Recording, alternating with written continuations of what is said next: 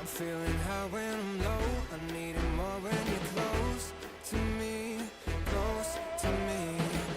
I'm feeling high when I'm low. I need it more when you're close to me. Oh yeah, yeah, yeah.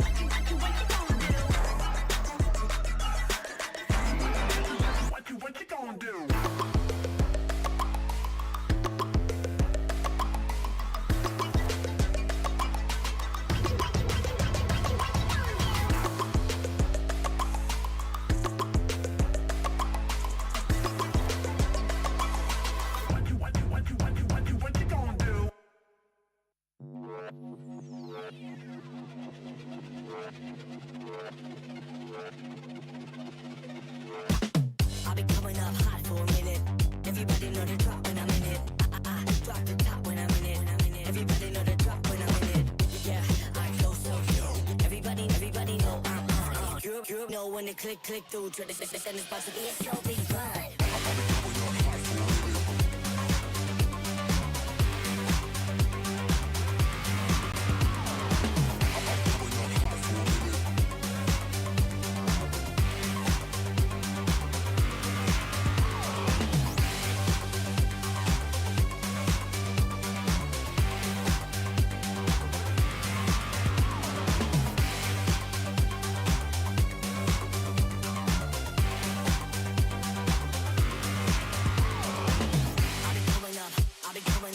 Everybody know the drop when I'm in it. Drop the top when I'm in it. Everybody drop when I'm in it. Yeah, I go so cute. Everybody know I'm on. You know when the click through. Try to send this box to be a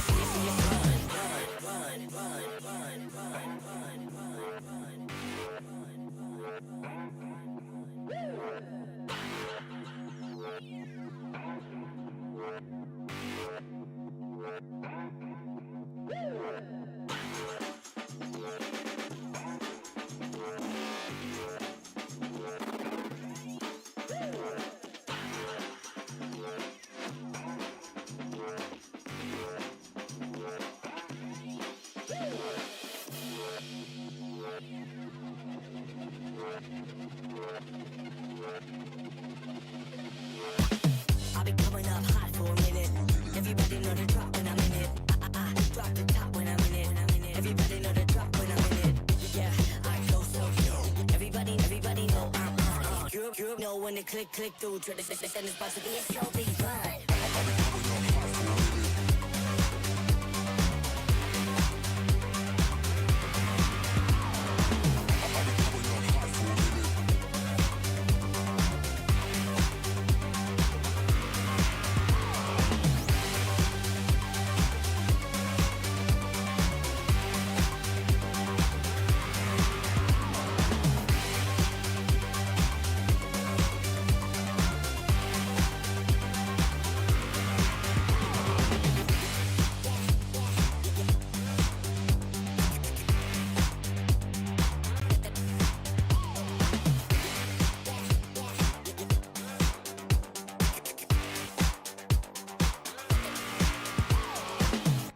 coming up hot for a minute.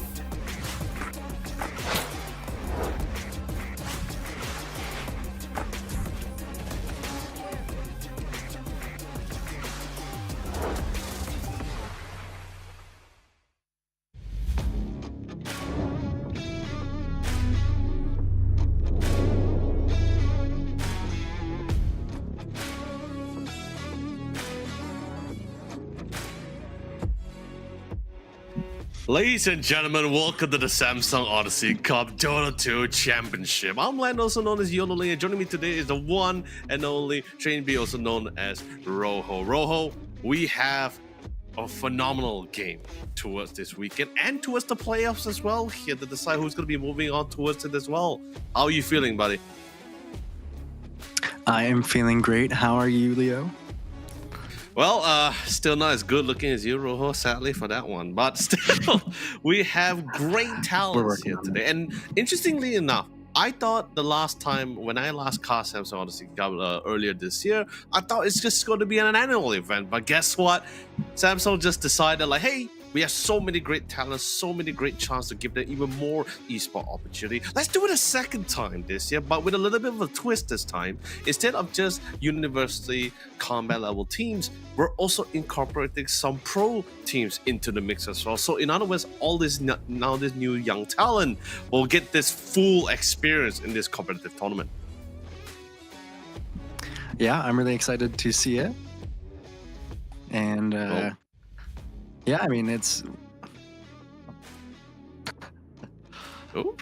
Oh, speaking of which as well, we're also giving you guys a little bit of a nice thing, especially for the viewers as well. Just something a little bit for you guys, and that's going to be the discount code, which you guys can actually utilize down here, right below here on this graphic. So do take a moment to quickly pause, take a screenshot, do whatever you take to save this discount code when you actually try to get some of that new gaming monitors for yourself here. The Samsung Odyssey OLED monitors G and the G6 is one of the new 2024 releases as well. So this discount code just might be something that could be allow you to assist you here at least. Yeah, I think it's a whopping 25%, and all you have to do is type in Odyssey Cup with your country code 25? In front of it. If you're in Malaysia, that'd be MY, or Singapore for SG, any of those. So take advantage of that while you can. But then again, 25%, that is a whopping amount as well. And it's a lot. It's a lot, yeah. But Rojo, you know, as a player yourself, and of course an immortal player in Dota 2 as well, I believe you also can emphasize the fact the importance of a very strong monitor for your gameplay, right? Yes, of course. Okay, anyways, even just moving up... Yeah, moving up there. Tournament format, I believe. Yeah. Oh, yeah. Let's go. Honestly, I'm really excited to see how it goes on because the last Odyssey Cup we had a little bit of a different game format here. So let's just see if there's any much change here. Okay, interestingly, there is here. So as just at the last format, Rojo, just to bring up the speed. We also had 6 regions from the last time, them being Malaysia, Singapore, Indonesia, Philippines, Thailand, and Vietnam. But with the addition of 2 new regions, both New Zealand and Oceania. So I believe all of them has already undergone although it was off stream, each of these 6 or 8 regions here have undergone their open qualifying matches here. I heard there was a very significant amount of registration here.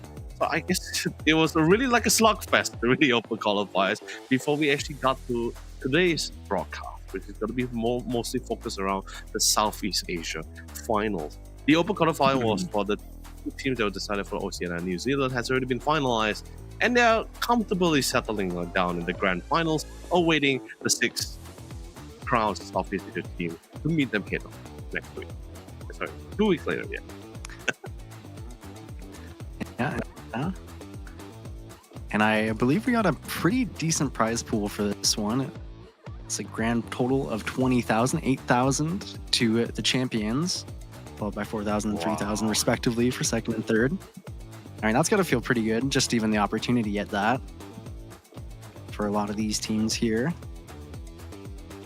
No, yeah, I totally agree with you because like this is if we were to like go back in time, maybe not even like just like 10 years, I don't think for a university tournament, like university level teams to get this kind of prize pool, it was like something like out of a dream. It was something that one could never imagine. So really, thank you to Samsung for giving, and Red Bull as well for giving such an opportunity for all these young teams. And also, we also got pro teams into the mix as well. So, like I said before, an actual full experiences here But then again, also at the same time, with the introduction of the new teams into this tournament format, it also means that the competition is just a lot more higher. Of course, and here are the 8 teams that we're looking at right now. I believe we have Castaway versus Valkyrie, our first ones that will be casting here. Like very interesting names and also really interesting icons. Like I'm a little bit disappointed. I'm sorry, like for Valkyrie, Shadow Guardian, and Hon Hung and friends. Like, come on guys, get an icon. You know, I know you guys love Dota. You want to keep the Dota. You want to keep the dream alive, man. But still, look at the other teams. We have some really cool icons. Castaway, that is. Especially Castaway. That's what I was looking at. Even just to going and paint and making your own icon, I think that's worth it. Yeah. I'm excited. Okay, I CSC icon is also just as cool. Essence, I feel that icon seems relatively familiar, but I'm not gonna say where is it from, but it looks relatively familiar to another icon that I recognize. But still, all relatively cool icons. Very creative for some of them. Castaway being one of them, and CSC, that's pretty cool. Myth is of course still keeping the name in the logo. That's also pretty fun.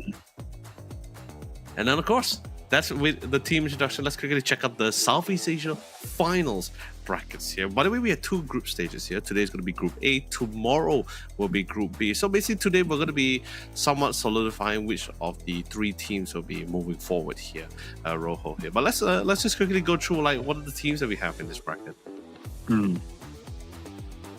Yeah, I mean, so we're gonna have Myth Avenue Gaming versus Shadow Garden up there, and then it's gonna be all these teams facing off to each other into the semifinals, of course, advance to the playoffs, and then I believe there is a losers kind of semifinals there.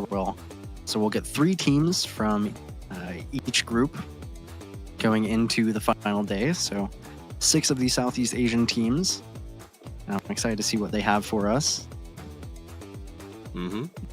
And of course, viewers as well.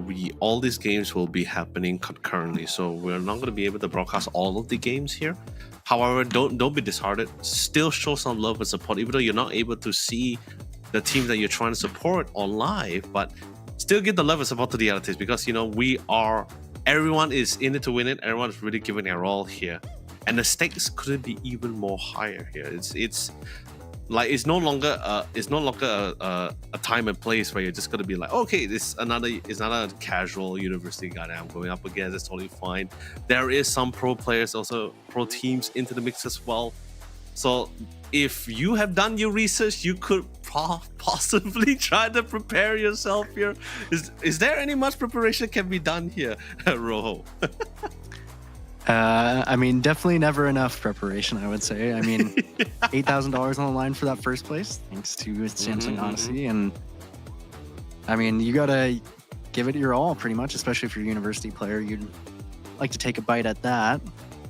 And so the first round we've got, as we said, casting Castaway versus Valkyrie, which I'm excited for. And then, of course, it is to be determined for the next 2 games we'll see, depending on who wins that. Dude, this is gonna be fun. It's like I'm really excited, because I think it's like right after, I think it's been like 12 days after the internationals and concluded as well. So there's a lot of adrenaline running after you seeing such a high heated game today, like especially gaming gladiators versus Liquid as well. A lot of things that was learned along during the tournament as well. Especially, as usual, Valve loves to drop the patch before the tournament. So, all the pro teams, all the players, especially who's playing casual, competitive, I usually drop this massive bomb and try to figure out, like, what's new, what's not, what's been changed. Is my favorite hero been banned? Has been nerfed to hell, or has it been buffed to hell? Who knows? So we haven't gotten the patch. So at least if you're, one of these teams, you're probably looking at Liquid, GG, and anybody else in the TI and thinking, you replicate this. What do we value versus what they value? Obviously, GG Liquid is, Western Europe, so they're going to have a different style already from that. So I'm really excited to see what these teams kind of value in terms of hero picks, in terms of play style, because I think we're probably going to get something pretty unique. You're definitely right, Rojo, because like even from the last Odyssey Cup, I mean, the one thing I can say with full confidence when it comes to Southeast Asia teams is more the fact that we are very open to learn. We're like sponges, you know. It's like we see something, we just absorb it and see whether it just whether it makes or breaks for us, right? That kind of thing. Sure, there will be some like something we have possibly seen before. Like either those fast-paced competition, tower pushes, or really long, drawn-out games. But Dota has been, evolving ever since from the beginning of TI1, right? Like it has been changing a lot. I believe there was also an interview that or at least a comment that Dandy mentioned as well. Like he said like Dota looks a lot more different from what he remembered. As he said, like last time you could, which I agree. Last time Dota was, yes, it was still a team-based game. But it's also at a point where like if your mid laner is dominating heavily, it somewhat impacts the game really heavily as well. It's like pretty much like a one-man army kind of situation. But now we're in a state where one person can't just do it alone anymore. It really depends and also requires the whole team to really deliver, or at least try to assist in some way to bring in the victory here. Yeah, it's definitely Dota is a lot less focused on these kind of main hyper carries. I think it's gotten that way for quite a while now. I mean, role in a given game can be the most impactful, so you really need everybody on your team to be performing at their best. And I think this is a great patch for it. I think we're going to see a lot of the same strong heroes, but how teams want to deal with them. We've seen a lot of Luna. I think, especially if you played any pubs, that hero is incredibly strong. Just have this interesting approach where they're like, oh, we think we can just beat it. And so I'm hoping that we're able to that, they're really strong and people really love. There's some really unique, crazy things you can do to kind of edge out victories versus these heroes. And sometimes that's what you have to do. And if you're going to be, a university team facing a pro team, or just trying to get the upper hand in game one or whatever it is. Rojo, especially since with your... By the way, ladies and gentlemen, just want to let you know, Rojo is... he just corrected me as well. I thought he was 9,500 in ranking as an Immortal player, but no, he corrected me. He's 9,900, plan to hit 10k tonight. So you can't get a more better lesson for an Immortal player right here. It's expensive, guys, to get boosted helpers here. So he's here, taking notes, prepare what you need. It's going to give you all the juicy info you guys require to really up the rank here. But, Ro, from your experiences and also from your years of practice as well, is there something do we really need to look out for, particularly, especially in this current Dota patch here? I would say, I think especially kind of the name of the game, everyone, what they've been thinking about is auras. I think, especially going to GG versus Liquid. What defensive items are we getting on what heroes? How are we going to enable, the heroes that we have? So, GG, they defaulted to Underlord a lot because that was just something they're super comfortable with. Not everyone, adds into it. But just getting these pipes, these Crimson Guards, certain heroes are incredible at utilizing them. Sand Kings that are, being put off lane and mid, and there's a lot of ways to mitigate damage. And so if you're able to properly do that and build for it and keep your net worth high on all your heroes, then it can be become very hard to kill heroes in this meta. So definitely look to abuse that for any team that you are. Right? Like I think, especially like particularly a particular item, the Pipe of Insight. I think that item has been it's been hit so hard in every patches, but it's just still so good. I think like the most recent one was they reduced the amount of damage block they can do. It's like from 10 to 8%, but it's still just as good. It's still expensive as hell, but I don't think it's like enough. It's not enough to kill the item, right? Like people are still like, hey, 2% drop, that sucks, but it's still pretty damn good. Can't let it go. Yeah, and Pipe is one of those ones too. So Pipe is undispellable compared to a lot of auras. So there's not really any countering it. You can't build any kind of nullifier or Euls to get rid of it.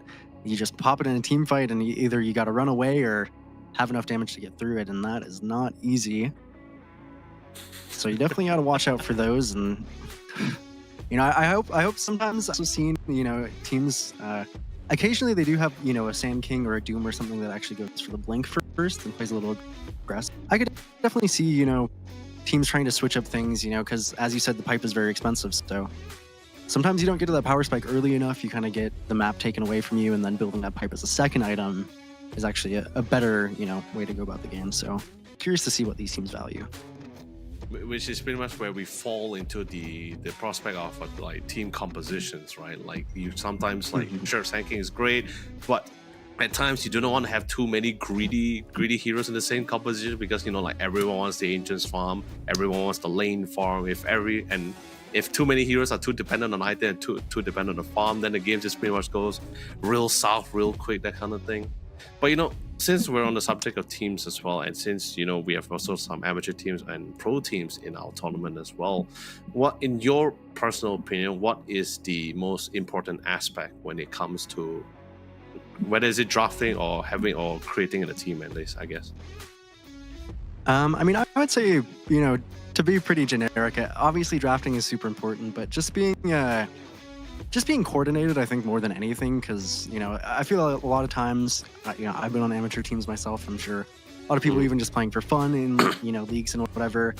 A lot of times it's better to do the wrong thing altogether than to kind of be like super disconnected and everybody wants to do this different thing. So hopefully these teams, they are all from the same country. A lot of them are probably friends, I would imagine, and just make sure that you're being friendly with your team, but just on the same page. If this person wants to go to mid for this, then let's go for mid, even if you disagree in the moment.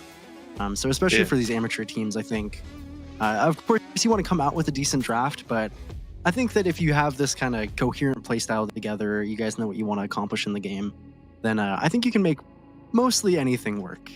And so, that's why, as I've said, I'm just excited to see what these teams value. Yeah, sometimes the pipe is a little bit too strong, but so if you get something really cooking, then beat it, and that's sometimes what you have to look for. All right, but then what do you think Valve needs to do to truly kill the pipe here? Like what is the ultimatum here? Because like we've seen so much nerfs on that item over this many patches, not just this year, last year's and those past few years actually. I would say, you want to do one like simple thing to reduce the effectiveness of pipe is probably to remove it from the game.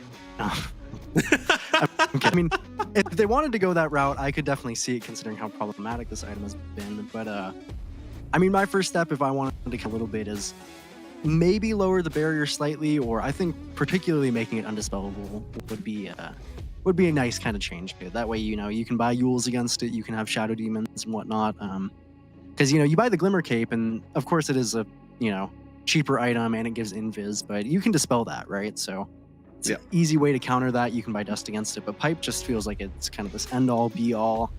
My particular gripe as a player against Pipe is that it just feels like certain become very nullified. Obviously, we don't see many things like the Zeus these days. That hero struggles so much into Pipe. I still think it has some value, but definitely gets nullified. And so, I prefer that they make definitely some changes to at least. Valve, I hope Valve is not listening onto this, man. I'm an offlaner. I love my pipe. Okay, it's expensive, but I love my pipe. Leave it alone. Don't listen to Rojo. That part, just like censor it out. Cut it that's off. A mid player. Mid player at me. I want to do as much damage as I can. Let me play Ags Lina again. Dude. I mean, is the safe lane Lina still the thing? That's the real question. Like, I know the magic Lina, the nuking Lina has been on and off, but I know the right click Lina is still around. I think it's still okay. I don't think people have been valuing it as much. I think it goes a little bit in lane. I think it has kind of awkward item timings early on before it gets that Gleipnir, which they did nerf a few times. Still, of course, is an extremely strong item, but I personally would usually, from a drafting standpoint, if I'm in one of these games, I'd prefer to have like a Nature's Prophet, which of course is a really strong hero at the moment. The Lina just, it has a lot of, ways to kind of fall behind. But if you can get, past 25 minutes and have this really farmed Lina, then I think it's still very viable. I think it's still a very, very kind of end game hero that you can't, can't really beat if they itemize correctly. But of course, getting to that point is, I think, what the biggest struggle is. Man, like, so much. Like I think so much has changed, and like there's also the new introduction of the Ringmaster. We didn't get to see it, of course, since it's now available in Captain's mode. I think that's another support that's going to be able to break the way how we interacted with the game as well. It's like a mini black hole, but of course it still has this. It still has these, perks. Of course, like you need to position it well to get everyone in. It doesn't work on the back side of it. But we'll cross that bridge when we get there. It's still not here. It won't be available for us in this tournament as well. So no Ringmaster. So hopefully no one's going to be spamming the comment section saying like, why is there no Ringmaster? So why is no one picking it? Of course, I would expect too that by the time that we do see Ringmaster, I think he'll probably be touched a little bit, just in the sense of that hero has very high win rate. I believe in Immortal pubs on like Dota 2 and whatnot, and I'm sure, if any of you are playing, I'm sure you've faced it and gone, oh my god, what is this? So very strong. They'll touch it a little bit. A little sad we don't get to see it, but maybe in its current state, that's best. Yeah, I agree. I don't like to be whip, especially in the lane. The whip thing just feels a little bit weird for me. Yeah, and you get stabbed from across the map. Yeah, not very fun. It's like it's not even that instant or fast as well. The projectile speed is like a little mini missile that's just slowly going that one direction before it connects in. Which makes it feel worse when you get hit by it too. Just inevitable. You could just hear your teammate at the back of your head, right? Just like, it's so slow. How are you still getting hit by it? Yeah, they have their finger on the alt key. They're ready to pin you for that one. Oh man, but still, Ro, great to have you here today, and I'm actually really happy that you're here. So because there's a lot of new changes, besides we have pro players into this tournament this time. We also have a new partner, which is actually Red Bull, the new exclusive and an amazing energy drink. It is also the #1 energy drink in the nation here in Malaysia, or Red Bull Malaysia, in Malaysia in particular here as well. And interesting enough, we have 2 new flavors, which I never thought that we actually had 2 new flavors here. Really, not at all here. And them being is actually apple and muscat grape flavor and pomelo. So that's actually pretty interesting because when people drink an energy drink, people just think like, oh, it's gonna be standard flavor. Not gonna be anything much, no difference, no spice, nothing interesting. So Red Bull came out with 2 new flavors. Hopefully that will be very interesting for someone to play here. Because I know some really hardcore Red Bull drinker fans here. And I'm pretty sure they still drink a lot of it. But, yeah. I might have to get Red Bulls myself if this goes too long. It's currently 10 p.m. in the US where I am, so dude, I'm surprised you haven't I'm surprised you haven't got like a jog ready, for the long night that we have here for us. But besides Red Bull, besides Red Bull introducing like their 2 new flavors, same goes for the Samsung as well. Because like for this year, they actually released a new set of panels, which is actually the Samsung Odyssey OLED G8 and G6. Both of them gaming monitors, of course. There is the slight difference in terms of size for the G8. I believe the G8 is the 32-inch. It does not have as much power compared to the G6 because I believe the G8 was the 240 Hz. The G6 is a whopping 360 Hz. It's a big power, massive power. And then, but of course, the monitor size difference is of course significant as well. One is the 27-inch, I believe that's the G6. The G8 is the 32-inch one. So basically, we have sizes for all of you amazing viewers. If you want to try to get your hands into those monitors, the discount code has been rotating a couple of times. We got a few of them here. So like I said again, get a quick pause, take a gander, screenshot, picture, write it down. I don't know what you guys got to do. Get the discount codes. Because it's like what Rojo said just now, 25%. I didn't know it was 25%. I knew there was discounts. I didn't know there was a lot. How do you know this? There's definitely a lot to get your hands on one of these. It's just that's a steal of a deal. If I had the money, I definitely would. And you just gotta use the Odyssey Cup code with your country code in front of it. So if you're in Malaysia, that'd be MY, for example. So definitely take advantage of it while you can.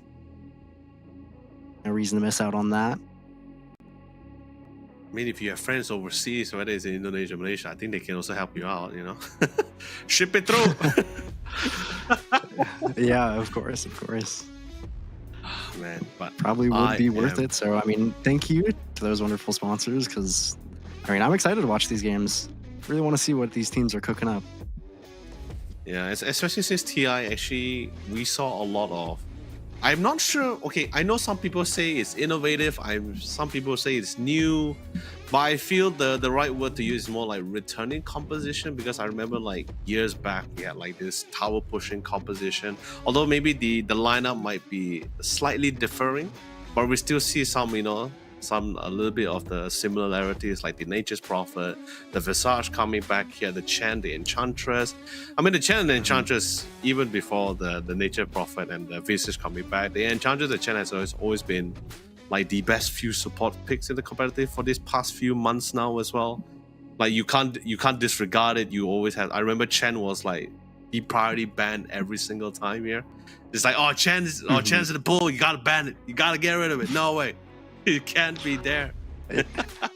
Yeah, I mean, kind of zoo heroes, even though they're not as much about the summons these days. We always see the Enchantress, out healing and out damaging their carries, but just in lane, it's always so strong. I think, that's why so many people want to just get rid of the Chen, get rid of the Enchantress, because, if you have to play, make one mistake, suddenly their carry's got a 2,000 gold net worth lead.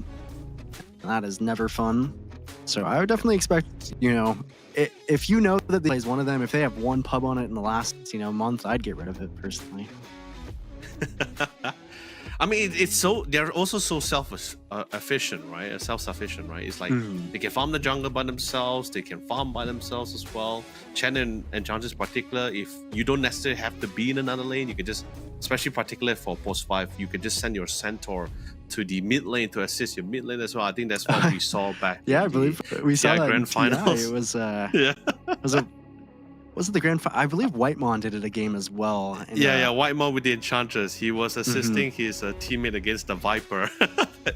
I was like the Sand King versus the Viper lane. Yeah. Yeah, I would have definitely been tilted if I was the Viper in that situation. Just died a random Centaur in your lane. Dude, and it is so painful as well, right? Like especially when you pick like a dumpster mid hero, especially particularly against a melee hero as well, you would somewhat expect like, okay, this lane is gonna be pretty straightforward. I'm gonna be able to dominate him. I'm ranged as well, so I'm gonna be able to harass him out of the lane, that kind of thing. I mean, Thompson did a phenomenal job with the Sand King as well, but you did see him had to play a particular rotation, right? Like he always had them go to the jungle at one point and come back. But Whitemon, that with the Centaur, that one was like, yeah, that is dirty.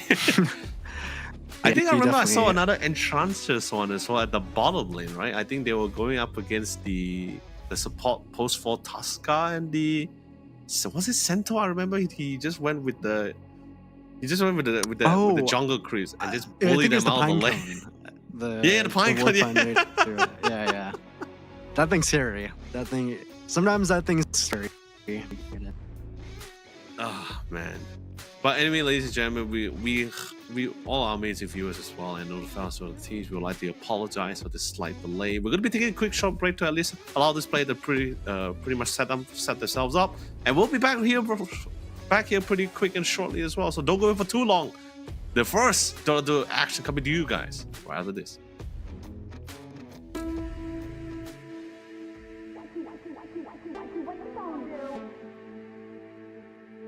What you gonna do? What you gonna do? What you gonna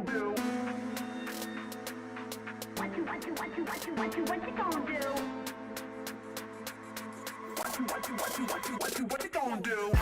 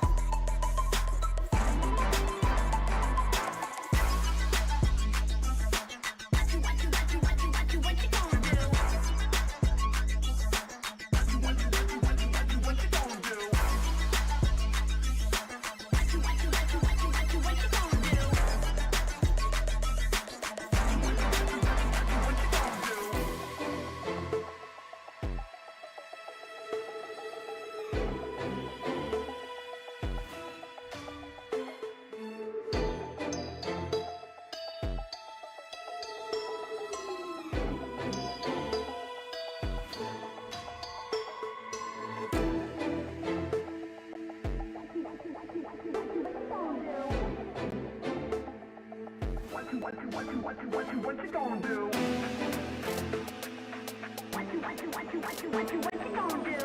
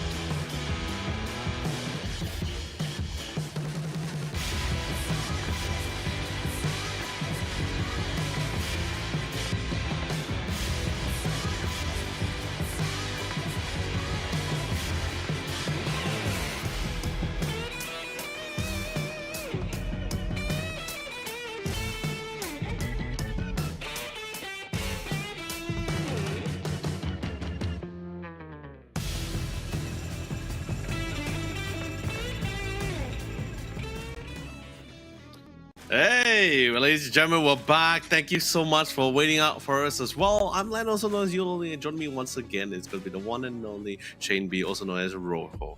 Rojo, buddy, we're finally getting to it. For some reason, we have the ability to to fast forward in time from 11 minutes to 1 minute. That's a pretty good power to have. Yeah, man, we Sure, just everyone's couldn't wait. thankful for that one. Yeah, we couldn't course wait. not. We didn't want you to wait any more longer. We're about to get right into it. But of course, Rojo, Yeah, we're about to go into our first series. It's the Castaway versus Valkyrie. Valkyrie, yeah. I was about to say Valkyrie, wrong person. Yeah, I mean, I wish I could give more concrete details on this roster, but we're gonna have to, learn as we go with a lot of these teams, and Yeah. of course, I'm sure a lot of them will be learning as they go, as well. Just rejoin lobby really quick here. And are any of the? Do you know if any of these rosters are the same from the last Odyssey Cup you had, or are these all new players that we're seeing here? Okay, so from Group A alone, I'm not able to. Okay, I mean my memory. I okay, not to say that I have a memory of a goldfish here, but like it's just the fact that maybe it's been a while, so I don't recognize like any of the names so far. Maybe I might recognize the player's name, but like I said, the last time we had was it was basically the Samsung Odyssey Cup Campus League, so it was all university teams. So now this is a little bit different now. Now we have amateur teams alongside with pro teams, and I don't think they're going to be. I don't see any of the casual pro team names here. So I am trying to see if I could base it on players here. If I recognize the player, I'll be like, hey, I think that's someone I've seen before, or maybe online or offline. So hopefully, however we see. But I think this is the same case for the other teams as well, right? Where you come into the tournament, there's not a lot of VODs or not a lot of VODs or things you can actually try to have references or research on your opponent team for as well. So everyone's pretty much coming in, I won't say blind, I guess that could be the right term. Most of the team are going in blind in who they are about to face or what's the strength and weaknesses of their opponents as well. This is pretty much going to be winging it through this entire Southeast Asia finals. But then again, at the same time, I think that's the beauty of having it as a best of 3, right? Like usually the first game is given an opportunity for both teams to usually test the water, try to get a good feel on what's the play style of your opponent. Then that second game is truly going to be the one that someone see, you will be able to see the adjustments, right? Like you could be saying like, okay, this team is this is how this team plays, this is how we're going to ban, this is how we're going to pick, this is how we're going to play around that. Yeah, I mean, definitely I think a lot of these people are probably Dota buffs open for their scouting. Maybe, some of these players play on some other, amateur tournaments or whatnot, but it's going to be a kind of hard read of what you think is good in the meta, and then, maybe a player that you see, maybe he likes Huskar and, maybe didn't months, so definitely some mind games in the draft right away, but like you said, by that second game, you're going to try your best to have figured out what the enemy team's going on, hopefully. Potentially bring it to 3 games if you lost the first one, and if you're lucky, after winning the first. All right. We do have a draft on our hands. Ooh. 5 seconds remaining. All right. This is it. This is where it's all. This is where the party is at, I guess, in this case here. So I think usually seeing some of these bands, I think this is definitely something which we commonly it's not surprising to us, right? Like we watched throughout the entire TI. This is pretty much the most standard band. Maybe I didn't expect to see the Tasca being the first band. I always feel like he's more of even if you had to ban the Tasca, I felt like it was more like a secondary kind of thing compared to banning Shadow Demon, who was a little bit more of a priority here. But it does sense a little bit of like a clear message, right, when you ban the Shadow Demon first. Like an idea of what kind of draft you're going for. I mean, the Tusk is definitely, but when you ban the Tusk and these other heroes, you do leave the Sand King open, so this is a hero, of course, that I think most teams are, kind of frothing at the mouth to get realistically, because, it can go mid, it can go off lane. Monkey King is I think it's a cool response to it. Obviously has a pretty decent, it can flex equally to the Sand King. It can go even position 4 if you think that you have a better solution, but sometimes as teams like this, you kind of have to value, is this hero a little bit too strong in the meta? King is one of those, so Valkyrie let them have it. I'm sure that they knew that this was a possibility, but that's a scary possibility on that first pick there. Radiant team pick. Okay, interesting. Centaur being one of the final offlane bands here. Rubik. So, like, even back in TI, I think, like, okay, maybe not TI. I think, like, maybe, like, competitive games before the TI, right? I think we still saw a couple of, before the patch at least, we still saw a couple of the post-4 Rubik that has been one of the few, like, ideally go-to as well. The Arcane Supremacy allows you to have better cast range, also more damage as well. I think that's pretty fantastic. But in the TI itself, the only time we ever see most of the time we see Rubik is only when in a particular game, right? Like especially when it goes up against the Underlord in particular. Yeah, definitely the best against Underlord, but has generally for most of its lifetime been quite good against Sand King. Just having that instant stun and a lot of damage on his spells makes it pretty decent. We have seen a few cases, maybe only once or twice at TI, but a couple Rubik mids, if you have the kind of player who likes to do that. Looks a little bit difficult this game because Castaway have picked up the Dark Willow and the Treant, so they're decent heroes like the Monkey King. You have the armor and the roots, so it definitely feels fine in terms of that, but just 2 really strong, solid support heroes. You don't see much from Valkyrie, so just get these nice heroes and have really strong lanes. That's mostly what these are going to be for. And Valkyrie, the Omni Knight going this late is a little bit surprising to me, considering how good this hero has looked in, at least especially pubs that I've watched. And getting to the second phase, especially after the Treant and the Dark Willow, pretty good for Valkyrie.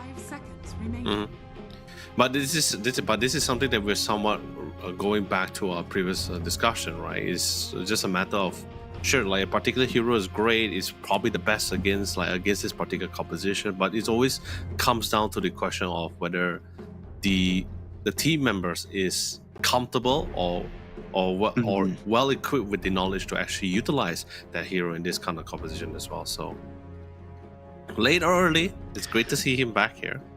But the Dark Willow on the Treons, I think there's a lot of pretty nice spells for Rubik to steal here.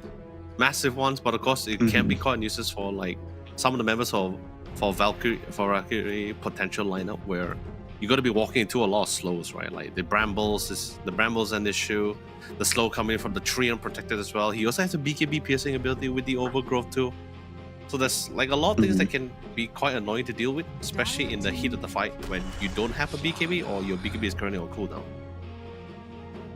Yeah, thankfully you have the Omni Knight to kind of give you that artificial BKB. So I think Valkyrie feel okay with their lineup so far, and the Slardar is more than likely going to be their off lane. So still just deciding to keep this monkey open to see where it wants to go to. And Castaway, they don't have a ton of reserve time, so be quick on this 18 pick. Usually one of the most influential ones in the draft. What do they want to go for? So a Troll Warlord. So they go straight away into laning into the Slardar. They don't want to. They probably know that some heroes do really well into the Slardar and some of them struggle a lot. But the Troll Treant, it's a pretty scary lane, Leo. I mean, you can think of it this way, right? Because like Slardar is like one of the best, like is the best hero to go against like other melee heroes as well. This, especially when they head-on matchup. Ursa still a little bit of a discussion here, but I think so far Slardar was able to take that top ranking among all the people here. But I do recall a time where we saw Slardar going mid. I mean, I'm not talking about during TI. I think before TI, Slardar going mid, but that was only particularly to go up against like the Ember Spirit in particular here. Yeah, the Ember Spirit never had a good lane it's against a particular in the mid lane. You could consider it. I guess it would probably do okay into Sand King, but wouldn't be able to particularly shut it down. And the Troll Warlord is definitely a good hero into kind of Slardar who wants to hit a bunch of times. And they go straight away, no fear. They pick the Queen of Pain, banning out the Puck and Viper. I think both these heroes are really strong in the mid lane. I've been playing a lot of Quap myself with the build. Very fun, but it can, similar I was talking about the Lina earlier, they can struggle in its early timings. Quap has to have a pretty decent lane and then get into these items really comfortably, or can definitely fall behind in damage. And now Valkyrie, they are not likely, I would say, to put the Monkey King into the Quap. It's not as bad of a matchup as it used to be, because Queen of Pains these days don't really skill their daggers. Doesn't help them farm, so why would they? So yeah, Valkyrie, looking at a mid lane, obviously we don't have the luxury of knowing what their mid laner is kind of favoring in this patch. Myself looking at it, I would say this is a pretty good game to bring out something like the Invoker.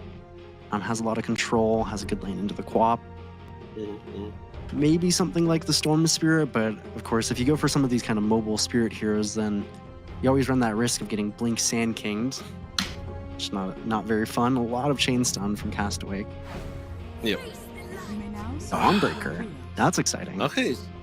All right. So okay, cool. So, are we looking at the Rubik mid? I would suspect, unless it's Slardar carry, but I would suspect probably actually putting the Slardar or the Monkey King mid. I imagine the Dawnbreaker wanted it in the off lane because I think it'll be good into the Troll with the Treant Protector. So a very interesting pick. I see very often, which is exciting. Yeah, it definitely is. But I guess with the Dawnbreaker, you somewhat have this global presence, right? Because you got to be able to with the ultimate, you got to be able to assist anyone in the lane. The lane fight could just be quickly like swung into a 3v2 or worse at any point of time. But the final pickup for the Queen of Pain for the side here is, I think it's actually a really nice one coming from Castaway, because like if you saw from their lineup, Troll will not be in that fight that early. Sure, you got some damage from the epicenter, but you won't. But there are ways for them to slow it down, especially if the Rubik's not being caught by the Burrow Strike. You can always lift and toss the Sand King back, so you're not going to be able to get that 100%. epicenter damage at the time, depending, of course, like I said, depending on the situation. So the co-op sonic waves at least will come in, at least try to at least amplify some of those damage. At least I believe that is what they're trying to look for, right? You got a lot of control, you got a lot of CC, just need some damage to put on top of it. So I guess that's where the co-op comes in. He has also decent mid rotation times as well. So I think that will be nice in the lanes. Yeah, I'm excited to see it. I love, I say it whenever I cast a game with it, I love Queen of Pain and just watching it. I think she's a fun hero to play and to watch. And do a lot of interesting things that other mid laners can't. So we are here with Castawake versus Valkyrie, game 1 here for our first series of the day. And drafts are already pretty fun. Seeing a Dawnbreaker, which might have even gone unpicked at TI, so not everybody is gonna, kind of know what this hero wants to do. I think, if you're on the Stawake and you see this Dawnbreaker, maybe put some fear in you that this person knows you don't. It looks like it is actually mid Dawnbreaker even, so spicing it up, double. Usually I'll try to keep an open mind when it comes to this, right? Because there's just the same situation for us as the Karstenzs and the talents. We don't really have a lot of VODs, right? We don't have a lot of VODs or any intel on any of these teams or what's their play style and how they like to utilize the game there. So I usually keep an open mind, and doing this is actually just makes me feel more excited, right? Like you see something different, something you haven't seen for a long time. Might bring some nostalgia in, right? It's just like, oh wait, I haven't seen him for a long time. Where has he been? Kind of situation. But games currently been underway. The Dark Willow, okay, yeah. So the Dark Willow is gonna be the post 4 here. The Treant is gonna be the post 5. I guess okay. It's a decent matchup. Melee with range to the bottom side. You got some decent setups for the burst right into the Sandstorm if necessary. And honestly, with the new passive coming, or at least a new active ability for Sandkid, the third skill, right? You can actually get pretty decent farm. I remember I remember so many people when it was first introduced. There was a lot of there was massive games of mid Sand Kings, and at level 3 or level 4, you can actually take jungle stacks relatively well, insanely well actually. Yeah, and that's still how it is. They actually took a really nice trade in lane in Night, so doing pretty well in terms of that lane at the moment. Trying to abuse Omni Knight before he starts getting all those levels and all those heals. I mean, I would say top lane probably won't be the easiest for the Slardar. Because, looking at it, of course, just the mischance from Troll Warlord is usually enough to be a nuisance. In the bottom lane, beautiful setup with the Brambles as well. Not sure they're going to be able to get the pickoff on Spiritual Warfare, but he is going to, once again, force some more regions out of the Omni Knight, and that's not going to be pretty good for him. I like this by JG going the Burrow Strike first, just to set up for the Brambles. Makes that early lane a lot stronger. Some decent poke, especially since you're going up against the Monkey King. It's never the best idea to have 2 melee heroes against him as well. The proc that Jingle Mastery. So pretty nice. You got some pretty decent balanced lane, decent setup, decent pokes as well. But I think we'll start seeing the little bit more pressure later on as more levels comes in, right? Especially for the Omni Knight. Yeah, definitely Monkey King. They've changed him quite a few times, so now the Jingu isn't nearly as scary in the first few levels as it used to be. So once you start getting to level 3, level 4, this hero definitely gets a little bit scarier. So I like this by JG. Just take the Burrow Strike, take a bunch of regen from them to combo with the Burrow Strike, and feel good about your lane state from now. The top lane going pretty well for Chidori at the moment, and Wonder Boy, just from me clicking on him here, he is actually deciding to go for the Shadow Strike build, which, you face against a weird kind of mid-hero in this Dawnbreaker, so go for a different build than you typically would. I don't hate this Charm in the top lane. Not going down, but incredibly low. Kishka in the bot lane as well, so both supports kind of dropping. That 200 HP threshold. Lotus Pool coming out. He's going to be able to. It's going to be have the first. I think topside should be able to get the Lotus pretty easily since they were able to I won't say I won't say bully them out of the lane. Just more like they just push in the lane, so they should be able to secure that Lotus without much resistance. Bottom side, I think, gonna be the one that's gonna be a little bit more trickier here, right? Jarim? Yeah. Are there heroes in this game, Leo, that you particularly like watching? Because you know, I love the Squap and the Monkey King. I always think they're fun. Are there any heroes in this game that you're particularly partial to?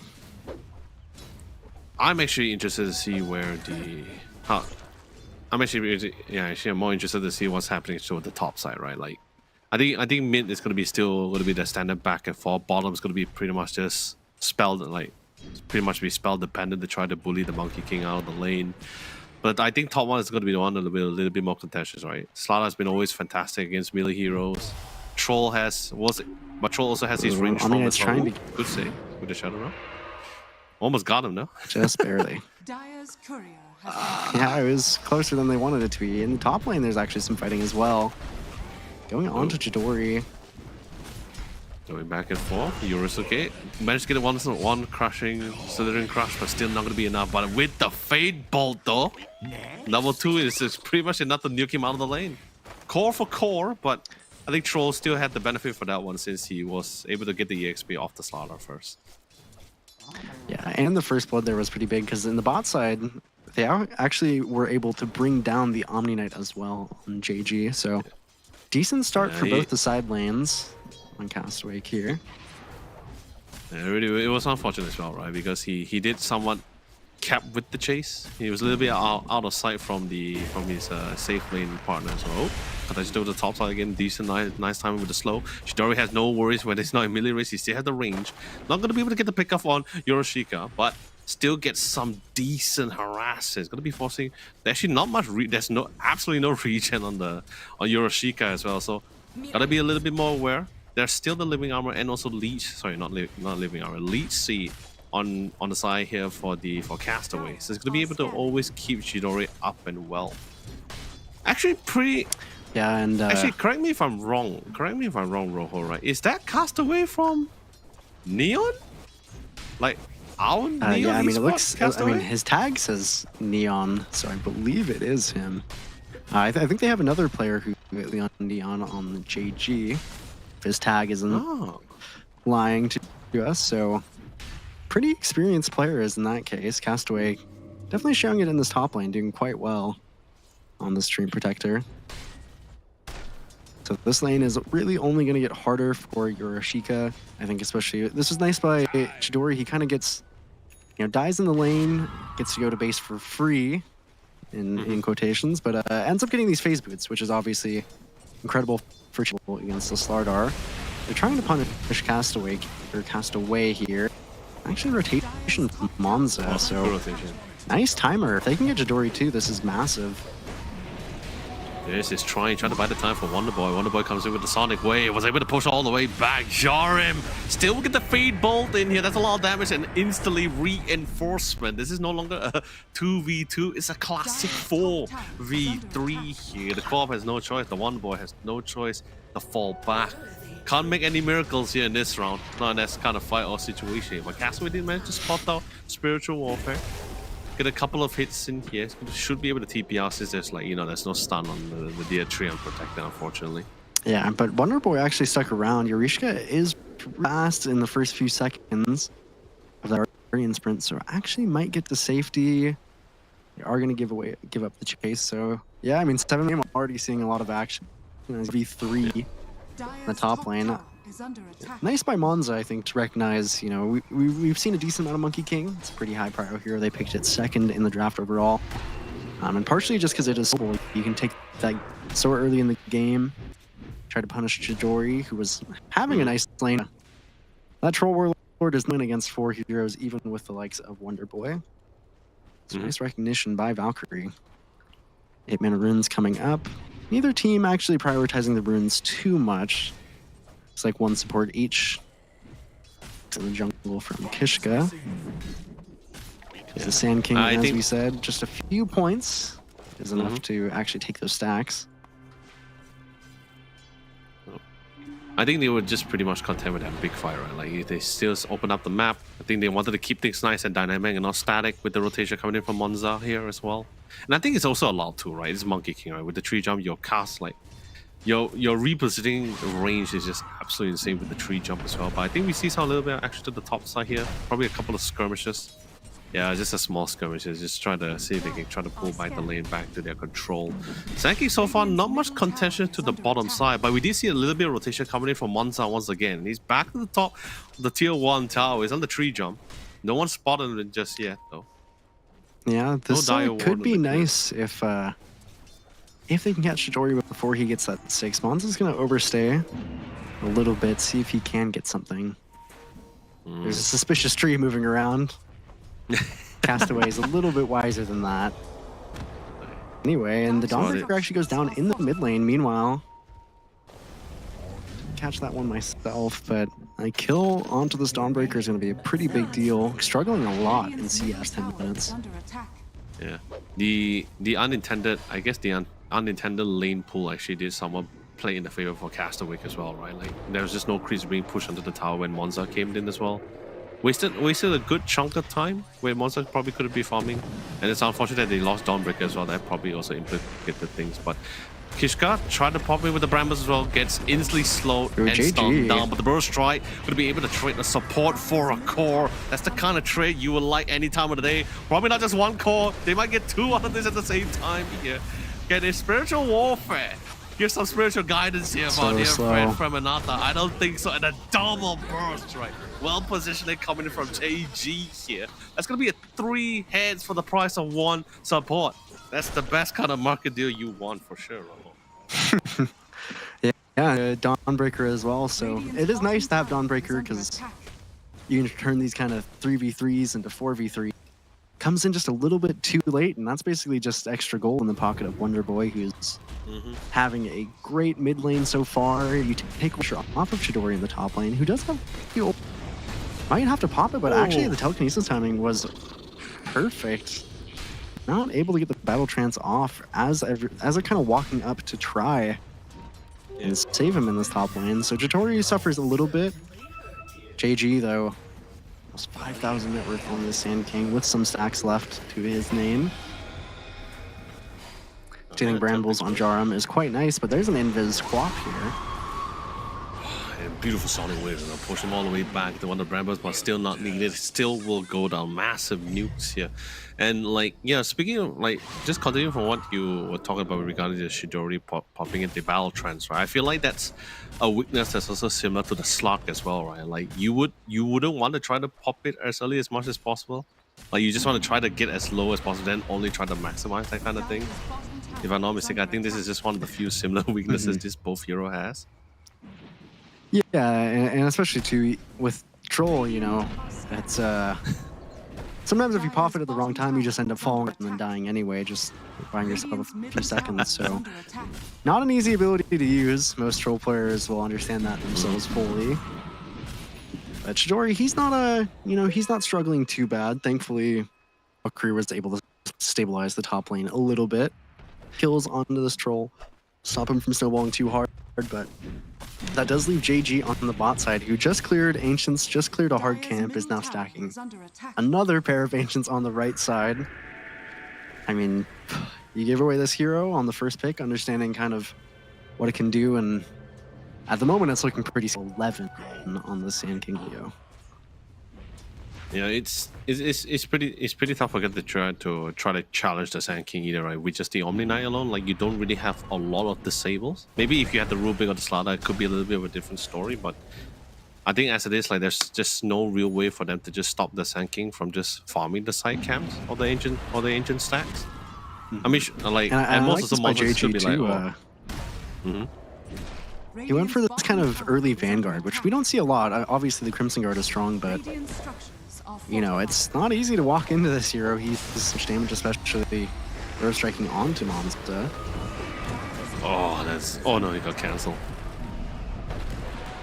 Still, massive ultimates also committed as well. Now it's going to be a 4v2. They are somewhat able to walk out of it, but they're just trying to buy the next amount of time. Beautiful two-man overgroup as well. Now the rest of the team is here. Wonderboy jumped in the mix as well. They are trying to wait out the Wukong command here, and they will find some form of success. They did manage to pick up the support at least, but it will be a support for the support. Trying to find another opportunity to try to re-engage, but I don't think they just want to, right? They still know there is still the Sonic wave. They got the hit count. They already got everything checked out. There's no epicenter. There is no more overgrowth. It's just a Sonic waves here. So I think they just want to play a little bit more safe and just fall back. Yeah, he does actually still have the epicenter, but it is a bit hard to use in these fights. Obviously, the channel time doesn't have the blink yet, but it's coming out on Courier. JG, I mean, he has pretty much no fear in this game at the moment. Walking into 3 heroes, going to clear the way in front of their face. A little insult. Monza. So we're seeing kind of a little difference in style in the carries here. Monza going for this Battle Fury to be the ultimate kind of farming hero, and Chidori actually just going into an early Maelstrom. So, you know, kind of valuing this early damage, going into an early Ags on Chidori, obviously is quite good since it has the disc for himself. And we're actually in the bot side, Monza is going to fall to Kishka plus JG. That is the blink reveal. I'm feeling pretty dominant on the map Castaway at the moment. Yeah. Especially since now the map seems to be a lot more smaller for the Radiant side, especially for the safe laner, losing that bottom tier 1 tower. Not a lot of players want to really try to go for, especially with the lack of vision control. Currently, the Dire side has total control to the bottom side here. They have actually have all eyes, most of the areas here. Pretty much getting ready to cover them off. But that smoke has been set up for themselves here. See whether they're going to be able to get much out of both this. offlaners valuing early blink daggers here. Eureka just got his off the Courier. So if they could find JG and punish him, that would be the best case scenario. But he's a little bit wiser than that. Dancing as well. Away, a little bit too hard to catch. They're going to keep trying with Eureka. He's quite fast himself, but... Oof. Yeah, he's gone. A little bit of a long chase here, but they still managed to cut him down. It's about almost 1,000. He's worth almost about 1,000 plus gold here. Sadly, goes into the hand of Spiritual Warrior. Definitely worth it, but just barely. Used so many reasons. In the mid lane, Dawnbreaker is actually falling to Kishka and Wonderboy. The Sonic Wave dropped there at the last minute. So, ooh. You know, you get that Sand King kill, which feels great, but... Yeah, Castaway is not wasting any time or any opportunity at all. Right? It's just very objective driven. You break the tier 1. You're gonna pretty be confident that JG can actually try to get out of the situation with the blink and the burst, right? A lot of commitment, but speaking of commitment, top side. Different Castaway pops the Yoga, try to lock in his line as much as well, try to keep his hell nice on the line. Although the troll comes all the way to the back line, instantly melts away the Omni now. Try to prioritize the rest of the targets with the whole support. Valkyries are completely in full disarray, and each member will trying to take on their own individual fight and will succumb to Castaway full fury. Yeah, and as you were saying, they don't waste a moment here on Castaway. TP from Chidori on the Mon, so they get that kill there as well with Wonderboy, just in that last moment there. So, I mean, this team is fast. This Castaway team.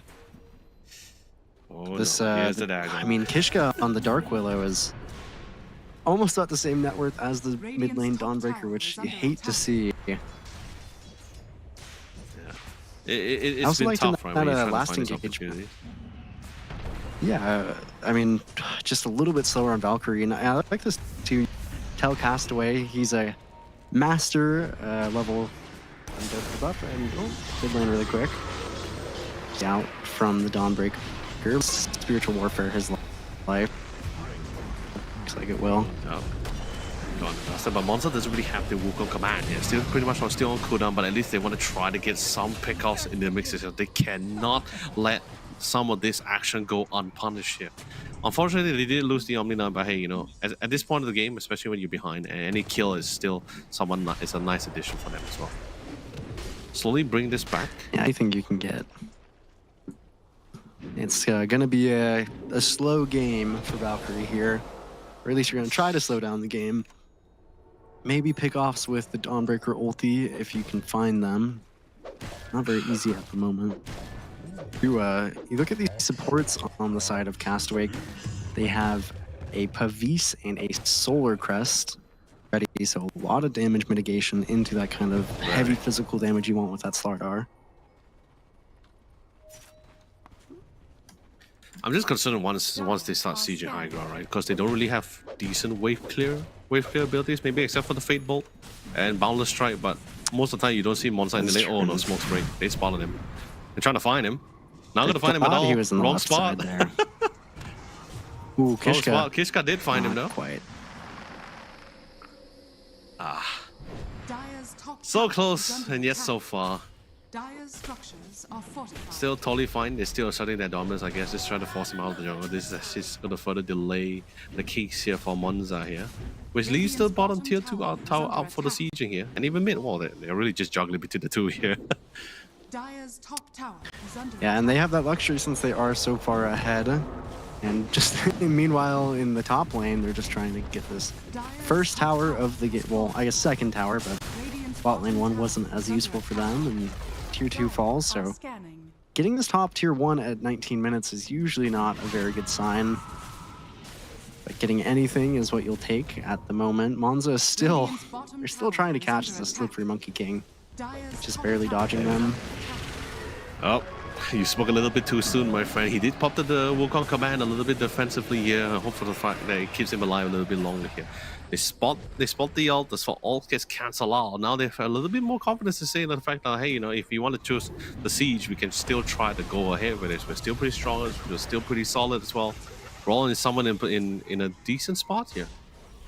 But they do have the vision control though. Coming from the Radiant side, they are seeing all of them right now. Ready for the engagement. JG just waiting for the opportunity to dive right in. The cast range for, you know, it's been a while since I saw the Dark Widow, so just seeing it back again just somewhat reminds me of just like the insane cast range coming in from the Brambles here. And this is like Yeah, before he actually got the Ada as well.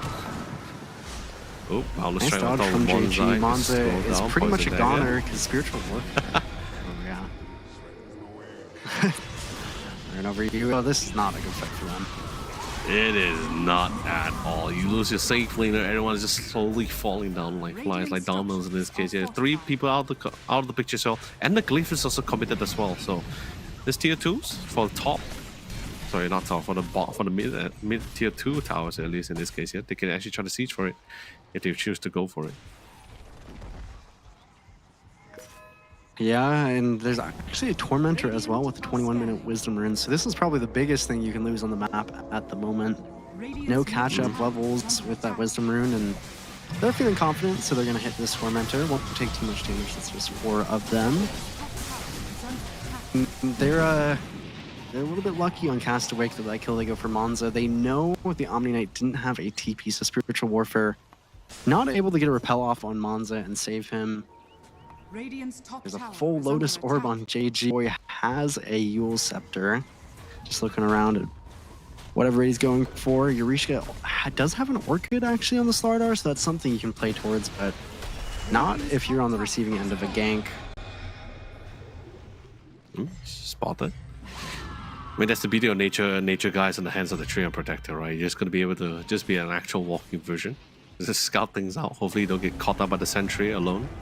I mean, that's pretty much what happened to us on mid side, but thank God for groups of trees here. Good initiation on top of Spiritual Warfare. There's no way going to be able to walk out of that.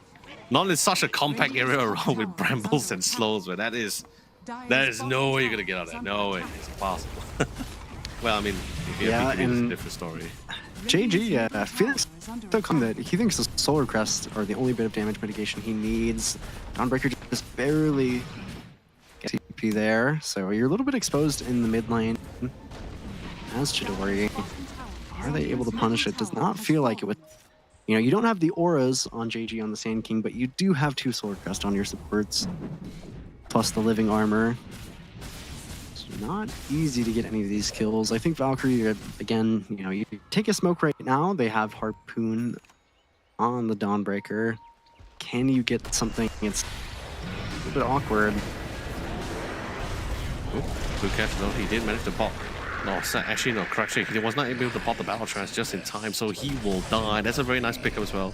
And most of the team is not really in currently position to try to re-engage. So big kill, I guess, in a way. Slowly moving their way to try to get the tier I mean, one. any kill is a big kill for sure. And Mom's actually has a beak though. That's at least a nice pickup for him. No Chidori means that probably won't be able to fight this. Yeah, you're not gonna be out in time, but you know it's fine, right? You open up the map slightly a bit as well. The beekeeper is currently in the hands of Monza, so you're not gonna fall prey to things like the brambles or the burrow strike coming in, or the nature's grass. Do need to look out for. He does need to look out for the overgrowth coming from the tree unprotected. Also, it is BKB piercing as well. So we'll just see how well he's actually able to utilize his abilities. Hopefully your second BKB will be insurance enough from that Omni Knight. Spiritual Warfare, it's I think something that Castaway has done a really nice job of is just recognizing how strong the supports are. Actually, he utilizes the shard on the Dawnbreaker here. Is rooted up, so can't get to the high ground and will fall on the Dawnbreaker. Dire's top tower is under attack. Not really much he can do with the saves as well. Maybe if the Rubik had a shard, could be some form of saving if he had it with the lift. Nah, he doesn't have it yet. Yeah, it would have been nice. And actually, Paviska, that your Pavis as a support. It's already 25 minutes. You just want to get to your first item. Spiritual Warfare. Wonder Boy says no. Kills off 2 couriers, I believe. Yeah, it gets pretty difficult, right? When one side gets a little bit too dominant as well. You got the whole map patrol, and don't even get me started in terms of mobility coming in from both the cop as well with the blink. Pretty much able to get to the really tight and close spaces as well. But we do see a smoke being set up though. But what is the intention? Yeah, I think they want to clear this top side here. There was a ward, but dewarding, yeah. a little bit smarter than that is. Well, I mean, I say that this Roche just it dies on this. Is a little bit funny. Good timing by Castaway, so they're gonna pretty much dodge this whole smoke and get the Aegis. Valkyrie, they want to catch somebody maybe heading through the gate or something, but Castaway just, I mean, when you're ahead, Leo, you know, you can just kind of play as mostly 5 heroes. Dire's top Wonder tower Boy maybe is will go under push out a attack. mid-wave or so, but now that Monza's top, Structures are fortified.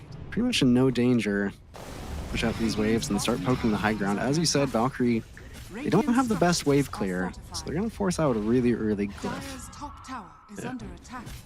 I mean, I guess Fate Bolt somewhat helps balance strike if you're there, but I guess you want to see Monza, at least for this defense, unless they really plan to get down the distance, because if not, he just want to quickly try to get some farm back, right? Trying not to waste any more time. Don't think they can really do much in this situation. Castaway is pretty confident. They have the Aegis as well, so they just try to siege as much as possible. Yeah, doesn't have to worry about a lot. He's just hitting away at this melee barracks. I am concerned because Yurishika doesn't really have the BKB yet as well, so he is going to fall prey to a lot of these slows, all the brambles as well. Going to be a little bit annoying to deal with. No shard on Kishka. Yeah, second yet. glyph and yeah, just actually went for the Vlad, so just kind of all-inning this early push that they have. You're 13,000 gold up. Might just work. Radiant's bottom barracks is falling. Oh, do we see a catch? Oh no, Trying attempt to catch Monza. Yeah. A little bit of a Venn That's right, diagram to sandstorms. The brambles, right? We just need a third one, another third AoE. Maybe the Wukong command can try to play a part in this. Yeah, know, even have the with the epicenter bottom. and the overgrowth throw on top, but Oh man, that's just push out lanes is what yeah. a Castaway says.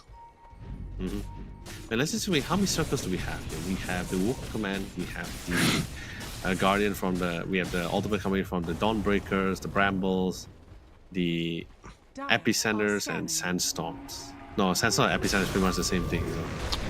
5? Oh, wait, hold that thought for a second there. So, a couple of contestants here, a couple of, Skirmishes, not real any big pickup, but a beautiful collision coming in from the ultimate, coming in from the Dawnbreaker as well. But then again, he gets caught off into a two-man Sonic Wave. Completely melted out the competition. There goes the damage dealership. All that's left is just all the supports. Off lane is also gone. Rubik is the last one standing, but he gets used up for the setup here. It's slow, but the poison daggers here. And instantly, the GG is the call. The damage is significant and it has been done. Castaway takes the first game of our best of 3 series in such a dominant manner. And I guess you could say Rojo they are completely awake for this tournament. Yeah, no sleeping in that game. I mean, it was. I feel like it was past 5 minutes. It was TP after kill after.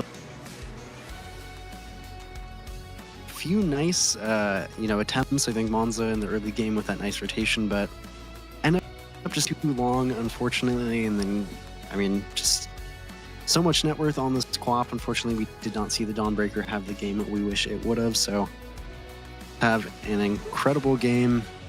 Never slow down the pace. Whew. I mean, I guess it's mainly because we just didn't see as much aggression from those lanes itself. I think they tried to do it, but the aggression piping up from Castaway was a little bit more significant, right? Like, there were times where we see their post-5 Omni Knight, right? Try the attempt with the third ability to try to poke out the Dark Willow, but it's also like what you pointed out as well. The early pickup of the Burrow Strike to join in the fray, to help set up with the Bramble, to try to get more right-click damage and to try to force them back. I think their aggression just somewhat overwhelmed them a little bit, and I think they started having it was somewhat like their turn to have their backs against the walls here. So the Dawnbreaker just couldn't find an opportunity to try to fly in, because none of them wasn't really confident enough to actually try to get the pick off. Or there's also might be just a lacking of disable as well. Like in the other lanes, like sure there's slows. Dawnbreaker has to be there to land the hammers, but those can be easily cancelled out by stuns. So the Sand King is going to be tough. The top lane, too much sustain, lead seed, and living armor. That's a lot to deal with. Yeah, not a lot of options.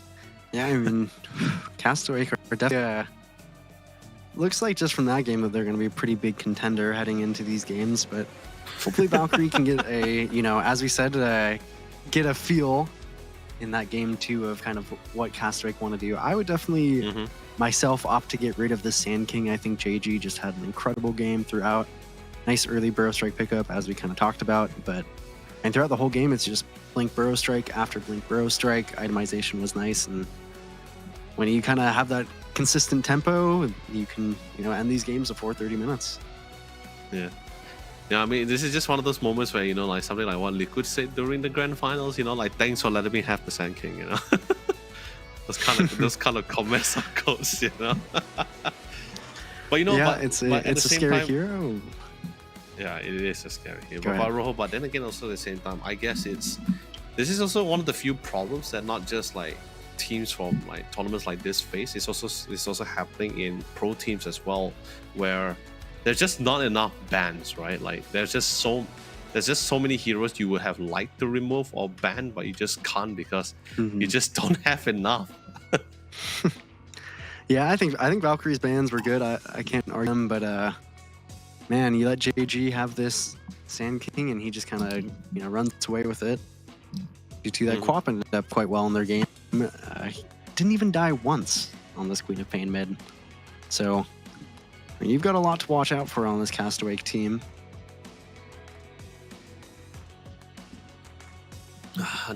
I'm not sure about you, but I mean, don't get me wrong. As cool and as nice as it sounds to see the Omni Knight again, right? But I wasn't too on board with the Omni Knight or the Dawnbreaker last pick as well. I felt like there were like really other better hero option that you can actually try to utilize. There was somewhat still in the pool that wasn't banned here for themselves to utilize.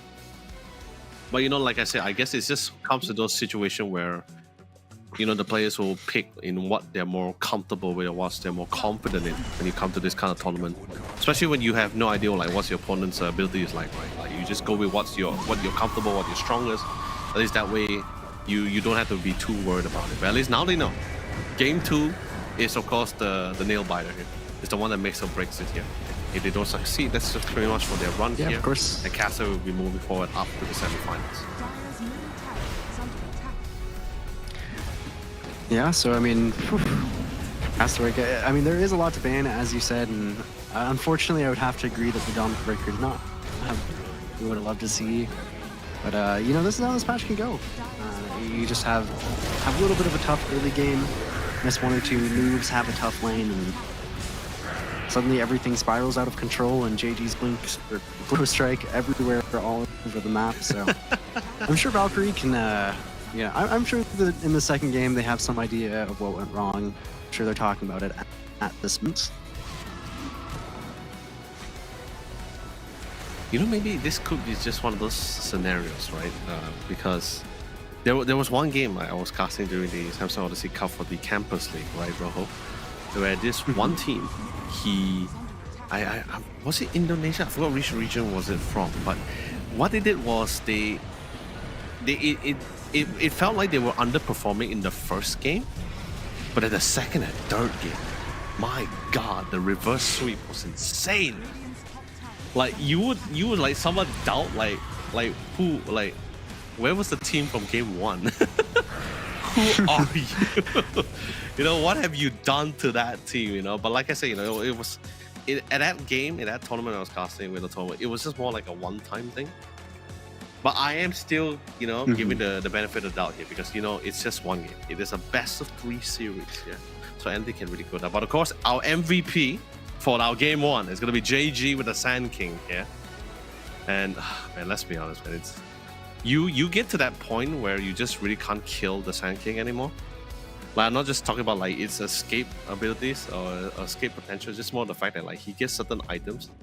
Like, yeah, he hasn't got the Shiva's guard yet, but just like even mid Sand Kings, right? You get the Bloodstone, Shiva, Scepter. You pretty much are just unkillable. Just can't really die that easily, at least on normal circumstances. Yeah, and I mean, I feel like it's very solid, but we do have to thank our sponsor. I think specifically the Odyssey Samsung OLED G8, don't we? Yeah, man. Like I mentioned before as well, the Samsung Odyssey OLED G8, it was one of the few newly released models for Samsung side for their gaming monitors line here. The G8 in particular, like I said, is a 32-inch with a whopping 240 Hz. Its response time is 0.03 ms. Milliseconds, if you guys are not sure what MS stands for. It's milliseconds. It's very fast, that response time. And like what Rojo also mentioned as well, the importance for a gamer like himself to have such a powerful monitor at your fingertips too. And, you know, let's be honest, when you got a powerful engine like a desktop, right, you definitely want at least something to output the same kind of specs here. So the Samsung Odyssey OLED G8, if you guys want a beautiful 32-inch with that kind of firepower, that's probably just the one for you here. And I think we had a lot of discount popped out in this past few times as well. Hopefully you guys can use that in your respective region to get yourself the G8 here. Yeah, it will definitely fit with any gamer style. I mean, a lot of monitor, but it is still slim. I mean, oh, yeah, definitely don't miss out on it. You know, slim, anti-glare. It's basically the ultimate screen for any gamers here, provided by Samsung. But of course, ladies and gentlemen, I'm going to give you guys an opportunity to try to look it up, because we're going to be throwing this to a quick short break. But don't go away for too long. The conclusion for our first series of today between Valkyries and Castaway will be coming to you guys right after this.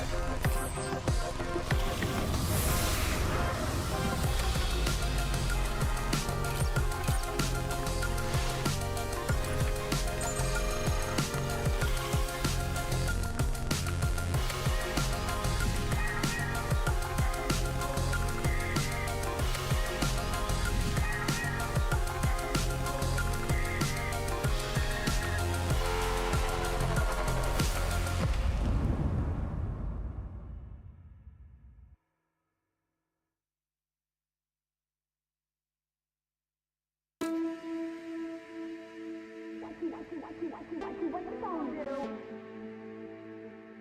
What you gonna do? What you gonna do? What you gonna do?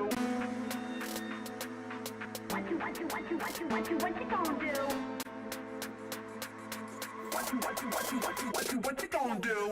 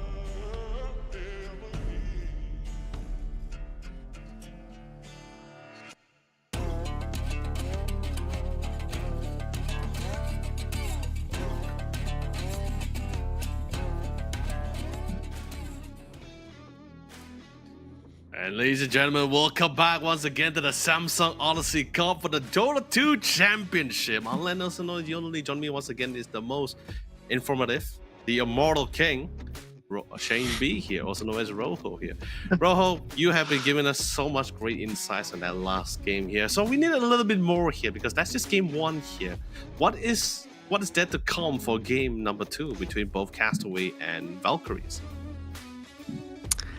I mean, Castaway, I feel like you feel pretty comfortable with that first game, so Valkyrie's going to kind of be on the back foot here and, you know, kind of evaluate your first phase bans. Do you want to let them have the Sand King again, which JG looked so good on?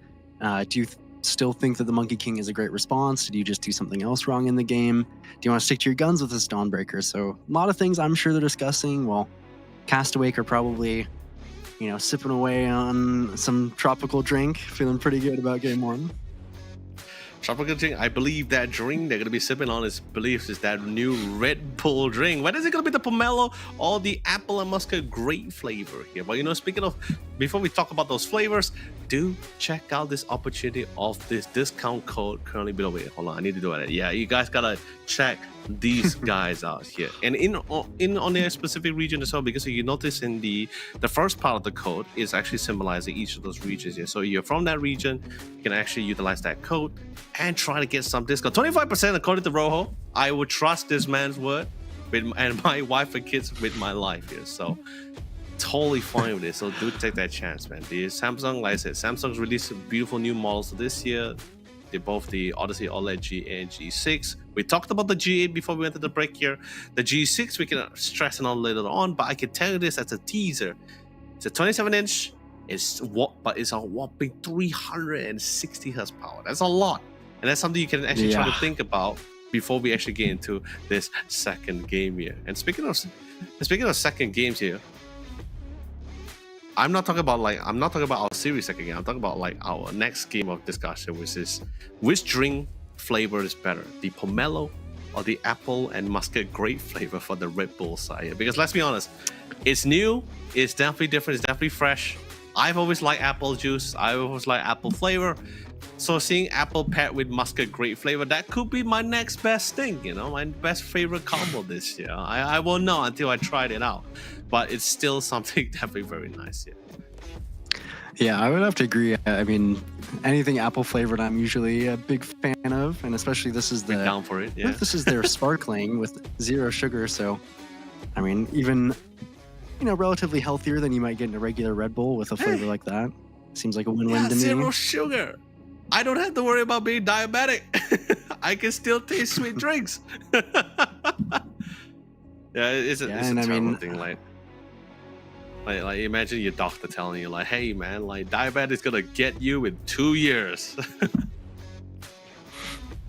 That's most likely news. Yeah, always something to be careful about. Hopefully not. If there's to be another Samsung Odyssey Cup, then hopefully not. This is you said this is the second one this year, correct? Yeah, second one this year. If I'm not mistaken, yeah, second one that I'm casting this year. Could have been another one. I could have been mistaken, but still, plenty of opportunity. 2 in a year is still quite a bit. So thank you to Samsung Odyssey and their, of course, new line of monitors. And thanks for having me here, Leo. I'm excited to see what these two teams in the second game, what they've changed up from this first game. Yeah, I am honored. We are all honored to have you here on board, Rojo, this time. But then again, like you mentioned, game number 2 here. You did talk about whether they let the Sand King go. I'm actually more interested to see is what they're going to replace the Sand King with if they actually ban the Sand King. Because like I said, there's not a lot of bans. And usually you can only ban so much heroes in the first set of bans here. At least the priority bans here. So usually for me, okay, let's just say I'm talking on the basis if we haven't seen game 1, right? Usually when I see a team locked in like macro heroes like the Lone Druid, the Chen, or the Enchantress, I'm pretty confident to say that the fact that you don't normally locked in like priority macro heroes like those or like the Visage unless you know what you're really doing, right? Or at least confident in doing it. So usually when I see those kind of picks first, I'm just like, yeah, this game is gonna be a very tough one. Especially since now I got to notice that there's also pro teams or at least pro players in this tournament. I'm already gonna call it out. I'm like, yeah, that is definitely a pro team. Like, no normal player, like it's very rare, but no normal player or amateur player will usually pick such a high macro based hero. It's not that easy to play. It really isn't. I know I know in TI, I know in every competitive or any majors that you guys watch, they make it look so easy. And I thought like, okay, maybe I can do it. Maybe I could play people. Maybe I could play Chen. But no, I don't like it. I suffered, Rojo. It's definitely not. Yeah, I mean, a lot of people suffer. Even even a lot of really high immortal players struggle sometimes against these or with these. But I mean, when you've got scrims a day practicing the Enchantress over and over again, like we saw White Mon with, you're gonna seem very comfortable, but it is an easy strategy to pull off in these kind of games. So, we didn't actually even see. I feel like I think we saw the Enchantress gone, but other than that, I don't remember Nature's Prophet being banned, Visage, Chen, any of these. I'm not even the Lord, so. Some very strong heroes still left in the pool that have yet to be explored by both sides. Yeah, which is why I think it's also pretty, like, especially for when you go up for a pro team going up against the... Oh. Okay, so ladies and gentlemen, so of course we had this tiny pause. It's not a planned one, but we had a tiny pause because we were very shocked to hear the news from our communication side. The fact that Valkyrie has conceded the second game. So in other words, Castaway will be our first team going to the semifinals. I'm not sure whether the other series that's happening behind the scenes or concurrently has ended, but from our broadcast, at least from our knowledge as well from Rojo and my own, I believe Castaway is our first semi-finalist for the Southeast Asia Finals. Yeah, I mean, in the one game, it felt pretty deserved. So, congrats to Castaway. Unfortunate for Valkyrie that they will be conceding here. So, a 2-0 in spirit. first game was tough enough. Hopefully Valkyries is okay, and unfortunate to see them go, but Castaway, I mean, I think we're going to have fun watching them in any of these future games that they have.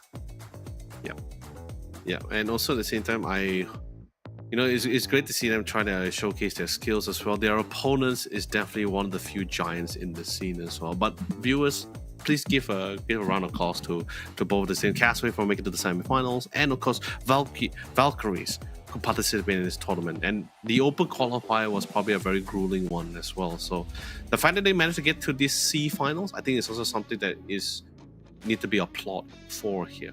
And don't get me wrong, sometimes it's unfortunate to see a team concede, but I feel at times where it sometimes takes really braveness to admit that, or at least consider the fact that we just can't win this round. So still, Valkyries, I hope to see you guys in the next Odyssey Cup if we have another one towards the end here. But of course, ladies and gentlemen, while we're on this subject, let's quickly go through, since we talked about the G8, now let's quickly talk about the G6 here. Rojo, what do we know about the G6 here? It earlier, I mean, it's got all the same wonderful stuff that the G8 has in terms of bright highlights and stunning colors, but this one actually has a 360 hertz refresh rate, so 120 faster than we were looking at with the G8. It is a little bit smaller at 27 inches, but that makes it fit for a lot of people's style even more. So, I mean, if you want to get a hold of one of these, which you definitely would if you want to level up your gaming experience, then we've been showing codes throughout with the Odyssey Cup and your regional code. And I mean, Leo and I, we wish we could take advantage of those, the 25% off. I mean, on either of these monitors, but the G6 especially, I think, is what I would personally go for. I totally agree. I would also opt for the G6, not because of the firepower that outputs with the refresh rate here, but it's just more for the size here, because I don't have a lot of space, if you notice, right? So the 27 inches just the right size for me compared to the 32 from the G8 here. But at the same time, while it does not make up for size, it's like you said, it make up for a massive power refresh rate of 360 hertz. That's almost like 140 hertz difference from the G8 here, which was a 240 hertz here. So still pretty great stuff. Still the same response time, 0.03 ms. But anyway, ladies and gentlemen, with that being said, we're going to be taking a quick short one here, but don't go away for too long, because we still have a lot more great games coming to you guys, and we still need to crown our top 3 teams going to the playoffs. Until then, see you all later.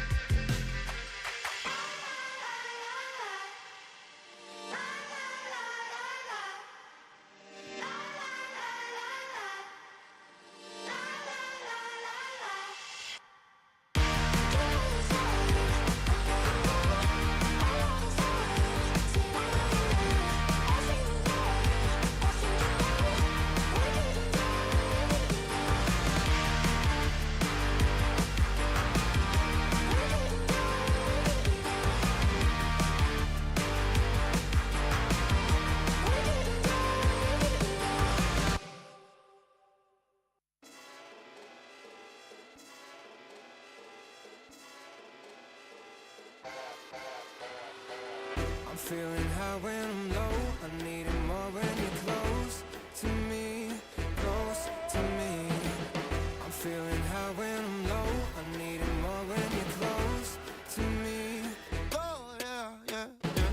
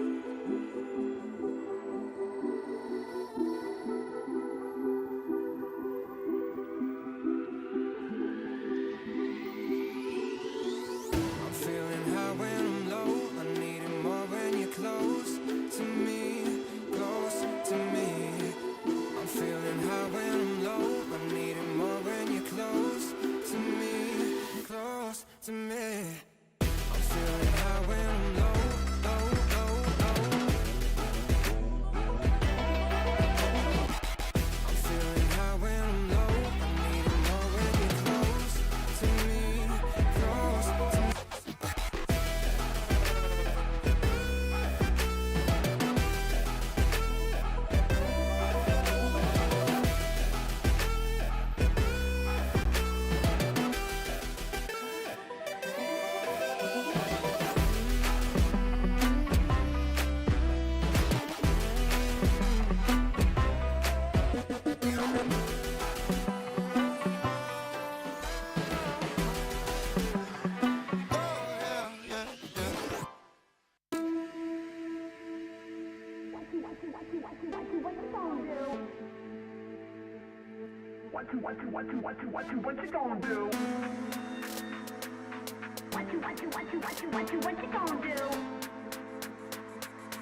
What you gonna do? What you gonna do? What you gonna do?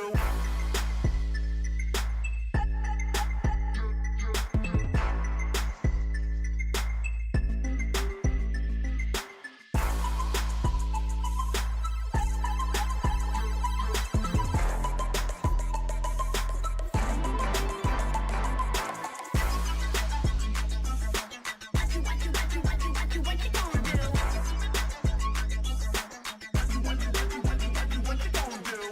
What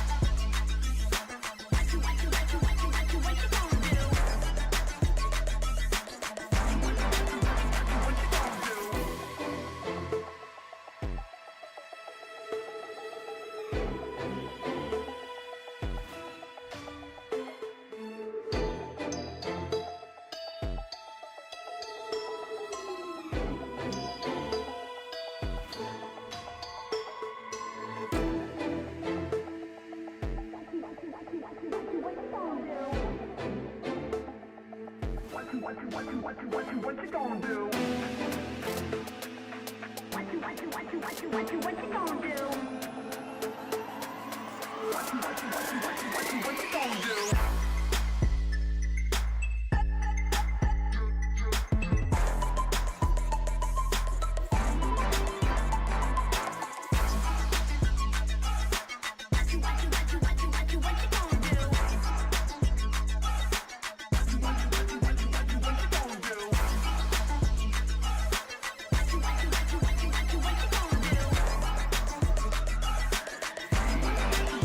What you gonna do?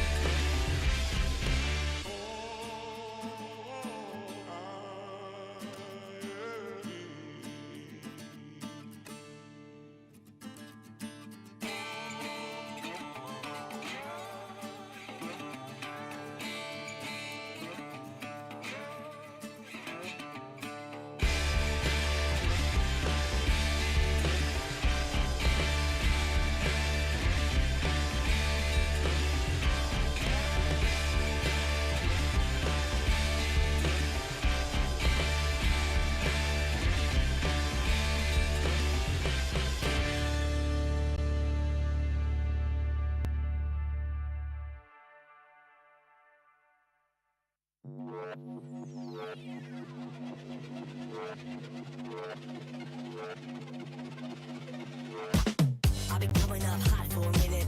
Everybody know the drop when I'm in it. I drop the top when I'm in it. Everybody know the drop when I'm in it. Yeah, I go so cute. Everybody know I'm on it. You know when the click through. Try to set this about to be a show, be fun.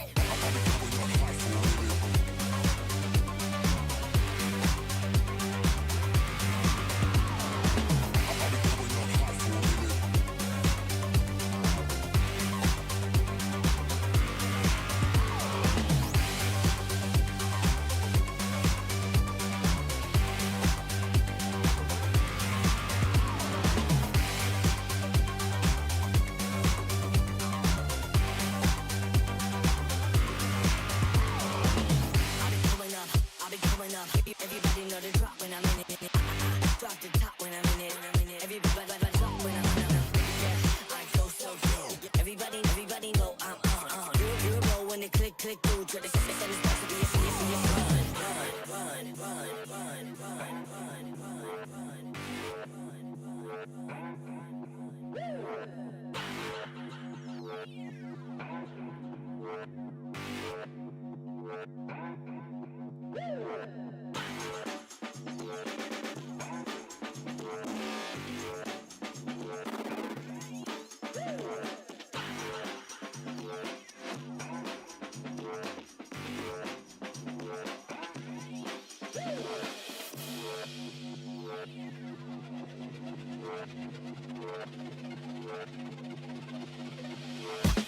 I've been coming up hot for a minute. Everybody know the drop when I'm in it. I drop the top when I'm in it. Everybody know the drop when I'm in it. Yeah, I go so cute. Everybody know I'm on it. You know when the click through. Try to set this about to be a show, be fun.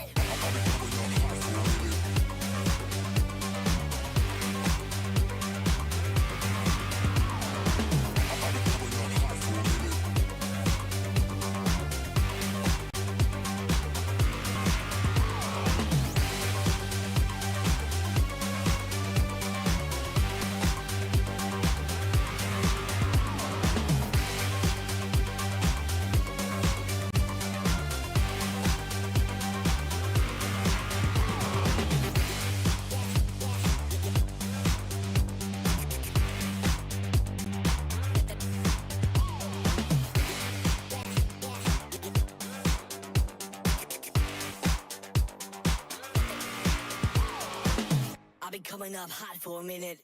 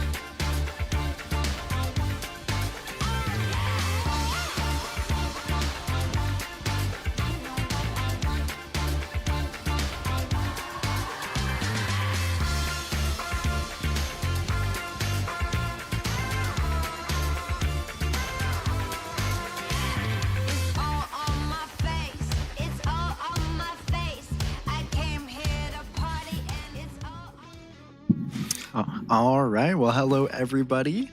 I'm joined here by the wonderful Yellow. Leo, how are you feeling after our unfortunate first series?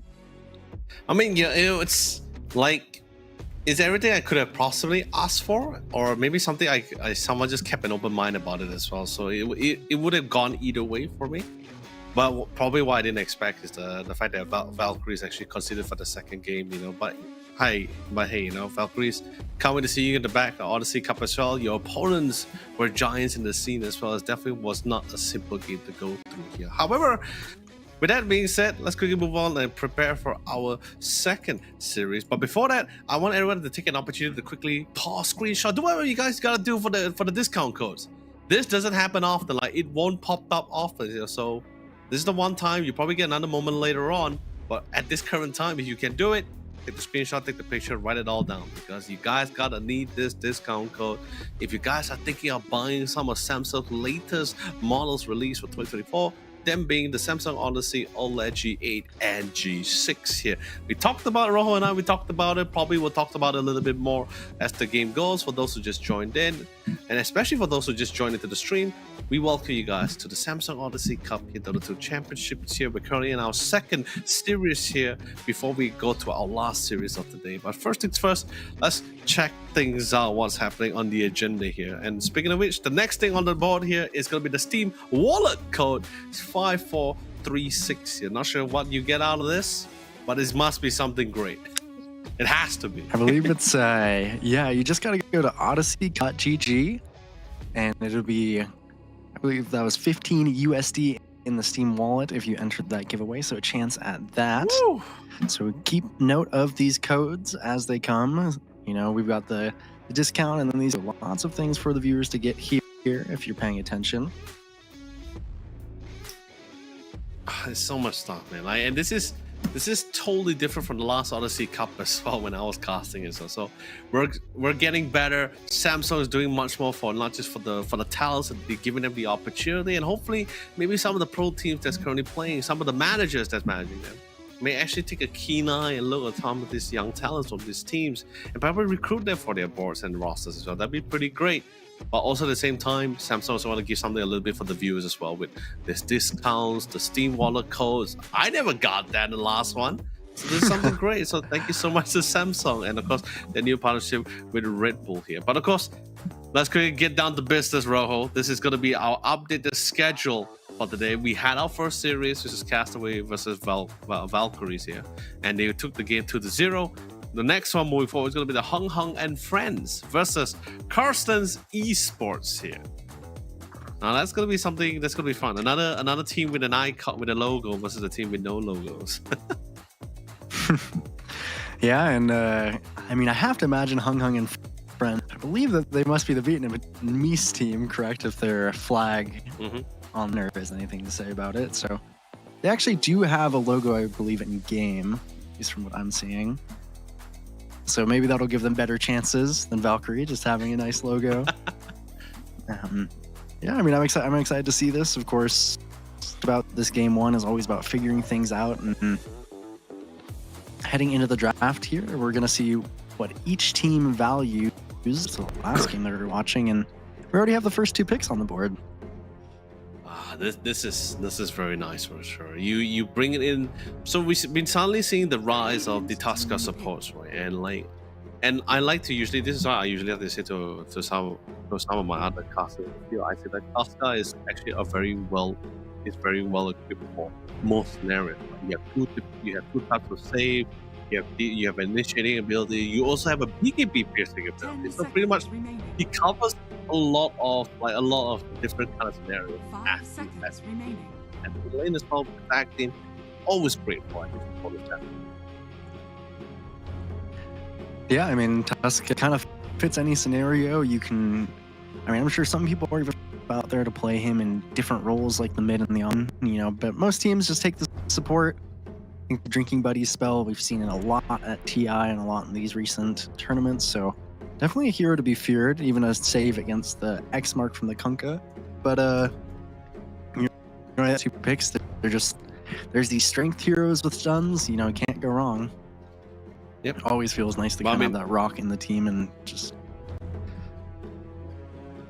Yeah, but the Kunkka side, right? Like, I think he's also pretty like annoying to deal with in the lane, right? Like he has with the Tidebringer, you got a decent amount of harass, you got good setups. The Axe mark is always fantastic for catching, especially once you're sure level 1 Axe is not really that amazing. It's really, the caster is really quite small. But once you get to that level 4, it starts being a real menace for you, for the opponent's size. And you can also help your team to resets, right? You ask my team, he TPs back to base just to reset, you can call him back. But the bolt is the one, I think that's what everyone really likes to go for, right? Like, just a very massive team fire ability, helps you sustain a lot of fire. The damage reduction is actually insane here, coming from the bolt. Dire team pick. Yeah, the damage reduction is what feels probably the nicest about Kunkka at the moment. We're talking about how important auras are, and I mean, as we said, this is different teams, so they're going to push up the priority of heroes that they ban and that they pick. Mirana was gone in the first phase of this last game, so was the Tusk. So, 10 seconds remaining. I mean, I'm a big fan of this Mirana here. I think paired with the Marcy, you've got a lot of decent flex potential here. It's hard to tell where any of the lanes are going, so very solid start for Hung Hung. I do like Karstenzs if this is to be the offlane Kunkka. If you suspect that that's where they're going to play, which most people typically do. This Dragon Knight just has a ton of armor, so not typically as worried about it in the save from Tusk. And now you pick up a nice 5 to pair with presumably the Dragon Knight carry, where we see it most often. Some people like to take it mid still. Has a decent game here. The armor is very relevant. Jakiro, we kind of started to see him fall off a little bit in priority, 10 seconds remaining. but still just super high damage, good in lane, 5 lots of seconds HP. remaining. Yeah. The liquid fire is also pretty great for harass and also great against the towers as well, right? Like the Marcy and Mirana, I mean, we have seen safe lane Miranas as well, but at the same time, most of the time we see teams who are more like reverting the Mirana back to the more of the casual post 4. It's been pretty flex. I think that's pretty much how the state of Dota 2 is currently like, right? We have a lot of heroes that's been pretty flex. They can go to most lanes. Some a little bit more definite than others, like Jakiro, for example. That's clearly a post 5, unless otherwise. The mask coming in is actually a pretty interesting pick, but we are slowly going towards the last picks here, so not really much options for them to hide. Mars has been traditionally really great at catching. The Arena of Blood is of course really fantastic for isolating any particular heroes. Mirana will still be able to leap out of it, but I don't think the same can be said for the Marcy or the rest of the squad that might potentially come into the side here for Hung Hung and friends. But this will be the final pick for the first set of pick phase for the Hung Hung and friends, at least. Yeah, and you gotta wonder what they're looking for. I mean, maybe you try and keep this flex alive with the Kunkka potentially shifting to mid. It doesn't seem like it'll have the best time top lane, but personally, if I was Hung Hung and friends here, I'm looking for a kind of good mid hero, and Storm Spirit was one of the ones that was on my mind. You don't have a lot of instant disables on Karsten. You have to be pretty coordinated to launch Storm Spirit. The magic damage will be really nice. So definitely a fan of this. The Solar Flare, of course, so good catch. I like this from Hung Hung and friends.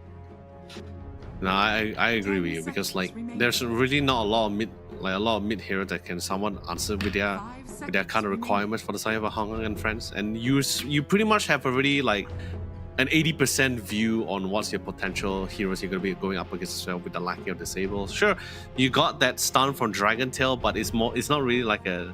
Okay, sure, if you're in melee form, it's somewhat of an instant stun, but if you're ranged, there's still that little bit of a projectile speed. Snowball, there's still traveling time. Ice Path as well.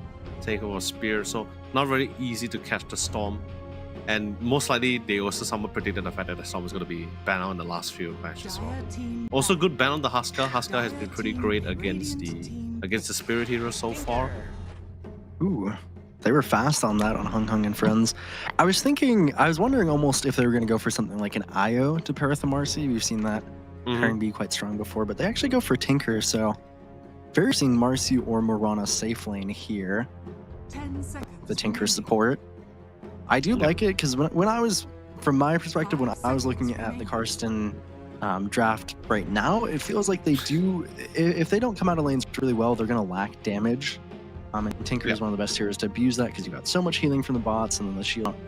So Karsten are probably looking themselves for a big ticket mid lane here that does a lot of damage. You ban the Huskar and the Ember, even the Invoker in this earlier phase from Hung Hung, so it's up to your preference. It also has to lane into the Spirit, so it's not a ton of heroes that fit that bill.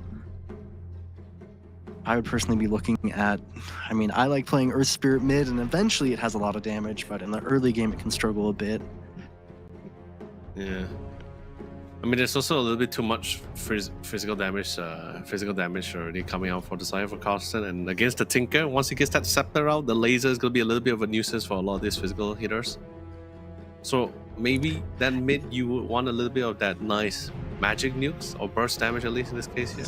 Visage, very interesting. I mean, this can do a lot of damage. I'm curious to see what lane they want to throw it in. Could be the mid Mars, mid Visage, probably more than likely a mid Mars from what we've seen. Visage likes having a second hero in the lane just to absorb that damage. Okay, so this is how wow, I'm this looking at it, Hong right? Kong and Friend. This is a pretty endowed stack here for It is. what we're looking at. It looks I like think- I think that's Jackie. Yeah, on I think Mirana. they have their own like composition plan, right? Like it seems to me like Hong Kong and Friends really are ready to take any of the fights at any point of the game, but it feels also the same like Karstenzs esports. Like if things doesn't go as well as they hope for in the lane, it always just goes back to the more objective gaming, because you have pretty decent like tower hitters or at least tower damage dealers, like from the Dragon, the Liquefier, and including the Visage as well. You hit towers pretty well. You got decent saves from the Tusker. Ice Path, of course, the long range is of course always fantastic in any of the fight or any time. I still think it's like one of the best few long distance stun cast skills that we have in the game. Mhm. Yeah, it's I'm excited to hop into this first Skin Friends versus Karstenzs esports. Brought to you by, of course, Samsung Odyssey, their kind of monitors, and Red Bull, which we, of course, appreciate for sponsoring the second tournament that you've been to, Lily. So I'm sure you're excited to be back. I'm excited to join you. And I am honored I like, to have you. I like this Karstenzs, but again, I'm still kind of worried about. I think you've got to get your Dragonite and your Visage off to a very strong start, or you're going to run out of damage really quickly into Zephyr's Tinker here, and that's probably the biggest worry, especially too with that rum buff that we were talking about when we saw that first pick. And I believe this is it's a safe lane Mirana is what they're going for. Yeah. So no safe lane Marcy. Nothing crazy. Raven, a bit of a precarious spot. Sadly, not everyone was well positioned for that ice shard. It was a good ice shard though, but sadly not in range of the spear, nor was it there for anyone else to go to set up for the slows on the Kunkka. But it's fine. It's not about the 30 gang. Remember that. seconds It's to not go. about the gang. It's about sending the message. Always sending a message. You gotta strike the fear early. Yeah. But Raven, then not again- too scared. Didn't even break a tango or anything. Just walks off casually. Yeah. Well, okay, so that means from your earlier statement then, Rojo, is it safe for me to assume that you feel this is a Karstenzs game? I'm a little bit siding on Hung Hung and Friends just because I think Karstenzs have to play very precise to have enough damage to get through this Tinker Kunkka. But Yeah. I mean, if I'm Karstenzs, the way that I'm looking to take this one is, I was talking earlier. We were talking about how strong we think Lena's safe lane is, and how it can struggle kind of early. Well, Mirana's in very much the same boat. Obviously, it's an extremely contested hero, very, very strong in general, but struggles a little bit in that early laning phase and kind of getting to its first few items. So if you can abuse that, maybe you can get some kind of advantage. Of course, Tusk, one of the best heroes to do it, taking almost 500 HP off of Lloyd. Actually going to get a kill if they can get vision here. So, wow. I mean, an extra little 105, I believe, gold from the Visage Facet, plus the First Blood. So if you can't abuse the Mirana, I guess abuse the Marcy. Unfortunate death there for Lloyd to start the game off.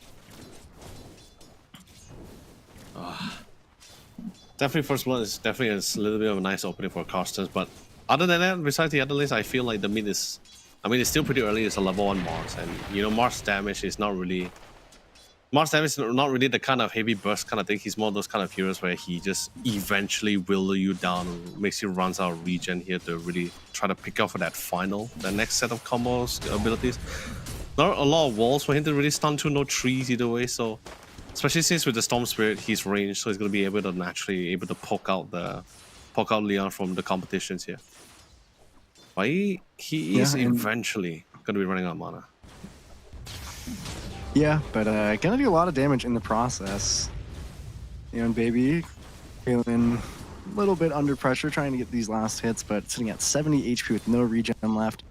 Storm Spirit is, of course, if you can get, especially past that first wave, but usually even in the first wave, just a very solid mid laner. Most people, Hung Hung is Grandmaster tier on it, so obviously very comfortable with it. It's very first few levels. So expecting it to do quite well into the Mars. Gonna have to pick up this water rune even before he gets the bottle on the Mars, so losing a little bit of value there compared to Hung Hung. Nice and easy start for the mid lane here. Of course, this Visage is taking off a little bit. 13 and 3 CS in the top lane with that first kill. I mean, I guess it's somewhat to be expected, right? You got a decent way to nuke out, or at least to safely secure last hits as well. A decent amount of pokes. I mean, until you get your familiars, then it's definitely gonna be a lot more easier as well. Pairing wise, lane pairing wise is also really well paired up with the Tusker as well. So you really got this nice synergy between range and melee. And the Tusker is really good. It allows to help set up for the Visage a lot. Tag team is always fantastic. Sure, the Marcy combo with the Mirana with the sidekick, the sidekick with the bonus damage and lifesteal is always fantastic. It allows some form of sustain. It's not gonna be really easy to pick up the Mirana, right? Once she gets the leap too. Yeah, but I mean, dealing just enough here is sometimes pretty good. Yeah, I mean, here with Visage has kind of been the classic pairing for quite a while now. Just soak up that damage to get more soul assumption. I actually think so far what Karstenzs are probably the most upset about is this bottom lane is not, I think, going as well as it could. He's sitting about half HP, and they let Zephyr get a few nice pulls on this hard camp. So the lane for Raven as well, Hung Hung and friends having I think a very consistent, you know, nice and easy slow start. Lloyd doing some nice maneuvers in the top lane. Actually, yeah, it is gonna be pretty slow, right? Like, yeah, it's gonna be a pretty slow lane, isn't it? Like for most of the time, I think mid is so far the only one that's gonna be having a bit more action compared to the other one, except for the first blood. I think first blood was we weren't having the view on the first blood just now from the campsite, but I think it was maybe a little bit of overextension there, could be, for them to get picked off, because like we're talking about two durable strength heroes, right? Yeah, Lloyd sharded and then hit a few times with the soul assumption, which is unfortunate. But that's how Visage lanes go. Even texting to you know, use that early net worth on Visage to get an old talisman, a bracer, building into early drums for this Visage. So both lanes, or both off lanes, having a pretty good time. Go ahead. But I am slightly concerned because eventually, right, like if Karstenzs esports team members are still able to sustain long enough into the fight, I think you can actually get some really big damage from someone. Oh, good, beautiful X marks into the ring, but pops the TP, but I don't think it's enough. He will fall. It's gonna be a core as well, so that's gonna be pretty nice to have. Yeah, I mean, especially using the TP there feels really tough, because now you don't have it to get back to lane. This Dragon Knight not having the time of his life. That's rather unfortunate. So MYN is just going to go ahead and soak up the here. Hopefully not die, but this also means, meanwhile, Zephyr, he's been put into this triangle. He's already sacked the hard camp 3 times, going to do it a 4th as he walks onto the rune. Level 7 for this 6. Not on the bottom side. It's like the MVB. It's just gonna go down. Yeah. Good rotation coming from the Tinker. But I think he's also pretty safe for the bottom side, right? Because this is still Raven or Rivalry here with the level 5 Kunkka. Should still be able to walk off the damage. Speaking of which, not too worried about rotation anything. And no, he's looking, but she was a ward that spotted him. So he's just going to go ahead and hit these camps. I actually went for a very farm-heavy build on Hung Hung. He has the arcane boots, as opposed to most farms, of course, end up going for the treads. It's just more mana, more remnants, more creeps dying. It's process right now with such a commanding lead in the mid lane. Level 6 is now on to this Mars. So could look for something with the arena, but it's, you know, it's pretty hard to walk to side lanes this patch in mid, and especially when the likes of Hung Hung and friends are just kind of comfortably sitting near their towers on both lanes, just A pole I up mean, yeah, top. if you were to compare like the amount of mobility or rotation potential between both Mars and Storm Spirit, then sure, I can say for a fact that Storm definitely has it a lot more better with the ultimate for sure. But especially since Mars also did get harassed pretty heavily, and that one pickup didn't make it easier as well. So now the Storm has a little bit more freedom to be able to try to pick up the top lane a little bit better, try to open things up. Yeah, it was a little bit quite tough for the Mirana for Jack was the top side. Hopefully things even out the odds, and that arrow, perfect connection. And the Tosca was just trying to drift it a little bit to the right side, but just barely got in time, gets arrowed, and that's going to be a beautiful double kill for Jack, boys. Bottom side, on the other hand, this time the TP does pull through. The Dragon Knight is going to be able to TP out to safety here, but that just means he is once again going to be slowed down in terms of the EXP, and Rivalry finally hitting that level 6. And the Dragon Knight is going to be a little bit more careful here, because right now there is more burst damage going to be coming out from Rivalry with the boat online. Yeah, and losing so much in the slot side as well to this tower right now, so not feeling great on this Dragon Knight. I even think, I mean, giving that double kill to the Mirana earlier, I was saying he's hero down before it, you know, kind of gets out of lane. And now it's feeling like laning phase is coming slowly towards an end. You have a lot of HP on Jackie with these two bracers, the arcane boots. Of course, level 6 is really massive for Visage. This feels quite nice for the Mirana to get off to a start like this. Definitely getting in 6 galvanized stacks on Hung on the Storm. Early game going, and it's just as good as it could. Yeah, and he's just rotating around as well. Bottom side on the other side, they are diving for the tier 1 tower as well. Defensive DPS is coming alongside the beautiful Arena of Blood. This managed to lock in some of the members as much as possible, but the Storm Spirit is here well and ready. They're all fighting on top of the Markiplier here, so the damage is pretty significant, but the boat damage reduction is keeping them alive and well here. Trying to get a nice pickup, and the Torrent comes in, but it's only a level 1 Torrent, so not a lot of damage. He dies right in, he secures the elf laner here. Should be able to get away scot-free here. Does he have the snowball online though? Not gonna overcommit this, not gonna be overzealous. They will have to divert away, and no one actually fell in that entire fight except for Karstenzs here.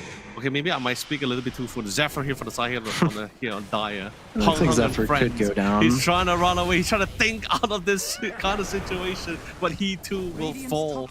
But of course, all the benefits will be on the side here for Hong Kong and friends, as they just only lost the post 4 for a core and a post 5. And a lot of abilities are also expanded in this fight, massive ultimates as well. And they were only able to just get one out of it, and that was just them just chasing him down. Yeah, I mean, it was, you know, just barely enough, and then unfortunately the Mars goes down, Hung gets out. Not the best outcome for Karstenzs. At least they do manage to get to the level 6 on Storm, but Arcane is now onto Storm and jumping onto the Visage. Gonna kill him off with the Solar Flare. Of course, just so much damage in this early game.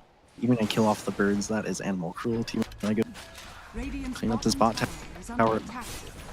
You know the worst part about it as well, Rojo, is that the fact that Rivalry still have the X-Mark in hand. So if any case, if the Visage was still able to get out of it, the X-Mark could have still been coveted for that fight. So still pretty, like, I don't think there was no way for the dear Visage to actually walk out of that situation alive.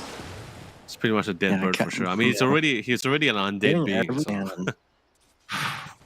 This is also getting such an early level. I mean, not a super early, but getting, you know, this level 6 on Tinker is always so obnoxious, because you can just look at Zephyr on this top side. TP's up there alone, where they're hoping to take this tower as early as they can with this Visage, with the drums.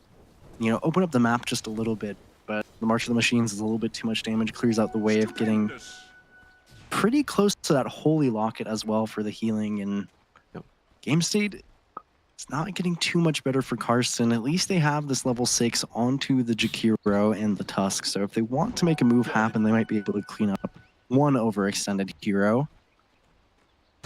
But Hung not really overextending. Yeah. Maybe they can try to find some waves here. Probably Marcy may not be the target they're trying to look for, but they are having their eyes on the bottom side. At least that's a core. That's a core. Something they can work with. And Ashura is also within range to try to follow up with the necessary amount of stun. But then Rivalry, his sixth sense is kicking in. He didn't like the fact that he saw the Dragon a little bit too Nicely confident done. walking into back to the lane. But then again, the defensive TP going to be happening on their side. Leone, the Morons will be able to find a kill secure or Jack Boys. That's a big one. That's a safe lane as well. Can they try to seek to get a couple of balls? But the rest of the reinforcement is finally here. And Rivalry alongside with the Storm's Rain. Hung finds Dayan, locks him in place with the Ice Shard. No way for him to run. All is pretty much inevitable. His fall will happen here. So he too. Well, TP mid from Hung to catch this Mars. Pretty much infinite mana when you get this regenerate. Not much mana left on the side of Hung. He is popping in the ball, but that's a triple kill on his hands here.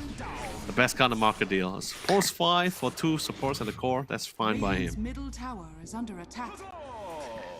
Yeah, I mean, I think the best thing that they could look for was Jack's Mirana, which feels nice to get that kill, but then you slowly watch the heroes trickle in, and there's a regen on Hung on the Storm. So he's just able to look after here. He's sitting at 50 stacks, Leo. That's currently 4.5 mana regeneration just from those, and even more permanent from his That's 8. insane, man. That is insane. And the best part about it is pretty well much because of how the dream start for a Storm. Dire's top tower right? But especially since how the game is going as well, and he's having such a lead, he doesn't really need to worry too much about like defensive items. He can just go full flat out, like just damage items for himself for the Storm. Radiant's bottom Tinker, tower Zephyr is doing a under phenomenal job, Yeah. not just farming at the same time, but also pushing out the waves. This should be benefit the team. Defense also helps defensive power. Beautiful smoke gang was successful. Yeah, they Did haven't manage even to get their taken hands on a the single hero. tower. 16 galvanized stack now, and they're placing a ward, but this is going to be a hard fight for It is, Karstenzs. Moonlight Shadow comes in, they have no detection or does. The bow connection was absolutely fantastic. Cash on Tree, man. The snowball save was also fantastic by the next amount of time. But is the time enough? Arena does manage to get the drop down. He gets the speed on top of the Coconut, on top of the Storm. Regenerating some couple of mana back, finds the toss and melts him away. Pulls him all the way back in with his hand shift here. And Ashura. Yeah, sure, he's a DK. He's a beefy boy, but he eventually will fall. And Hong Kong is currently godlike here with the triple kill. Could it be the Ultra though? Could it get the 4th one? Unfortunately not. As Raven, as the scavenger crow he is, will snatch in for the final kill. And all 5 And of Karstenzs Wisdom esports Rune will fall. Radiant's as top well, tower so- is under attack. I mean, they take that fight, perfect smoke timing from them. Not only all these kills, but they also catch a stack in the Wisdom Room, taking, like, I mean, really just bleeding Karstenzs dry. At this point, 13 worth almost 1,000 per minute. Hong Kong sitting at almost a kill per occupation per minute, 10, 0, and 5. Ooh, this one is looking rough, especially, you know, looks like Leone Baby is going to commit probably to this Blink Dagger at this point, but it's not a pretty inventory. And there's, you know, Raven working towards this pipe. Not actually too far off. See, it's tougher and tougher for Karsten. I mean, I want to say that you need to look for a smoke, but at this point, you might just want to hope that Hong throw on some crazy team fight on the high ground or make some big overextension, because I mean, smoking into them has got a pretty low success chance, the way that I see it in this game, and especially when they're so aggressive on you and Hong and friends. Oh no, so we had a Hong Kong with an indie really a nice snowball, though he's going to be dashing to the rest of the squad here. He does, the Visage does fall also with DP here. And then finally 2 men and most likely even the bottom tier 2 tower at the same time. And if you think like, okay, you see a majority of members at the bottom of the diet at the ball side, no worry, they can TP back to the top. Nice blink. Or even Tinker with the rearm. So nice time with the blink though coming from weirdest one, yes. Finally with the blink reveal, but he should be able to get out of this fight scot-free here. Not going to be able to Yeah, secure not the bottom best tier blink 2. reveal to be blinking away.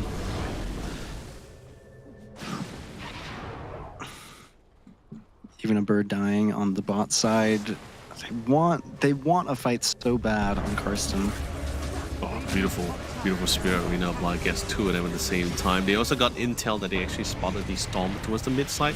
So they felt like, okay, not the whole team's currently here at the moment. But look at the shield matrix as well, resetting, trying to keep Rivalry alive along as much as possible. Hong Kong finally is in the fight and in the fray, prioritizing the main damage dealer, which is actually going to be farming Arc here. He gets control down, not a lot of mana left.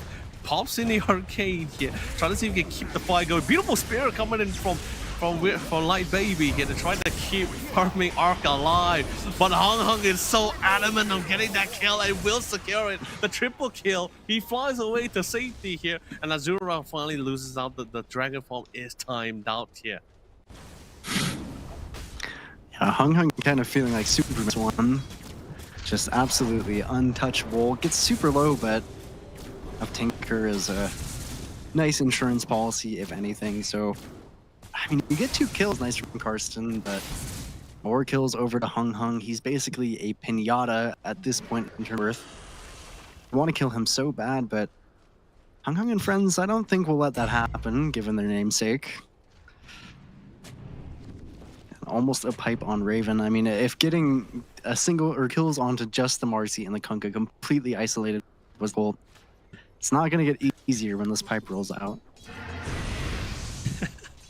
like you would think like him keeping the Arcane Ring tier 1 is like, why is he keeping a tier 1 ring? Hey, you know, it works totally well for him. He needs all the money he can get. With the kind of fight he's going on, to really try to chase them, hunt them down. Hey man, I'm fine with the Arcane Ring, but of course he swapped it out for another tier 2 item. He's still content with it. He felt like, you know what, you did your job. The Pupil's Gift is going to be the next best thing now. Yeah, just more HP, more agility, and now he has an Aegis. More armor, yeah. If you didn't kill him once, good luck doing it twice. I think if you're Karsten, you really gotta try and shift your attention to this Tinker if you can find him. I think killing off that Marcy really was spearing that last fight. Again, that's pretty much all the damage they had as soon as the Storm and that roll in. It's not easy, especially Zephyr too. He's got a Holy Locket, a mechanism. He's level 12. Every level is huge for Tinker because it reduces the channel time. Radiant's top tower is under So attack. he can be everywhere on the map, pushing out waves constantly, getting a lot of gold income as a support, almost topping the Dragonite carry Radiant's courier has been game. Radiant's top tower is under attack. Yeah, there's not really much else they can do, right? Team fights pretty hard, especially since they lost like 4 to 5 massive team fights in a row as well. There's a lot of EXP to get, and gold that was gained for the side of Hung and friends. Such a significant lead, control. You can't even split push either because of the Tinker as well. So it's like, and if you do someone reveal yourself on the other side of the map, you're pretty much gonna be chased down by the Kunkka as well. So I guess you could just somewhat all in on the high ground here. You do have the macro pyre, but of course, gonna be dive instantly as well. They're confident in having enough damage and the durability to sustain under the tower, under the tier 3 tower. That goes into it as well, popping the Moonlight Shadow, if it really even matter as well.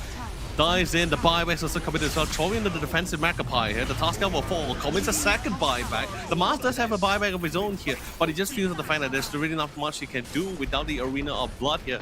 Probably could be successful with the Spear too, but I think that's just pretty much it. That's all he can do and all she wrote. Farming up gets caught on again. The main damage healer into the turret as well. Does fall, has the buybacks here, but not going to be able to commit it as well. More fights, more skirmish. It's a one-sided slaughter, Rojo, and they're still not stopping. They're still keeping it going. The buyback becomes the dieback. The DK finally falls. GG is the call. And Karsten Esports will fall here. I believe that's the right call. We'll be moving out to the second game of our series. I mean, it's even a bit early to say too, but I'm sure everyone is on this that Hung, and there was a single game that he wasn't a part of, 15-0-13, so I have to say he should be our MVP for this game. Everybody, of course, playing wonderfully on Hung and friends. The damage just not there for Karsten. So, I mean, tough first game, but it's 20 minutes. You've seen enough. Just go ahead, call GG and... I totally agree. It definitely wasn't the most easiest of games as well, especially when there's just no real way for you to really control the Storm as well when he has that such of a significant lead. Maybe it could have been a little bit of a different story. Maybe that game wouldn't be so smooth for the Storm if there was maybe there was a more ideal hero to go toe-to-toe with him in the lane itself. The Mars, don't get me wrong, the Mars with all the utility, the plan, the composition, probably it's going to be picture perfect. But with the composition they had, Euroho, I believe they had a lot of requirements. Like a lot of condition needs to be met. A lot of conditions must be met to bring such form of success here. And everything just started going downhill when we had a Storm Spirit that's already like what, a level or 2 levels ahead. And we also had the problem with the bottom lane as well, where the Dragon Knight had no TP to come back twice, I believe. One TP was not successful while the other one was, but so much time was already somewhat wasted there. And the Kunkka was like level 6 when he comes back. He ends up becoming a very defensive Dragon Knight. And so yeah, the early game wasn't faring as well as what Karstenzs Esports was somewhat hoping for, at least. Yeah, I like these teams coming into this tournament. Hung and friends. These are some pretty well-known players, some high MMR players on the ladder. But they go into it and they pick mid Mars, and it doesn't turn out the best. But I like the confidence. I think, coming into the second game, you call GG at 20 minutes. You say, okay, game was a little bit hard from draft, was a little bit hard from the early laning phase that we had. Let's just reset. Do something a little bit different in the second game and hopefully get off on a better foot. And, hopefully we can see Karstenzs Esports. But in the meantime, just salute dominant performance from Hung and friends, and specifically the man in the title, Hung himself. Man, what a storm moments there. Yeah, really showcasing why his name is in the team name, right? Like, he literally was just outperforming the whole competition as well. Like, don't get me wrong, his teammates was also doing phenomenal in the other lane of what they're supposed to be doing as well. Everyone was answering their roles and their responsibility, but Hung was just given a little bit too much freedom in that round. Like, I think it's been a while since I saw a Storm Spirit having that much freedom in that early game for his rotation. You usually see like 1 or 2 rotations, particularly especially if the runes you receive is ideal for you. But this one was just like back-to-back rotation. He was at the bottom, he was at the top, he was everywhere he wants to be.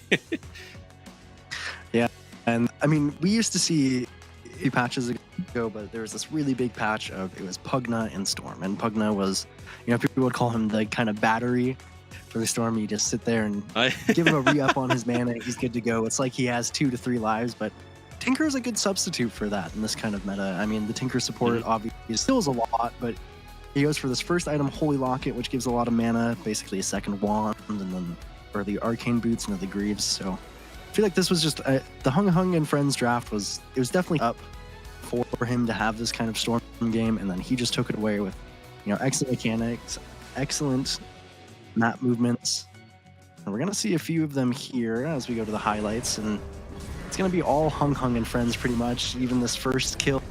Nice, this first fight, but this is kind of where it all starts to go downhill. Yeah. Especially I believe this was and he just lives. Especially since this is I won't say first major team fight, but it's definitely one of the first few fights with as many members as much as possible for both sides. Yeah.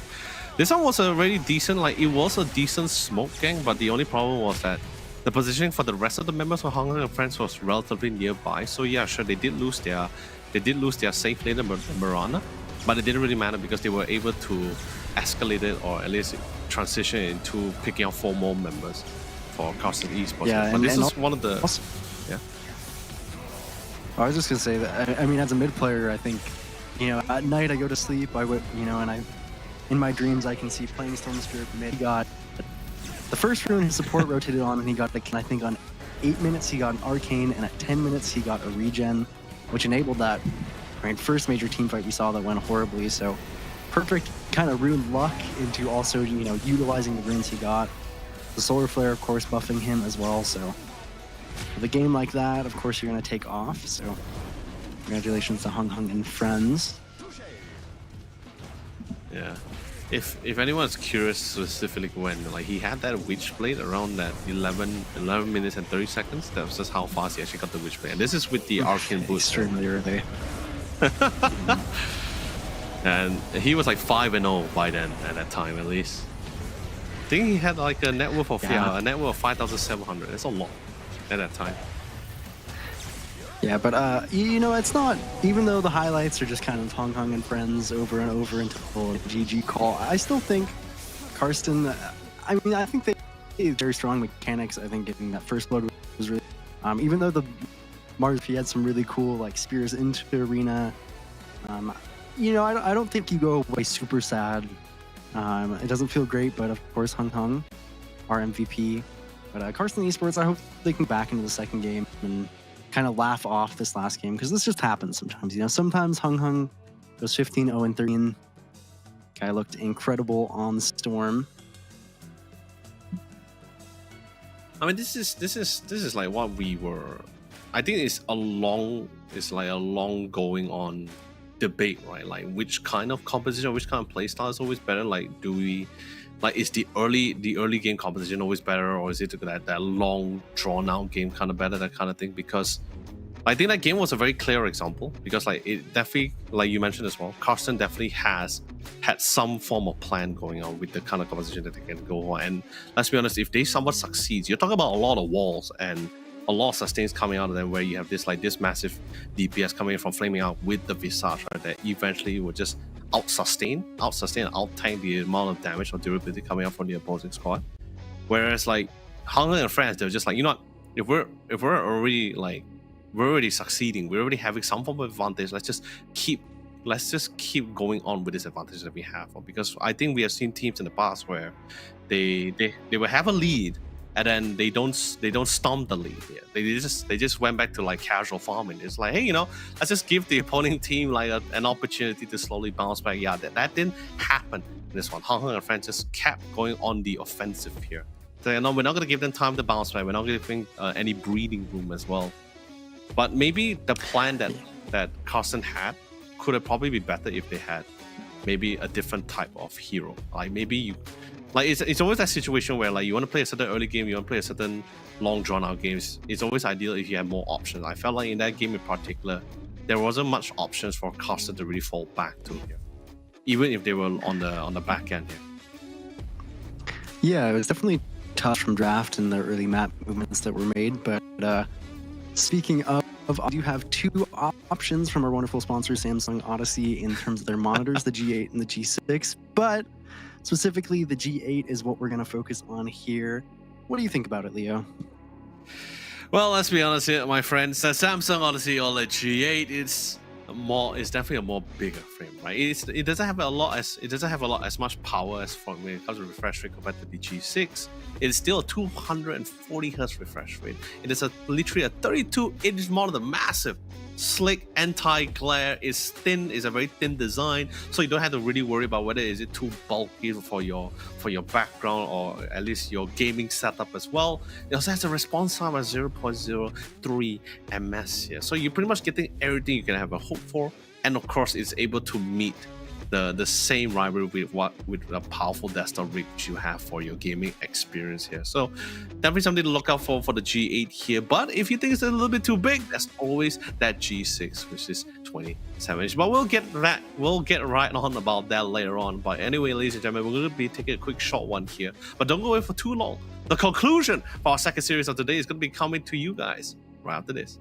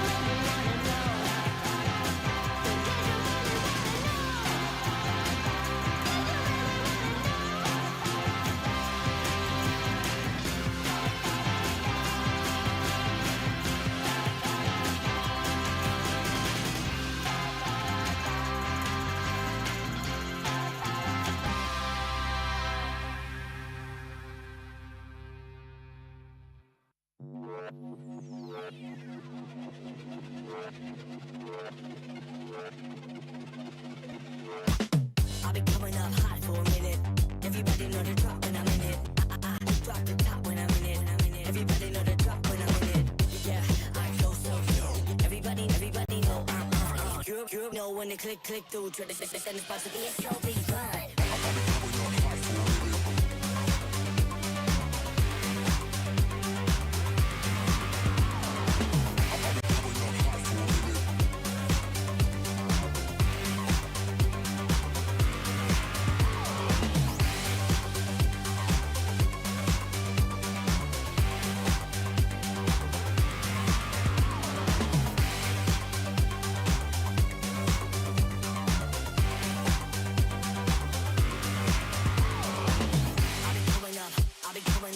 Everybody know the drop when I'm in it.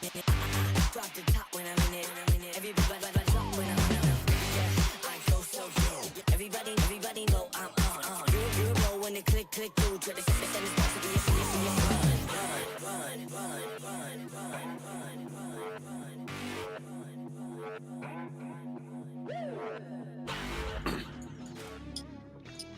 Fellow Dota 2 enthusiasts, welcome back again to the Samsung Odyssey Cup Dota 2 Championship. I'm Len, also known as Yolo Lee, and joining me once again is the one and only Shane B, also known as Rojo, as we bring you guys all the Dota 2 action and shenanigans. So, Rojo, my friend, we have just concluded our first game here. It was a very well methodically thought out plan coming in from the side here, and now Karstenzs Esports having their back against the wall here. One game has been lost. They still have one more to try to turn things around. Yeah, I mean, I'm excited to see what kind of adjustments they make into the second game. But we're going to have showing up on screen here right below us is going to be a discount code for the monitors we've been talking about, the Odyssey OLED G8 and G6. You just got Odyssey Cup as your code, and then the area code that you have. So if it was Malaysia, it'd be MY from there. It's, I believe, 25% is what we've been saying. So it corrected us by now, which is a easy amount, Leo. Yeah, man, it's insane. I'm not mistaken, you told me it was like, what, 25% discount? That's an insane amount for anyone who's trying to get themselves some of Samsung's latest monitors release, which is both the Samsung Odyssey OLED G8 and G6 here. So not just that, we also have two new flavors coming from our partners with our partner sponsor Red Bull here, them being the apple and muscat grape flavor and pomelo. Don't get me wrong, I think pomelo is a great fruit, but I'm still gonna opt for the apple one. Not sure about the muscat grape. I never heard of that before, but hearing maybe apple paired with the muscat grape, I think that could be my next best thing. I'll try it out later.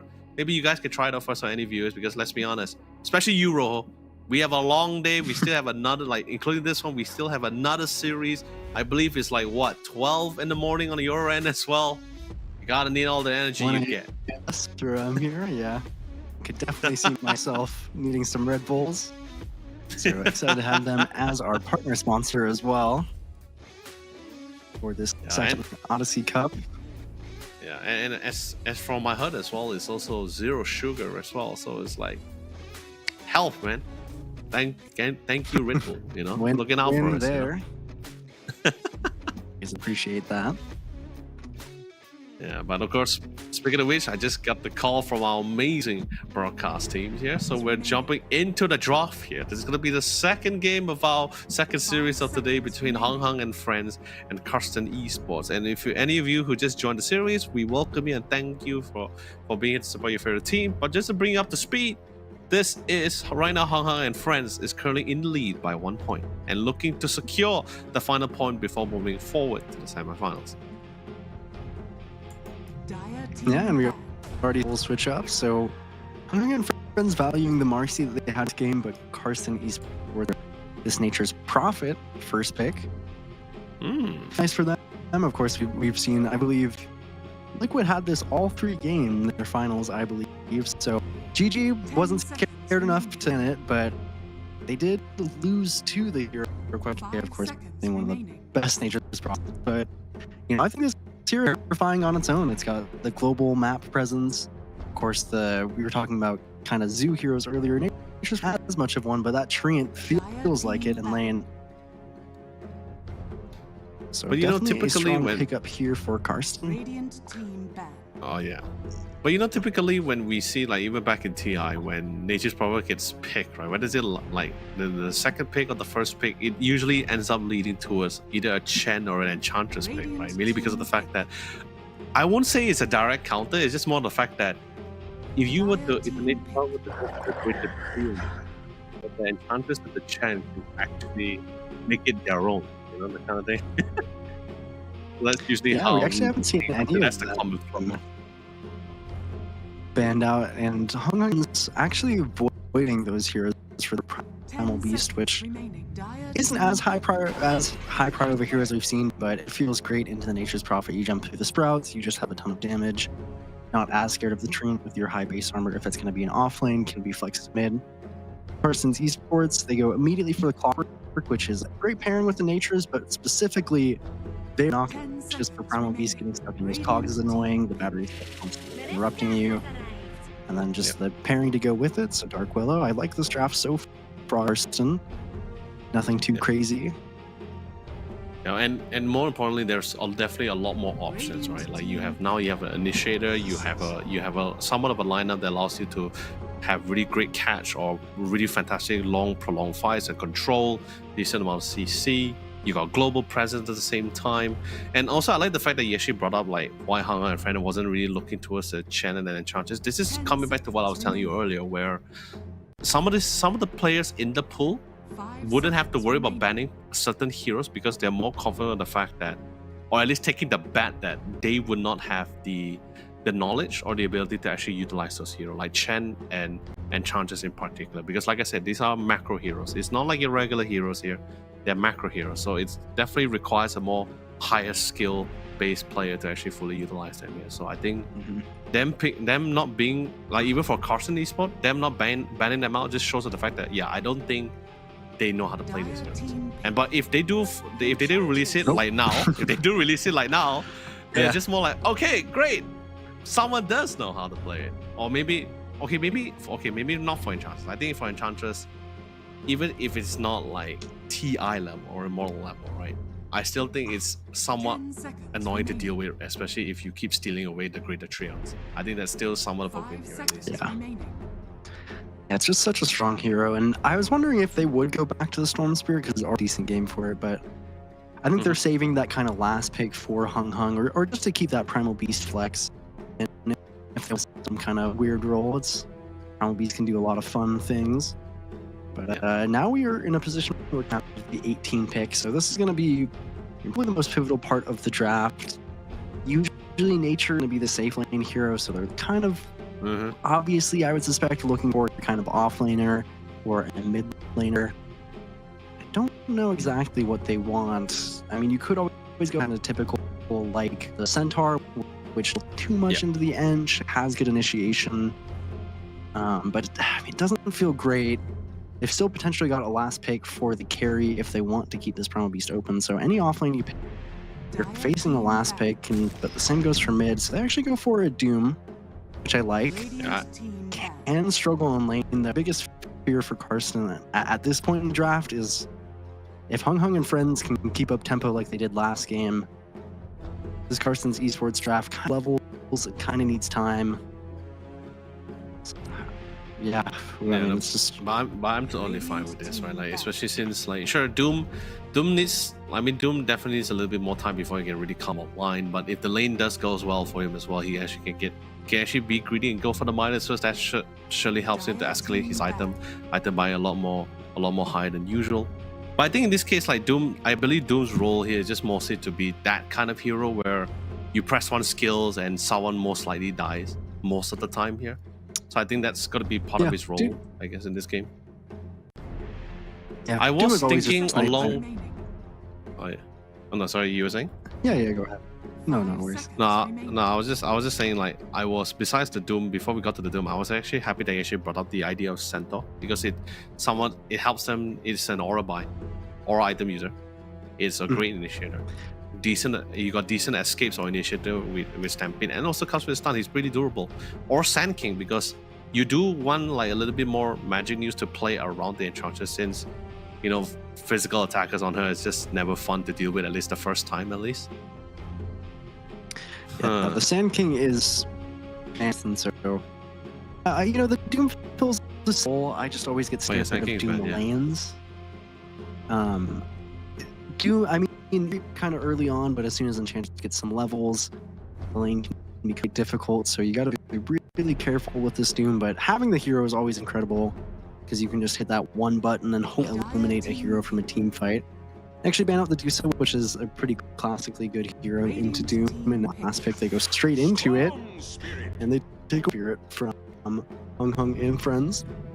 And they ban away the Anti-Mage of Jackie, and they go straight into Lina. So not wasting a moment in draft here, not letting any analysis get out from us. They are just Lina. I'm actually kind of Lina pick, but hopefully with kind of the Enchantress in lane against the... It's actually...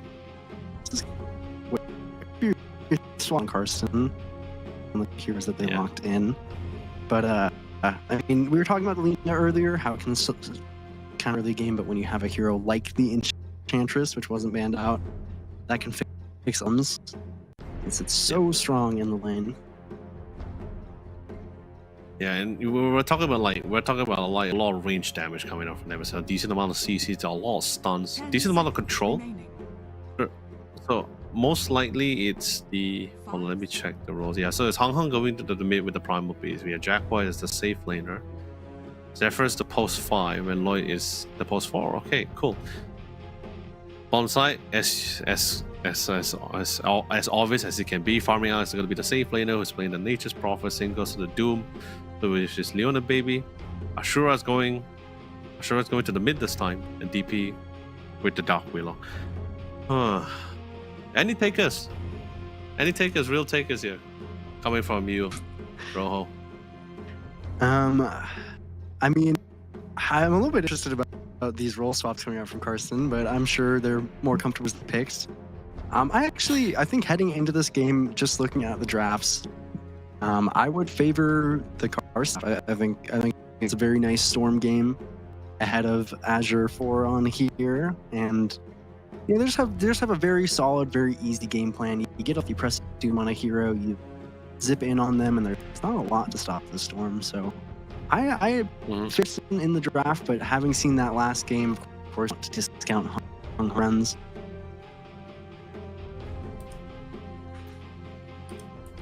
I think for me, are there any? Yeah. Oh, no, I was just about to say, for me, I feel like I have a little bit of a different take here, because especially with the Primal Beast, I think, because right now I'm looking at mid, right? Sure, laning anything goes, right? Laning phase, anything can go. Sure, there are some lanes it's going to be slightly easier than others, and some is just whether you're well positioned or well equipped to tackle such a situation to win out the lane, depending how it's well played out by each player, right? But I am someone looking towards the mid, because I feel the mid between all lanes, I feel it's just literally back and forth, nothing really to break the ice here. Mid is going to be the one to really break. We'll really try to make a break for each of these lanes here. And when it comes to rotation here, I feel Hung Hung with the Primal Beast does a little bit more comfortably compared to the Storm Spirit. Sure, in the laning side, Storm can get a couple of hits on Hung Hung, but this is a very durable strength hero, right? And his initiation is relatively long as well, and you're not too mana dependent compared to the Storm Spirit as well. Sure, the Dark Willow, the Bramble will come in play. And I think any melee hero that requires movements and mobilities to try to output damage will definitely face a little bit of an issue coming from the Bramble. But the Bramble can only stay for so long. The initial damage will still come in, and he is somewhat paired with a range cast spell caster here, like the Lina, for example, with the stuns and CC and damage. So I think the rotation coming from Hong Kong and France is a little bit more scary compared to Karstenzs Esports. But I do agree with you when it comes to if we look past that. I think your take for that one is definitely more on point than mine.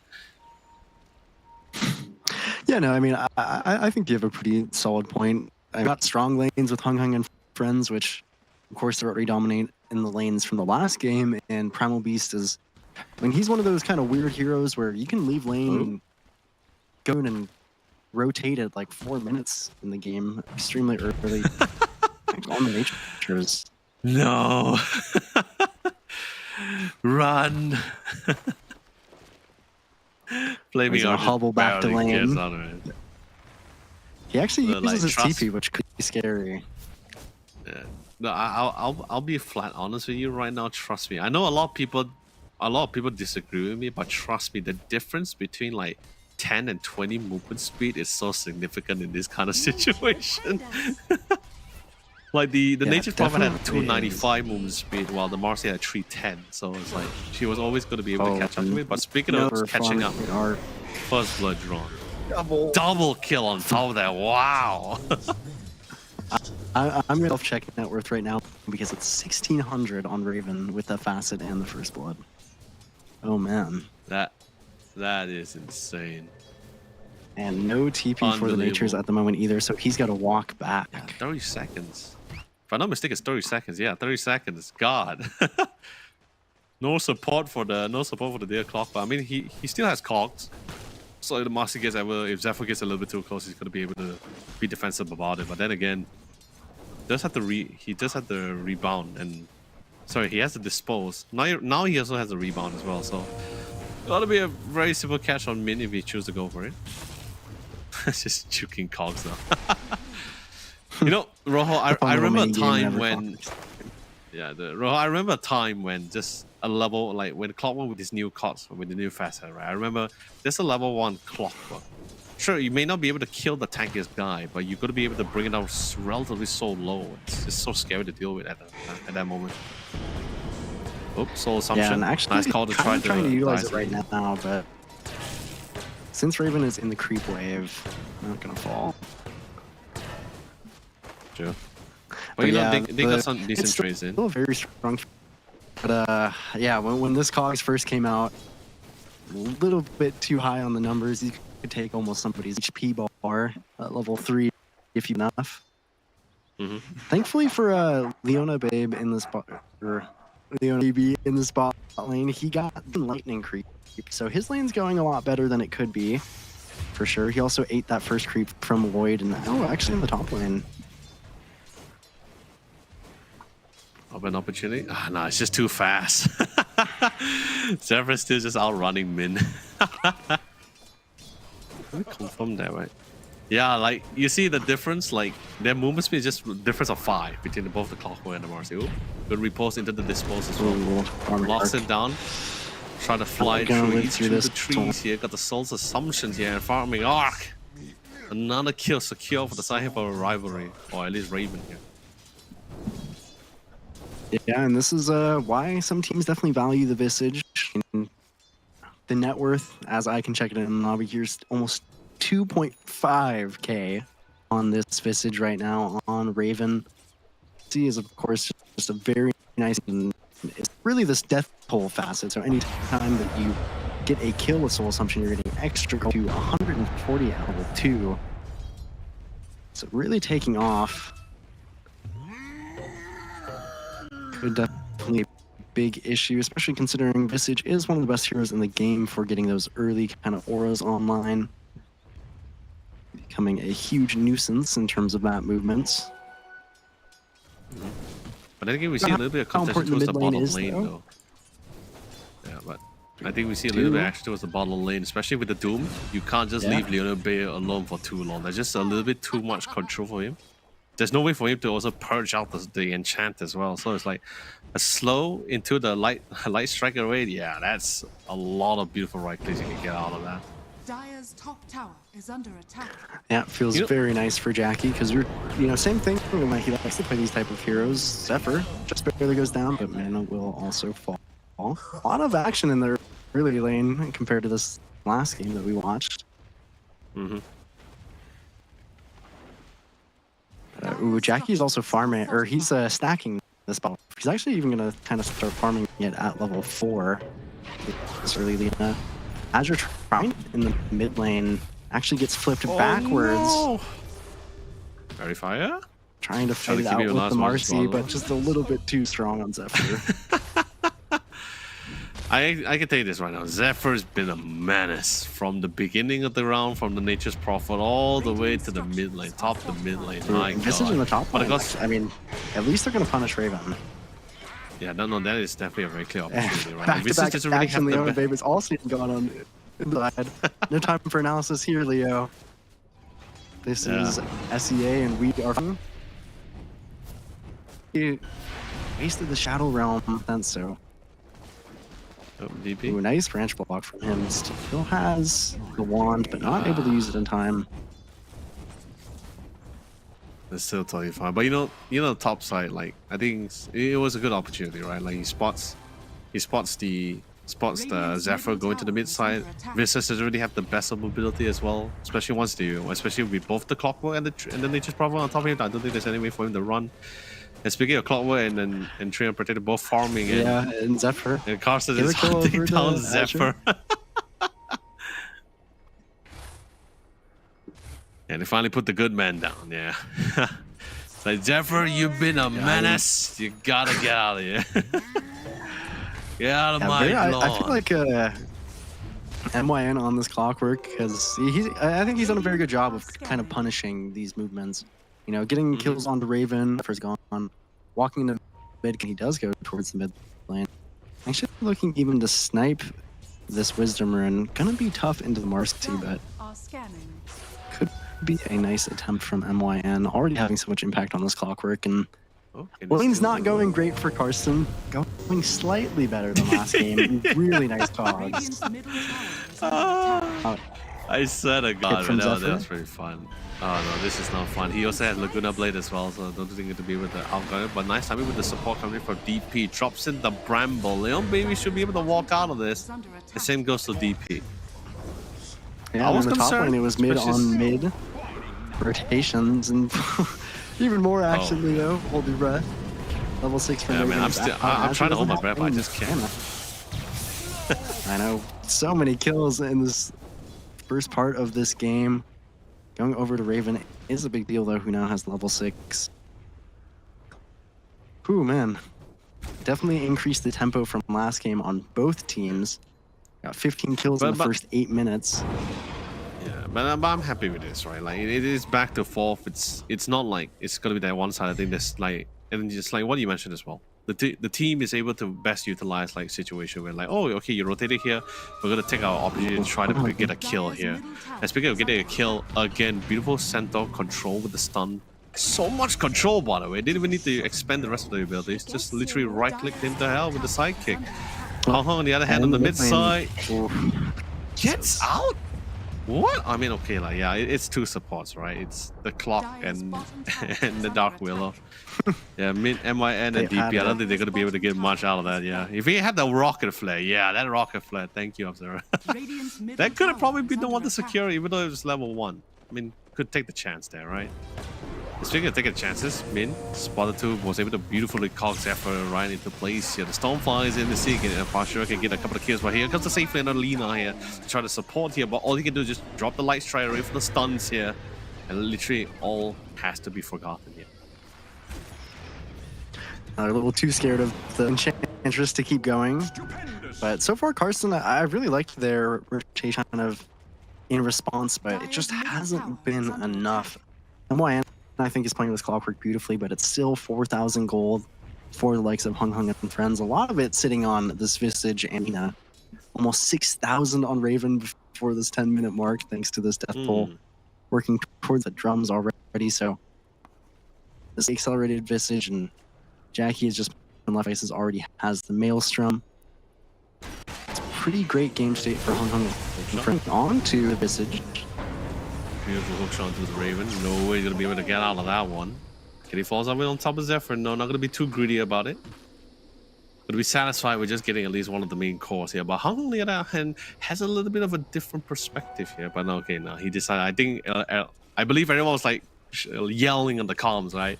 Don't do it! Don't go, Hung Hung. We're not there. Yeah, you have to with your Primal Beast players because they always want to go in. Just how the hero works. A lot of fun to try and do so, but it does feel like Karsten. I like the Raven. Like I said, I think MYN on this Clockwork has been an absolute beast. Yet been enough. I mean, just someone Still making there up, is making up for Jackie. what might be missing, right? Especially since the Doom is Like you say, it takes a while for the Doom to come online, especially with a Doom that's also a little bit too far behind in terms of the network as well. He does manage to get this level 6, but he can't really join some of this fight just yet, unless it's within his own area of governance here. So right now, a quick smoke gang, they want to get their hands on Raven. They haven't spotted anyone else in the lane, so Raven is the call. He'll try to the creepway to try to close in the distance here. Gets the calls into the Valkyrie assault here. No way for Raven to try to get out of the situation, but he's doing quite a good job in trying to delay the inevitable here. Locks in because of the Bramble. He's about to get stunned soon. The Hung barely sustained the nuke damage coming in from Ashura here. And they try to see if they can get a couple more here. Dispose, and Marcy pops in the ultimate here. Literally punching her way through the damage here. It's going to be for 2 calls for support. Not really the most ideal trade, but Min hiding away from all the carnage. Praying with all he can, with all of his might to not be spotted out, and no one will. Thank God for that. Well, is the coast really clear? I think it is pretty clear. It's unofficial, I think, for Karsten. I like them making any form of move to try and slow down Raven, because this pipe could have came out much quicker if they didn't get these few quick kills onto him. And we've seen what really farm Storm Spirit can do. They're hopefully trying to replicate what Hung did in the last game. Might not get the full scoreline, but 5-2-1 at the moment, going on to Lloyd. Magic damage, just enough. Yeah. With the amplified damage. So I'm still not used to calling it amplified damage. I still feel the traditional DD, the double damage, has always been the one in my heart. Has a really nice place in my heart. But the amplified damage, it's gonna didn't really work. DD just rolls off the tongue nicely. So iconic. That rune especially. So I mean, Azure is a really nice game on the Storm. He was 5-2-1 after that kill Mantris. Pipe is going to be a big deal for him in damage, and jacking into that Gleipnir about 300 gold away. But I mean, it was a pretty nice Storm game when he picked it, and he's had a pretty nice start. MYN too, just enabling it so much with all these hook shots he's been landing. Yep. And, I mean, not really losing out. The two people kind of suffering the. Yeah, I think the people who are suffering really the most when you look at the game is Hung on the Primal Beast, who was our previous MVP. He is sitting below net worth of the Doom, but in the same fashion, Leona Babe is also struggling himself, sitting at 5k barely on the Doom. But working towards this blink, at least. A nice thing that there is this Devil's Bargain facet, which allows you to sell your items for 90% of their gold value instead of 50. So a lot of times what we actually see from Dooms is they'll go into this early, like an early Midas, and then they'll get a little bit of value from it, maybe a blink Doom with a smoke, and then they'll sell that and kind of work to whatever their next item is. Not always the case, but we could definitely see that. And they tried to get MYN. He's a little bit too slippery. Especially for a bucket of balls, he is able to slip out of the situation. But maybe we spoke a little bit too soon here. Min, MYN does eventually go down. The fish is caught. So it goes to the tier 1 mid tower. So this is definitely going to be able to help open up the map slightly as well. Nice haste rune pickup coming from Ashura. That's definitely going to be very useful in a pinch if necessary. If any attacks were to be further attempted. Yeah, Farmer so far, stole the wisdom rune on the natures. 2 wisdom, yeah, he's gonna be able to secure 2, yeah. Quite nice for him. But I mean, as we've seen with Hungry and Friends, they don't waste any time. There is currently 24 kills in this 14-minute match, but there's a pipe now on Raven and a Gleipnir on Jackie, so this is a pretty impressive timing, and that's why you see them so grouped up now. They take this mid tower. Feel pretty good about their spot in the game with all these auras, and Gleipnir is a nice way to lock down a hero, but there is a on Leona Babe now. It's kind of off the mark, unfortunately. Yeah, or in the other triangle.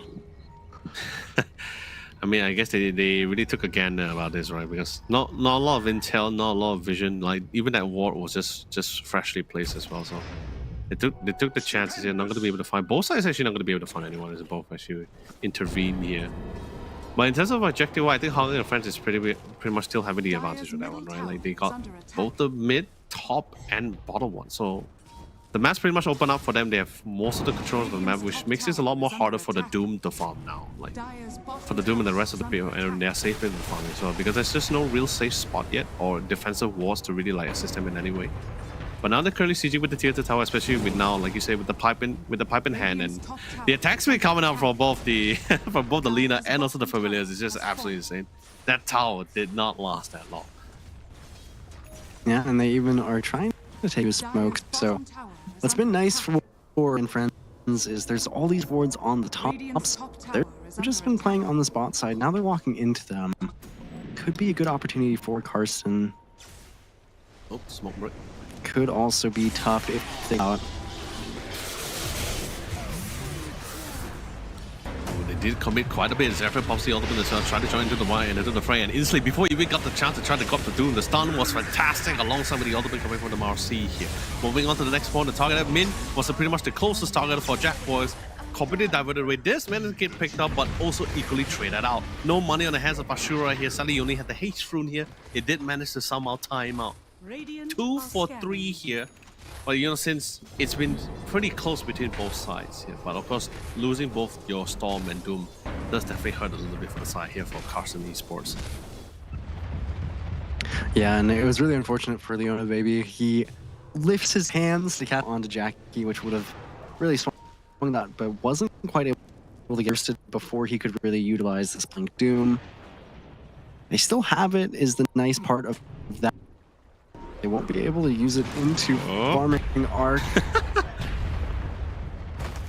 You know, I forget every time that even though the Primal Beast is rooted, he still has the cast switch to actually still grab you from quite the distance. Doom is used in a nice patch onto Raven. Oh, the Wild Wing. This should be... No way he gets out of it!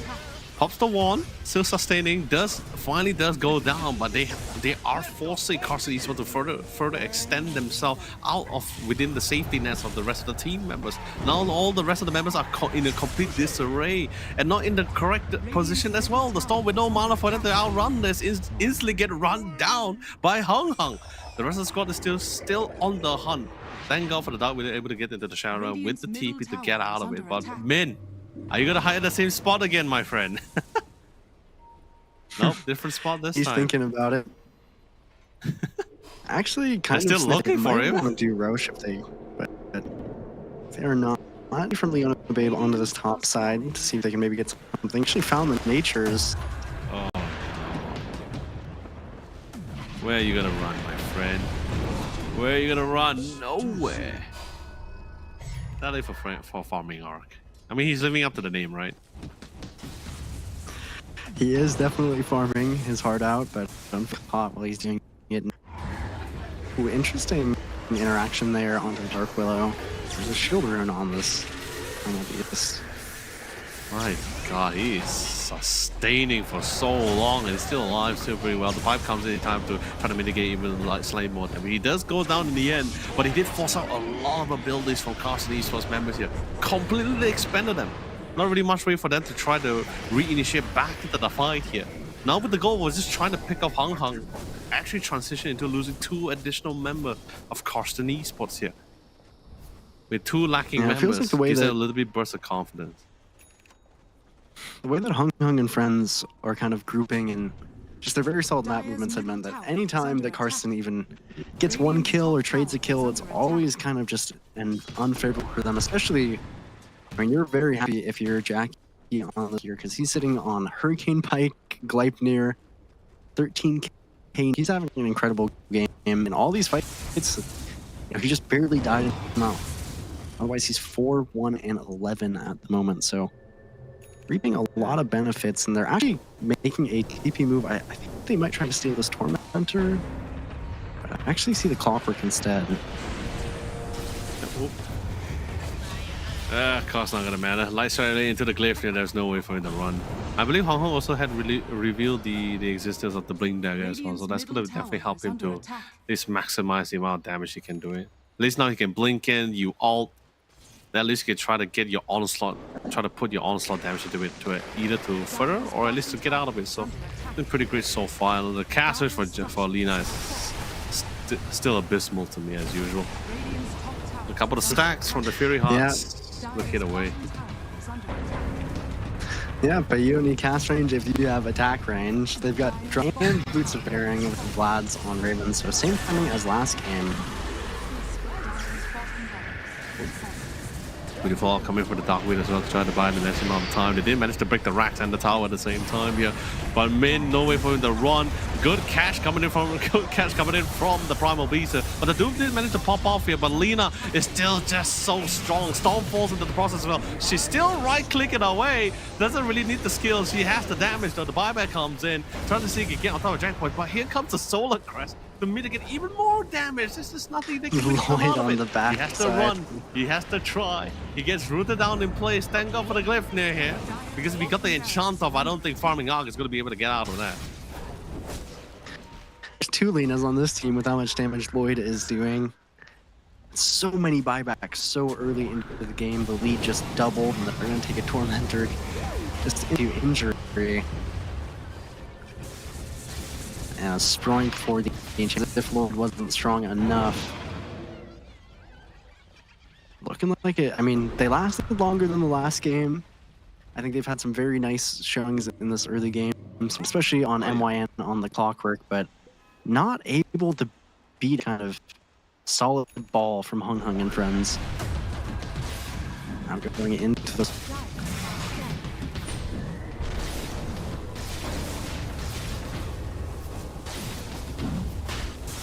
I mean, there was also the problem of trying to get on top of key targets as well, right? Because there's just too many ways for them to be like. If we're just talking about like displacement abilities, there's just a little bit too many. There's like dispose. That's the, I guess in a way, the onslaught as well with the knockback as well. There's many ways to really like keep Karstenzs esports members off of Lina in a lot of these fights. And even with the small game opportunities, I think he's already hurt too. Dire's middle tower is under attack. Dire's middle tower has fallen. Oh, sorry, Rojo, you were saying? I was just saying I like this early Hurricane Pike from that reason too. Just even more displacement. Keep Jackie safe even when he gets doomed. There's a BKB on the way. Azure is just trying to do damage control, trying to cut whatever waves they can. Doesn't feel like it's enough at the moment. Yeah, it really is. They are heading at the doors of Karstenzs esports here, trying to do their best here. And now that I also notice as well, not a lot of good wave clear abilities from Karstenzs esports. Actually, it's more like there's no real proper wave clear ability. Don't even talk about brambles. Maybe rocket flare, but it doesn't really. It's not really like clearing. It's just like you're doing damages, but you're not really clearing it. Not really clearing it fully. Speaking of which, they did doom the Primal Beast here to manage to lock it down. They at least tried to pick them off one by one. They isolated Hung Hung. They removed Hung Hung from the playing field, but then again, the light strike right into the dispose here to completely chain stun the Storm Spirit. Ashura has no way to even run out of it, even if he had the mana to get out of it. Now without the doom as well, there's really not much he can really do in this situation as well. Jackie still has an Aegis, if you can believe it, and you're on his side. This game might just be over. Only 4 minutes after the last one, and Azure calls GG, so 2-0 here for Hung Hung and friends.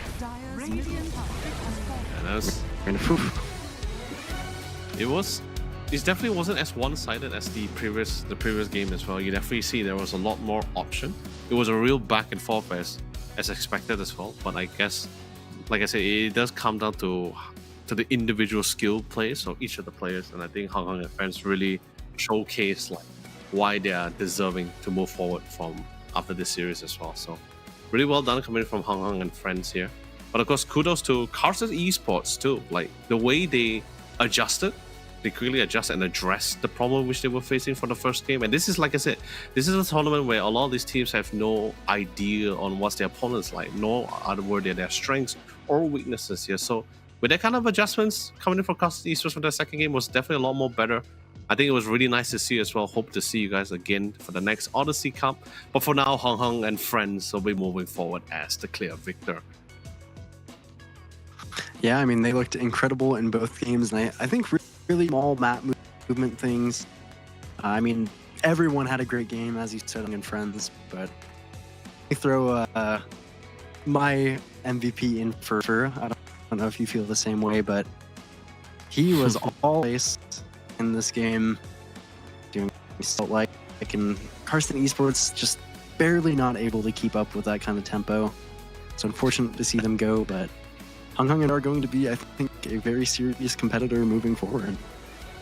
Yeah, I totally agree with you, right? Because it's that kind of thing where we have seen teams across the years, right? Where some teams are used to certain play styles, some teams are just not to as well. Like the amount of aggression, especially when you pit like a casual team against like a very super competitive one or a super aggressive one, where they somewhat expect games to be like, oh, it's going to be like the typical long drawn out games. We only probably like around minute 30 we start grouping up for massive team fights or objectives. No, some teams they just are already sieging your high ground at 20 minutes at a time here. So it's like, that's why I say I believe like one of the greatest mentality for most of these teams is just more like just keep an open mind, because I don't assume that everything is like, you know, it's not don't have this like one-dimensional thinking. If you assume that all games is just going to be like, oh, it's going to be long drawn games or it's going to be super aggressive ones, adjustments will be made by teams here. It's never been the same. I think that's why we don't really have like many back-to-back teams, like, or very confident enough to be having back-to-back. Even for TI, OG was like back-to-back two years in a row, but then after that it's just been very quick to change. Yeah, I mean, teams are definitely change in this kind of competitive scene. So it's definitely hard to see the kind of same rosters together, but a lot of, you know, you'll see a lot of their names. So hopefully at least some remnants of this Karstenzs roster will move forward and keep on keeping on. But man, Hung Hung and I mean, they really put a clinic on in those two games. It was a pretty scary showing if you're one of their future competitors in this tournament here. Yeah, I think right now, even for our offlaners, right? I think it's we offlaners are actually having a really hard time with dealing like with certain range heroes right now, because especially when it's paired with a really good offensive support, it's just really hard for you to really thrive for support, or at least like try to survive in those lanes. Like you saw that one time where, like even for the bottom side, the minute DP goes to rotate to that mid side, that Doom will just fall prey to both the Enchantress and the Lina. There's just really nothing much Leon Baby could really do in that situation.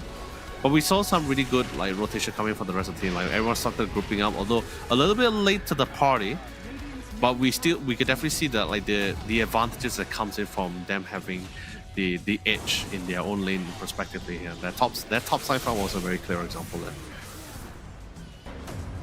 Yeah, I can definitely agree. I mean, drafting style was consistent and concise by Hung Hung and friends, and esports they had nice movements and opportunities in the early game, but just little, just very small decisions where Hung Hung and friends kind of create that, you know, lead one by one, and then they fall that kind of, in both games they fall just 20-minute Aegis, get the pipe, group up, hit that high ground, and felt on how these lanes ended up going. So definitely something to watch out for, especially too if you're gonna pick something like the Doom. You got to be aware of how the lane how it can definitely struggle. It is in some of these matchups, especially with the likes of this Enchantress hero. So got to be super careful of those.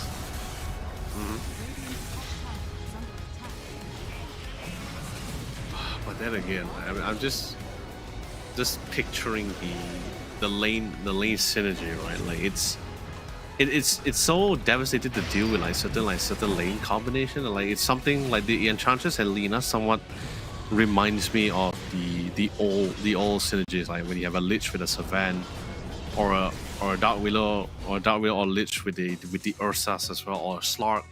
those are just somewhat thrives when those heroes that has high like lowest damage over time, but at the same time needs some form of CC or at least some form of resistance to literally maximize the damage. This is pretty much what I saw from the bottom side, and then the Doom is just had to experience it full hand, and I know the feeling. I've been there. And she's probably still there sometimes as well. Yeah, but that is the. I mean, that's kind of the duality of offlane, I guess, because we do have on our screen right now our MVP being Raven, who did have an excellent performance. So, I mean, offlane, that's a really feast or famine role, kind of role these days. Sometimes you're the MVP, you have 3,000 net worth on the Doom, and it doesn't feel like there's really anything done to fix it. So, it's a big year for offlane players. But Raven in this game had an excellent showing. And I mean, that's, you know, even in this last game, having that Visage for the side of Karstenzs did kind of stabilize the early game just a little bit. And, you know, in this game, Raven just ended up taking off a lot. So I wonder if we're going to see any prio in the next series. Yeah, the next one is going to be I believe it's going to be the more interesting one. I'm actually looking forward to that one in particular because I think I recognize, like not the team name, but from the team list that I saw just now, I think I recognize someone, but I need to confirm it later. I need to confirm it later once we go into the game itself. But speaking of which, ladies and gentlemen, if you are trying to figure out like what's this current Steam code, we're about to reveal it right here at the bottom. Get ready. That's the one. That's the new one as well. So just lock it in. It's 3211. And if you're curious to like if you're trying to figure out like how you guys can actually work around this, it's actually pretty simple. You guys have to actually go to Odyssey, odysseycup.gg, input the secret code, which is basically this one, and you basically have to answer two questions. About the new release Samsung monitors. Me and Rojo has been talking about it a few times as well. You guys can, I'm also pretty sure you guys have looked it up during the break times. So this is actually should be a pretty simple one for you guys. All you guys just need is to get to the starting line, which is this Steam wallet code. So hopefully you guys will be able to find great success for this. Anyway, Rojo, I believe this is also, we should also start asking for ourselves for some discount codes and wallet code, because we're not getting any of this at all. No. Yeah, the viewer apps plus, and the rookie MVP was MYN, fresh off the block with those new Red Bull energy drinks, the two new flavors, of course. But you know, I can agree with the rookie MYN. He had a great showing on Clockwork, Leo. Yeah, like the amount that like from just his rotation pattern as well. I'm not sure what is it, was it comms or intentional as well, but the fact that he was able to make use of the situation that he was in, like the Doom was falling back behind, or even from the first game itself, he still as the support trying to do his best to actually give the team what was really necessary and what was there required. So rookie MVP from Red Bull side, I am not surprised, pretty content with that. If you ask me if there's anyone else, could be. But I'm a little bit biased for the offlane side, so you know, who knows, right? But of course, ladies and gentlemen, we now just want to give you guys another brief update as well, which is going to be one of Samsung's release monitors for 2024. It is going to be the Samsung Odyssey OLED G6. Literally, guys, seriously, have you guys ever felt you are like literally mentally exhausted at the fact that you have a very powerful gear, but you just don't have the monitor to really output the same kind of firepower or expect to see the kind of firepower? You have nothing to worry. The Samsung Odyssey OLED G6 is here for you guys. And the best part about it, if you feel the G8 after reading the G8 is a little bit too big, which is 32 inch, no worry. The G6 is 27 inch here, pretty much have the same specs. You do miss out on the smart TV though, but it will not lose out to the G8 with its refresh rate of 360 Hz. Insane, isn't it, Rojo? Yeah, I believe that's the Odyssey lineup. So definitely take advantage of that if you can. You know, the G8, which is obviously an incredible monitor. The G6 is an incredible, especially those, you know, very serious gamers like we've just been watching. So lots to give away here. The viewers are pretty lucky in this stream. Yeah, they really are. But of course, us serious gamers also requires a serious break here. So, but ladies and gentlemen, don't go for too long because the conclusion of our last series of today is going to be coming to you guys right after this quick short break.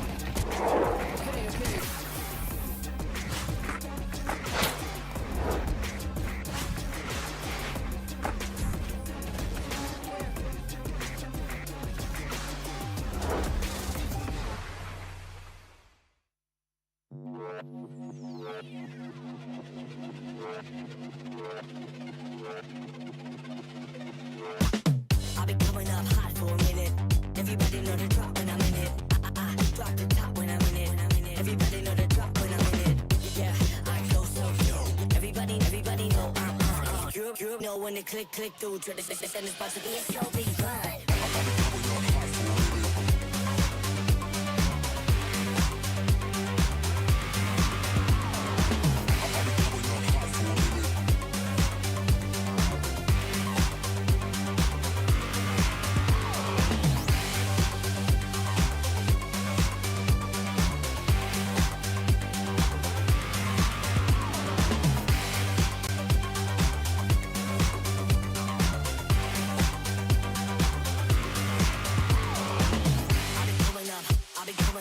Everybody know the drop when I'm in it.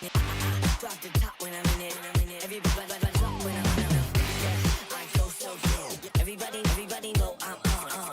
You know when to click through. Try to send this box to be a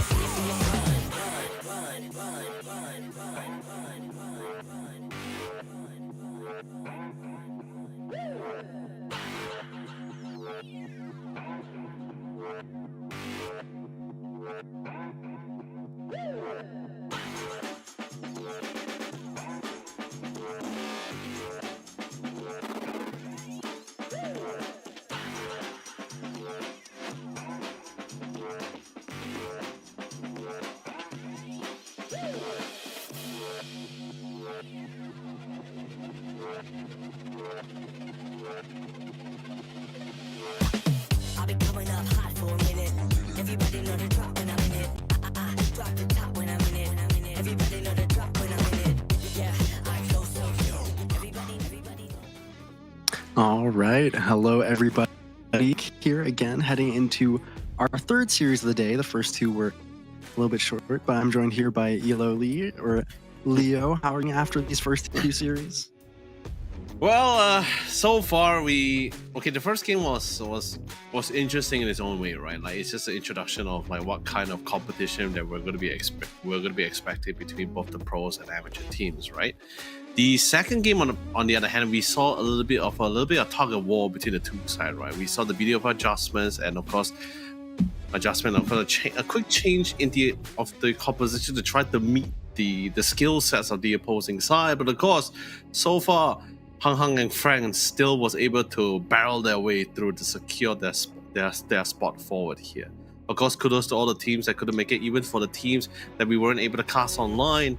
But hopefully we see you guys back at the Odyssey Cup. And speaking of which, down below is going to be another beautiful graphic for your discounts here. If you ever want to try to get yourself the Samsung Odyssey OLED monitors, this is going to be the discount code here. If you notice in the front of it, is actually more titled towards the region itself here. So if you're from MY, then it starts with MY Odyssey Cup. If it's from New Zealand, then it's going to be NZ, for example. And Thailand, of course, DH here. So if you're from that region, you can input the code. Or if you have a friend in one of those regions, you can ask them to buy for you and ship it to you back to your own hometown. So let's be honest, I'll leave the creativity to you guys, you amazing viewers here. But for now, Rojo, we are finally down to our last series of our broadcast here today for Group A here. And then tomorrow's going to be for Group B. Yeah, ladies and gentlemen, this is just Group A. Tomorrow's going to be Group B, but right now, let's set up for our last series of today here. Let's quickly bring out the bracket just to let you guys know what has been the road path for our top 8 teams in Group A. Yeah, so I mean, we're definitely forward to this one. I think, unfortunately, our last two series were pretty quick ones, but I could definitely see this one kind of going the distance. And I mean, it will, I think, it has been pretty fierce so far. I think I've been almost even a little bit surprised that it just seems like these teams are generally, quite well put together. They're usually doing the same thing. And this Hung and friends, they were just edging out barely against Karstenzs. So we are sad to see them go, but we are on to this semi-finals game here, and blessed to be. Oh man, but still, finally, our last series we're going to be casting is going to be for Myth Avenue Gaming versus Hung and friends. So of course, Rojo and any of the viewers who's been sticking with us from the very beginning of today or for the last series, thank you all so much. Of course, we know exactly how Hung likes to play.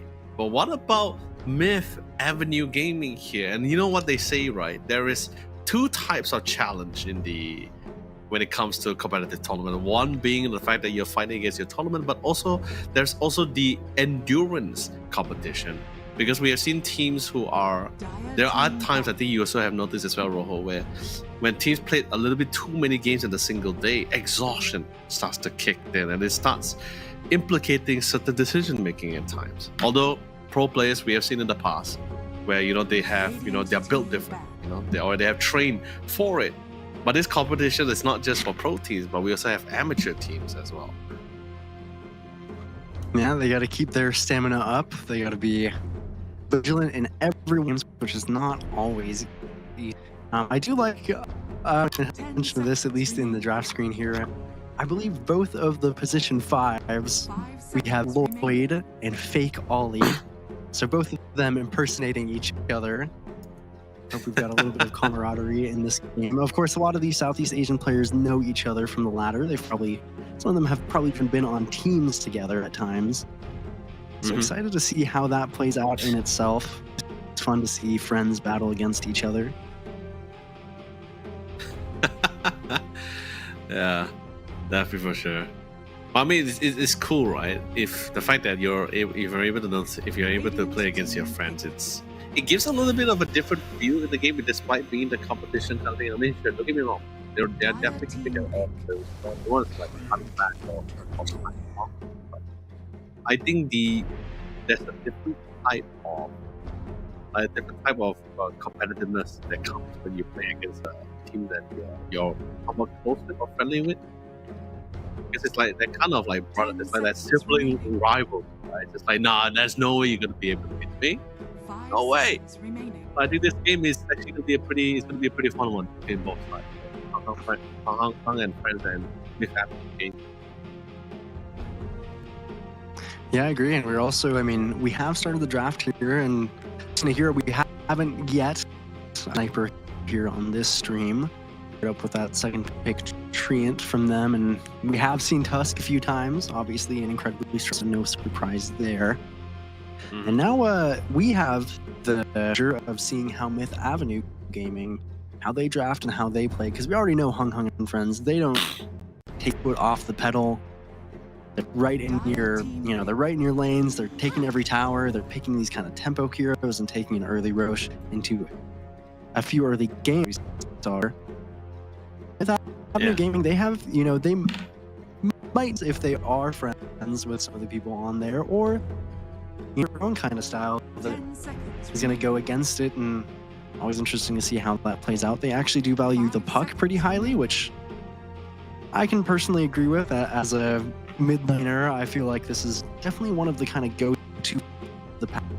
Can actually struggle into a sniper so you open up that kind of counter pick area, but farm is fast, it does a lot of damage, and it's hard to kill, especially with no stuns here. So I can see why they value. Yeah, I mean, Puck has always been under the category of elusive hero, right? Pretty hard to get on top of without the decent amount disable. I'm actually really happy you actually brought up the subject regarding the sniper versus the Puck lane, right? Which I totally agree, because I think I think sniper in general, when it comes to the mid, I don't think he has anyone that can rival him when it comes to river rune control. Like, because of that insane range that he has for himself, whether is he gonna deny it from you or take it for himself, it's just that difficult, especially now with the new facet that comes with sniper, the scatter shot, if I'm not mistaken, the one that everyone is mostly running now. Although the duration is less, the duration has been decreased, but the damage is slow has been significantly increased here. So also something that really annoying to deal with at times. Yeah, so for Hunger, nice because you have this decent flex in the sniper if you want to keep it. Actually go for the Dooms themselves, which we saw them kind of decimate in this last series, and then a Lion. So this Puck lightly, they said, okay, if you're going to play this elusive hero, then we're going to make sure you never have the chance to be elusive if we get a hold of you. So I do like them. I think kind of two of the better against Puck throughout the game is kind of the Lion and Shadow Shaman. Obviously a little less picked, but just so annoying hero. Thankfully, you do have the Tusk to save if you really need, but you know, you never want to let somebody kind of early pick in a mid hero without giving it a tough time in the draft. Now with Avenue Gaming, I mean, they see most of the songs, so do they want to go for their here? Do they want a high value offlaner? There's still the Visage open if they want it. There still is. Centaur is always quite decent against Doom in general. Not sure what they might want to go for a carry, but in their heads, they probably hero pool's a little bit better. Actually, I would like actually if they went for the Underlord for this one. I think because we're going to be seeing a lot of we're going to be seeing a lot of catch or a lot of prolonged fights here. A lot of catch or prolonged fights here. Centaur, I mean, you did mention the Centaur, which is also another phenomenal initiator as well. Mars could be something, but but I'm somewhat tilting towards the side of the Underlord, mainly because of the fact that you just want a little bit of defensiveness, right? A little bit of aura item user is always fantastic for your lineup. The Pit of Malice is always a nuisance to deal with. Great for catching, great for prolonged fights. You're definitely going to be forcing your opposing team to constantly just reposition, mainly because of your positioning of your pit. And once you get the scepter, let's be honest, once you get the scepter, well, you're going to be all over across the map if you want to. So it's something really nice to really get on top of Sniper. I am a little surprised that Hung actually don't get rid of the Visage, though, considering we've seen how strong it can be with the Tusk. But Underlord is a great option as well to pair with. They do pick up the Mirana, so much more than likely we're going to be seeing a carry Mirana from Myth Avenue Gaming, which scares me. It's kind of hero into this kind of Doom Lion lane, but I guess in their heads they probably say, okay, it's going to be Doom off lane. We've seen how it bullied, so kind of greedy Mirana. Get into the kind of early arcane boots and get as much farm as you can, and the Solar Flare cannot be discounted, but they do have a last pick here, so more than likely just a standard offlaner. I'm leaning towards Visage, but the Underlord I think is a great option as well, just to be kind of a rock in the front of the team. I think the reason why they went for the Mirana is just mainly because you just want someone to really get on top of the Sniper. Like, it's already great that you're already most likely, I mean, depending how the game goes, but most likely you're going to be forcing the Sniper to buy the shard and also like defensive items to help him to get out of tight spots. But Timbersaw will be the final click here. Well, I think it's fine, right? You got two strength heroes, shreds the Doom, it shreds the Treon. I do get a little down that Hung and friends have, but the Timbersaw is typically a pretty good lane into the Treant, obviously. So I like it. We usually, I think we even sometimes early rotate Ban, and the damage from this hero can be absolutely absurd. And friends, they have a choice here. If they want, they could actually run Treant Sniper in the safe lane against this kind of Timbersaw Tusk and hope that the scatter shot is enough to really punish this Timbersaw, or they could just keep the Sniper mid into this puck, which we said is a great match. Wonder where it's going. So it goes to Lina. So more than likely, I'd say this is a mid Lina and Jackie back, or a mid and then Jackie back on Lina. Yep.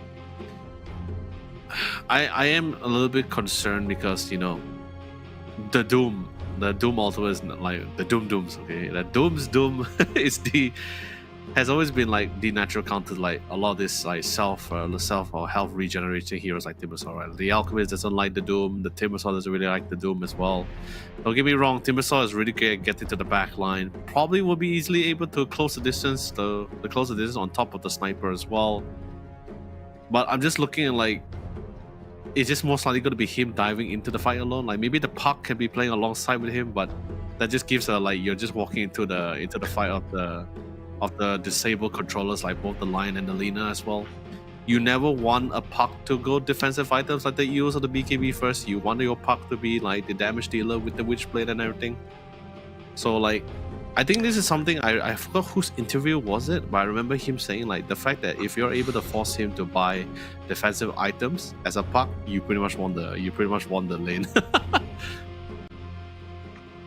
Definitely agree. It's not a great puck game, and it's not a great puck game against the sniper from Hung Hung. So I'm definitely leaning a little bit towards this Hung Hung draft. It just kind of looks easy to play when I'm looking at it.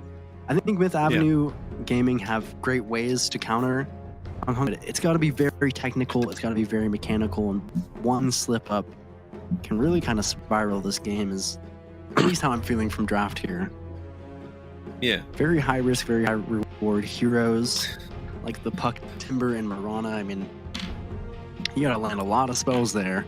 But we do have at least the X factor of Eris on this Tusk.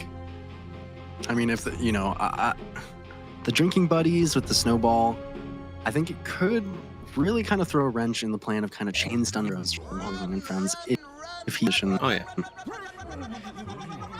I mean, also at the same time, like you have decent amount, you have 2 saves and BKB piercing abilities, right? So it's like, if you time your snowball right, you could save your teammate from the Finger of Death or the Lugana Blade. That's, I mean, of course, if you time it right, or assassinate as well from the sniper. Don't think you can save anyone from Doom, like the Doom's Doom, but at least you could at least delay any other additional external damage hitting you besides the Doom ability itself, or even the Overgrowth. You can actually get a couple of saves. We'll just see how the game goes. All right, let's be honest, Rojo. Enough with the theory crafting. This is now all comes down to the individual skill sets of our 2 teams here. It's our final, ladies and gentlemen. It's our final series of today here on literally the day 1 of the C finals. It's Hung Hung and Friends versus Myth Avenue Gaming. Hung is on the Radiant side. Myth is on the Dire side.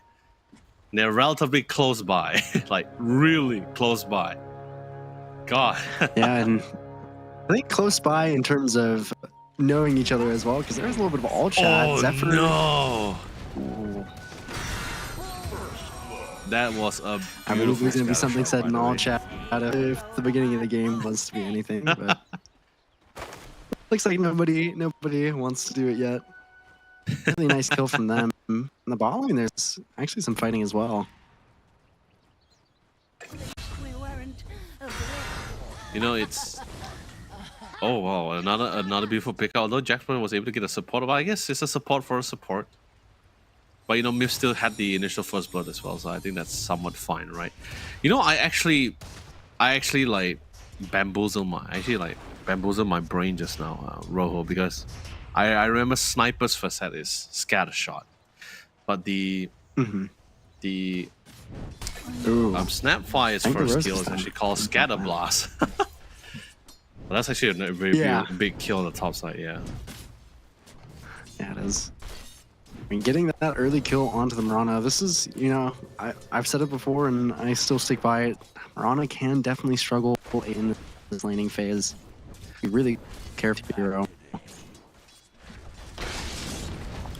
And so much action already in this game. Even Void dropping super low.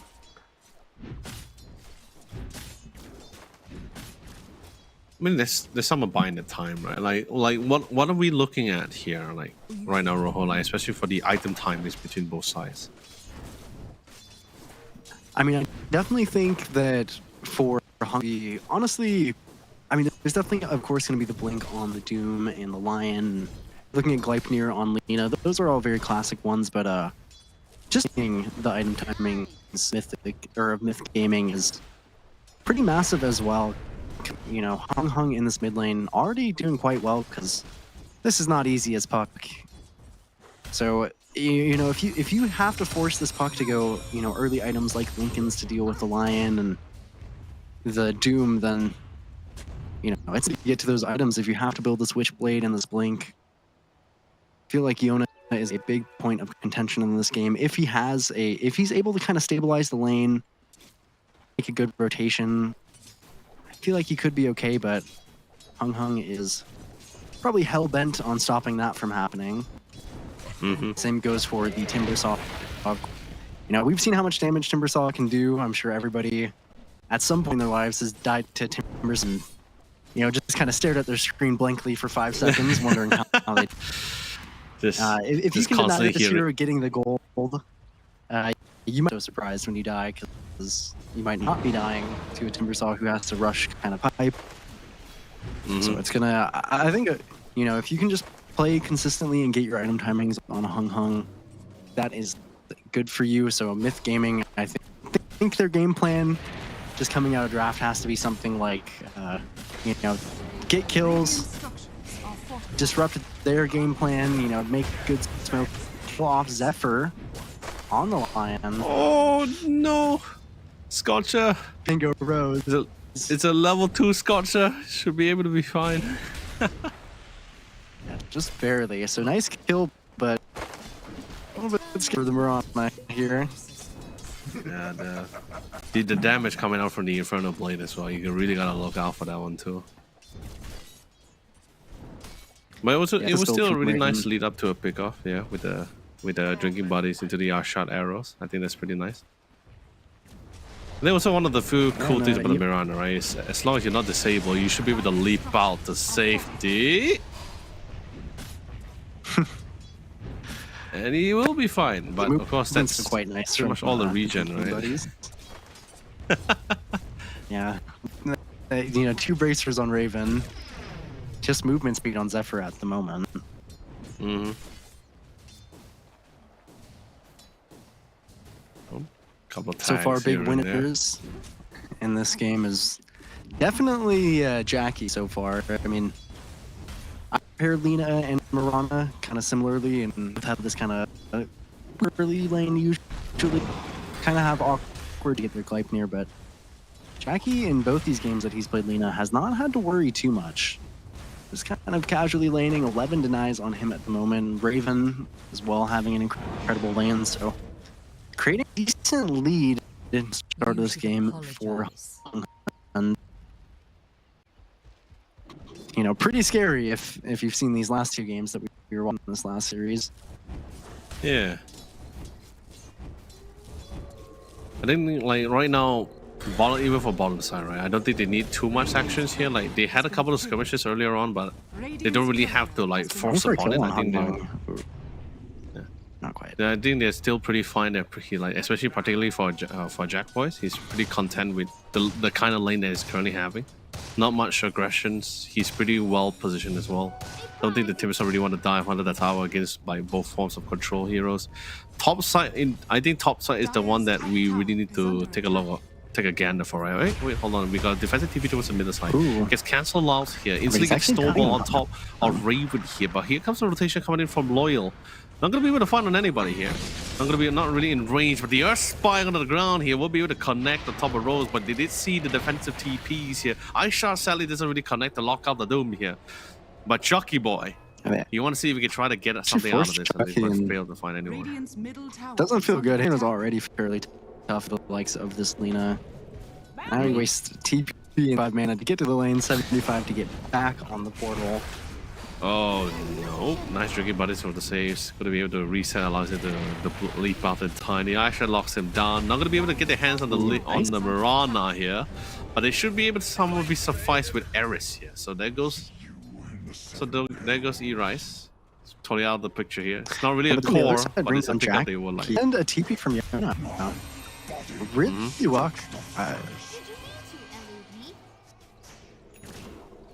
Okay, we nicely somewhat done. I missed that. think but it was- Yona's Attack. he's making it happen. This is kind of exactly what he needs. Is come out of the lane at least relatively even, which he's doing, and Radiant make some are really scattered. nice rotation to get Jackie and then get that kill in the off lane. But Hung Hung on the other side of the map as well. Yeah. That is the Yeah, power there of you this go. facet on Sniper. Not only are you so strong on runs too. Dire's bottom tower is under attack. Yeah, this is really insane. Oh no, with E-Rise. You're walking into the lion's den here, my friend. There's no way for you to run. Nice time with the ice shot, but then again, you're up against a sniper where range doesn't matter. You try to go with the drinking buddies here, but just no one to really snowball to. Sadly, no smoke in hand either to try to displace the assassin in here. But quick TP, Hung is pretty satisfied. He got a couple of kills at the bottom side. Great EXP as well. Comes back to try to put Yona's life, try to make Yona's life a little bit more miserable in the back, in the middle lane. We did see a rotation coming in, just a casualty warning from the support side. Same goes for the rotation coming in from the Snapfire as well. TK, IL was trying to see if we can try to make something happen here. Try to make this easier for Yona, but just can't seem to find the opportunity. Not while Zephyr is within the vicinity. It actually does get the rune on Yona though, so nicely done. Mid lane obviously a huge point of contention in this game. Doing his hardest to lose his token here. Oh, he does in the bottom lane, TPing Zephyr over, so gonna bring down Chucky, who not only died, but also lost his tier 1 token item. And accidentally called GG. Well played. Unfortunate sequence of events for the Timbersaw, but thankfully in the mid lane they hurt a little bit. Hung. Still, massive pickup, I think, especially when we talk about really fat Hung as well with the snipers. So there's going to be something nice. Gives a little bit of breathing room for Yona here. Let's try to catch up with what he was somewhat missing out, but he's not really missing out too much here. Like sure, in terms of last hit, he's like short by 2, and I think that's just pretty much it. Actually no, now he's literally superseded him here. But Aya on the top side, sadly the Volman thing is not going to be. It's going to be cancelled midway. Nice TP coming for the Hung to actually try to go for the punish. Might be able to get more than 1. He gets 2 here as Raven was able to secure the double kill with the Doom on top of it as well. Yeah, it's like you say, it's really particularly hard. I feel like when you have a Doom to pit against a hero like Miranda, someone reminds me of when you pit Doom against the Faceless Boy, right? Like the natural counter. You just walk up, you just Doom the guy, and he just literally just stomped out the competition. Ooh. Nice cookie. But then again, there's going to be a little bit of assist with the elite team as well. Oh, but that's just too much regen. Yeah, the cookie's on cooldown. Sure, you got scatter blast, but maybe wait, was it on cooldown just now, or maybe just popped out? Yeah. Top side. Ooh, nice aspect. It's fine. Snowball was able to connect as well, but oh no, the neutral creep tanks out the arrow though, the sacred arrow. Neutral. Took neutral one for the team here. Marks. Seems like the Warpine Raider is on Hung and Friends team here. everyone is an ally to Hung and Friends, right? They got the neutrals on their side. Game, it feels like it. I mean, definitely struggling. I mean, thankfully Yona on this puck has actually managed to have a pretty good game. Forces a deny on the mid tower, but on the other side, Jackie. Oh, beautiful overgrowth. Just managed to lock it down in place. The slow for the Nature's Grass was fantastic, but sadly no one is really in the right position or the ability to really try to follow up with it. So Timbersaw, sadly Chuck will be paying his life for it. Mango Rose. A little bit greedy for that one. We'll be able to get it. We'll be able to secure the kills on Jack, boys. Nice turnaround coming for the side for E-Rise here alongside with Yona here. We'll be able to get a lot more out of this trade here. 4-for-2. This is the break they were looking for here. They found great success from it. Raven, as he sees all these events unfold before him, has deemed that it was unnecessary and a little bit too late for him. Especially since he got no Doom. I think he had. Wait, hold on. Is the Doom ability? Oh no, the Doom ability was on cooldown. So yeah, it just came back. Yeah, it was. Ah, that's unfortunate. But I mean, really nice for Myth. I mean, they were down a pretty decent deficit and fighting into some pretty strong spells growth, but managed to magically kind of bring it back. Mango Rose having really nice leap movement there on the Mirana. I'm sure this guy plays a lot of Mirana. Be so confident like that. But I mean, really, I think Hung was supposed to have a pretty top-off game here from the mid lane, but he's kind of been thwarted over and over again by Yona himself. Oh, that is a lot of damage. Yeah, playing into this line, and no matter how well you play on the puck, sometimes smoke into Hex is just something you can't particularly mechanically counter. Yeah. That is unfortunate. Still a very, very decent game state for Myth. Definitely than in this last series of 12 minutes. So we're kind of seeing Hung and Friends be in a little less trouble territory. They're not quite in this commanding lead, so gonna have to make some adjustments. Yeah, I think they're just somewhat just waiting out for a better opportunity, especially since like the Especially since their safe laner Mirana really hasn't really come online just yet. It's so far been dependent on landing those sacred arrows so far. You haven't seen that kind of burst damage yet from her. From here at this current moment, especially since she had a little bit of a have a couple of nice smoke setbacks there. here. This could be really good if they catch on to somebody. They saw Zephyr walking up here. Not really the one they want to go for here, but they will just have to be satisfied with it. So no more disable here. Pops out the Snapfire's ultimate, try to do a little bit more damage to cancel out mid-sway here. Oracle has already connected. Cookie, on the other hand, was absolutely fantastic here. But right now the team just playing this classic back and forth here. Reset, backs in. Yona, unfortunately, gets stunned by the Light Strike Array here. Unable to try to phase himself out of existence here. Will be removed from it instead. Sacred Arrow doesn't manage to connect on Jack Boys here. Here comes Chucky. Trying to find a couple of Chuck E. Cheese, but sadly his nightmare becomes true as he gets doomed instantly since Yona is currently out of the picture here. 4 will fall here. Sure, they did lose Jackie here, alongside with the Treant Protector, but that's still totally fine. Mango Rose doesn't really have any more lead charges, and like I mentioned as well before, he doesn't really have his Maelstrom, he only has the Javelin. So a lot of the damage is just mainly focused on him landing those Sacred Arrows here, or maybe even the Starfall.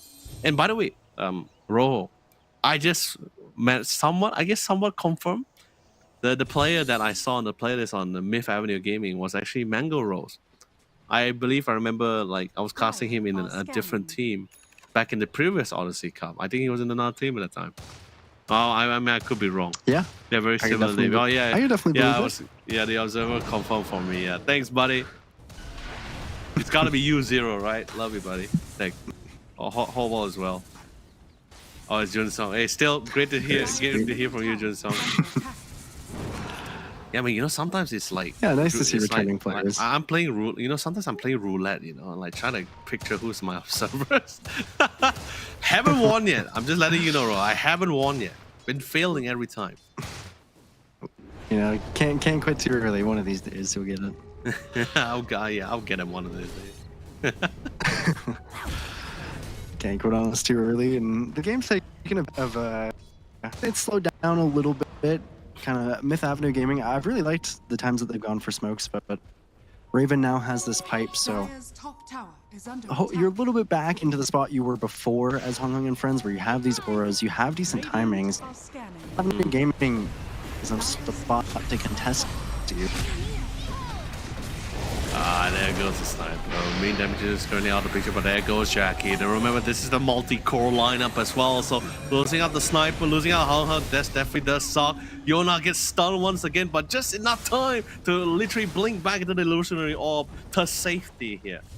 So a beautiful trade, the best kind of trade. It's a support for, it's literally a foot soldier for a general. That's the kind of thing they definitely find great success for. And then actually transitions to a mid-tier 1 tower here. So now they're slowly opening up the map a little bit. It's already been pretty difficult for our dear Mirana here to try to find some space. Mango Rose is just not now the area of farm for Mango Rose is getting more smaller every single time. Yeah, taking that tier 1 tap, pretty big deal.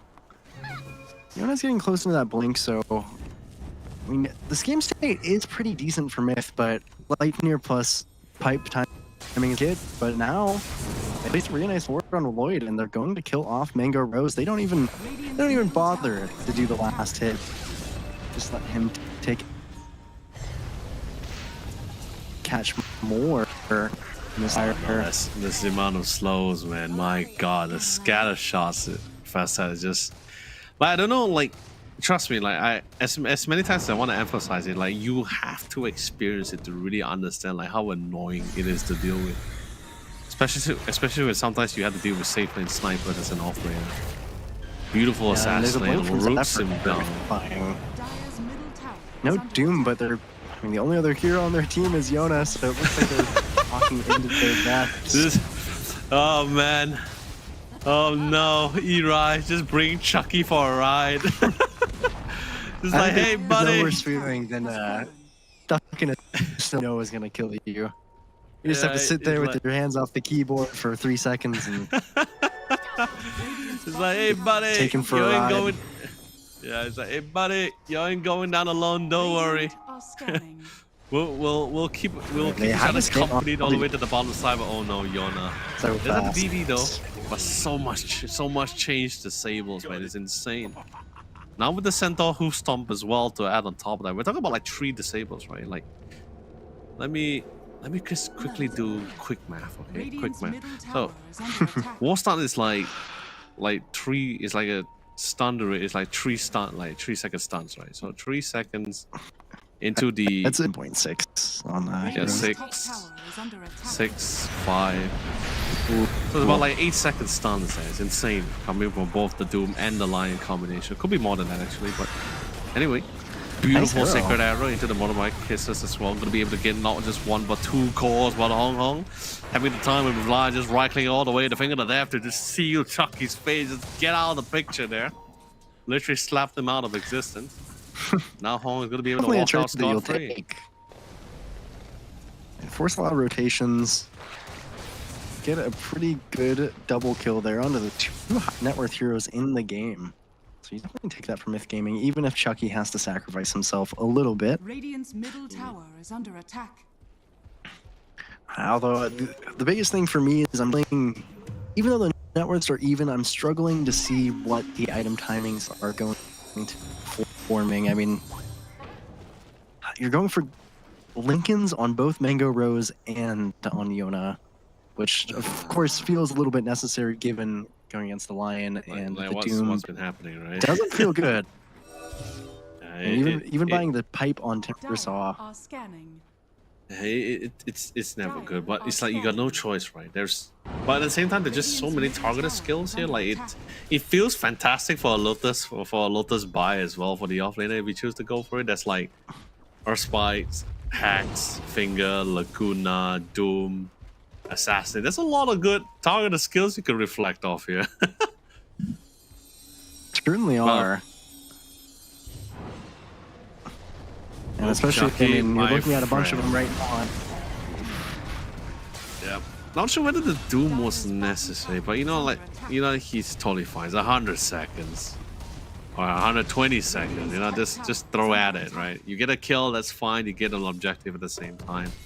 No Doom in the picture here, but I don't think Mango Rose really want to try to join any of this next smoke fight as well. Typically Yeah, gonna be this- coming on this is 30 part of the seconds. difficulty. When you don't have timing to play for, you end up with this really nice first timing at 20 minutes on this No, he bottom dropped the side. Dream Coil. Radiant's middle tower Oh is no. under attack. I mean, if you couldn't fight this rush before, you can't now. They still think it's worth it. But you definitely want to try for it. Might just be late. This rush is dying pretty fast to the damage of Jackie and Hung Hung. Right. Can they get there in time? Catch They did Void spot him first out if though. you He's buying the can. time with the overgrowth. Fantastic job covering for the Treant Protector. He knows for a fact that he's already caught out in the open. There's no way for him to run.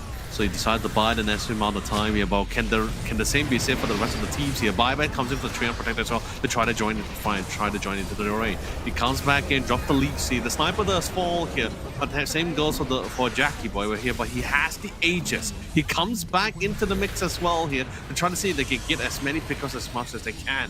A buyback was committed. Everything is all in on the tables here. They did spot the Snapfire. Ayat is trying to run for his life. Up the cookie here. Still got the Earth Spike. Gets the stun on top of the cliff near. And they're going to be able to secure it.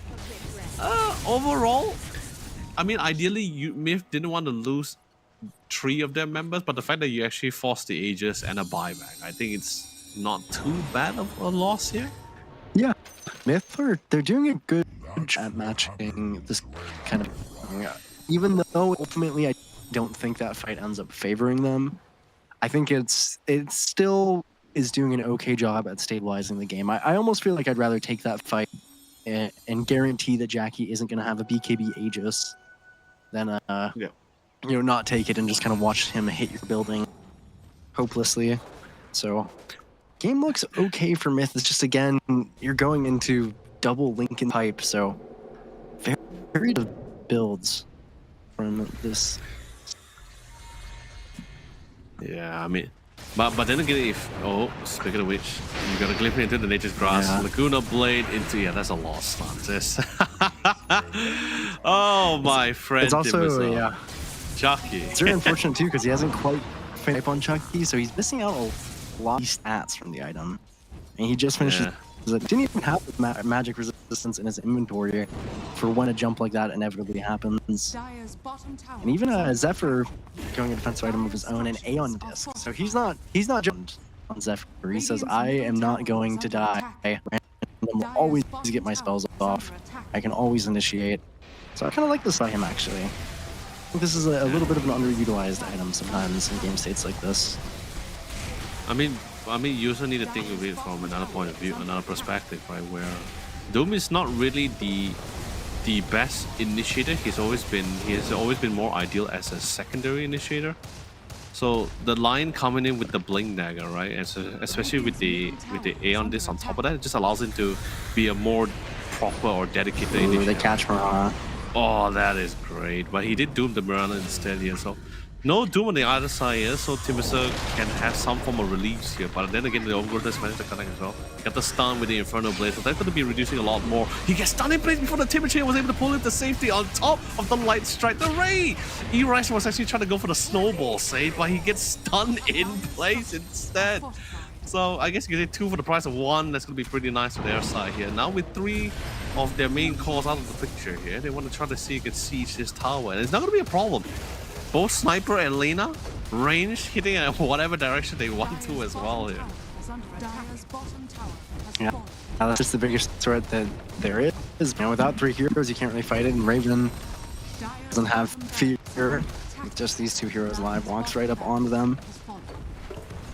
To use the BKB on Jackie. Just not really enough damage. I think the Solar Flare is going to be the biggest one. Tries to get an arrow onto Jackie. Just gonna walk. I mean, just that so poorly expanded their net worth lead by almost 10,000.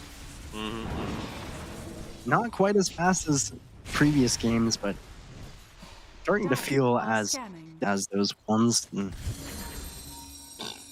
you know, defensive items feel pretty good when you're ahead because you already have the damage, but when you're like this.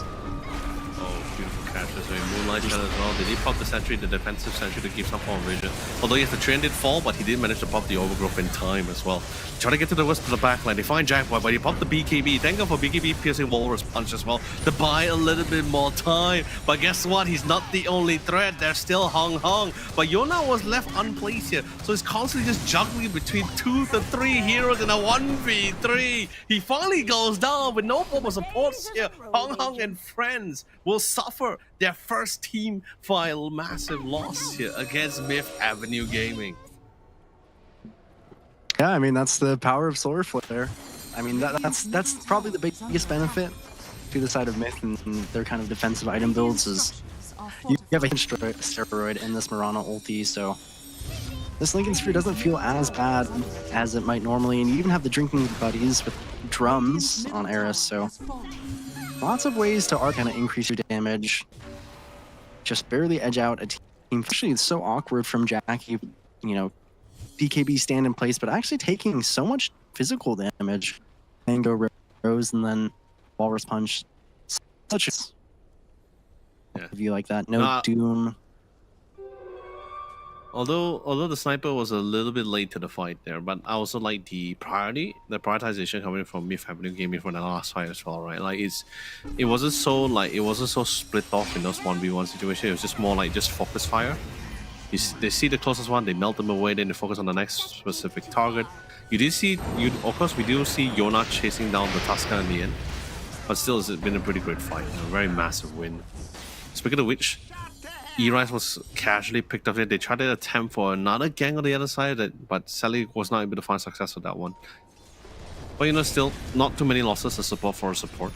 But we see if Myth Avenue from a 12,000 from Hong Hong and friends 12,000 gold lead was able to swing it back to just 4,000. They literally just chipped off 8,000 from their last team fight. Yeah, and a nice pick off onto Zephyr too. I mean, you're behind like this, every kill is that much more meaningful. Thankfully, there's a BKB on Hong Hong, so if you can make sure that you know in position to fight with you, he is still very strong. But level 18 on Mirana with almost a BKB for Mango Rose. This is pretty much timing that you're for in terms of gaming, or at least the way that you're looking to kind of slow down the game. If you can dodge this smoke, it's massive because every item on Mirana is extremely valuable. So much damage coming out from that hero. Almost an Octarine as well on Yona, which is one of the best feeling items on Puck. Mm-hmm. And this, I mean, they do get the so smoke for nothing. Sealing Wisdom Rune is always a pretty massive deal. Level 18 on Raven's Doom. Mm-hmm. But not getting a kill out of it feels pretty decent. New Gaming are doing an incredible job of just slowing this game down. Being very patient with the fights that they want to take. Yeah. Sadly, Hang friends from their last small game was not able to find anyone, nor on the scans as well. Try to see if they can get a couple of lucky, but it's still totally fine. They're still able to at least get some offensive walls out at the same time. But we also have some pretty great ones on the side of Myth Avenue Gaming as well. Since they did break the bottom racks, they are not too concerned of the bottom side too much, because then later is going to be naturally pushed. And I think that's something that Myth need to be cautious for as well. Can't really prolong too much fights happening on the top side without garnering some form of success or some form of objective, because that bottom side eventually someone has to go back to really deal with that lane. I think on Myth Gaming, the rush should be up now, and it's actually an incredibly fast spawn, 11 seconds on that timer. So it's actually in this top side. If they knew, they could have tried to not quite set up in position as a unit, just to be safe. This next Roche force probably going to be the contention of the next fight.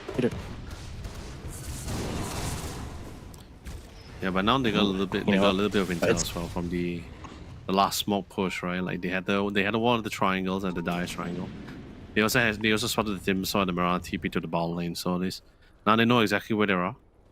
They're going to be trying to at least try to predict which route they actually try to attempt. And what they want eventually. Now the smoke comes in from the side of Hung, which I think is definitely the correct move if they can control of this bot side, which actually Myth Gaming aren't particularly for. They actually rotate towards this top side, so kind of avoiding the smoke, which is nice, but they could also just give up the rope if not careful. Yeah, but right now both teams is currently playing literally playing on ice right now, because that's just how close it is currently at this point in time. One mistake could probably lead to more than just an objective. It could even be the one that cost the game as well, or a significant swing. So I think that's why everyone's just being really cautious about it. Even though they had a good idea, they probably had a few suspicions, especially after the relocation towards the bot side to clear that bottom lane. But I think they weren't too overcommitted about it, but they're just like, better just focus on just one or two targets rather than the whole team.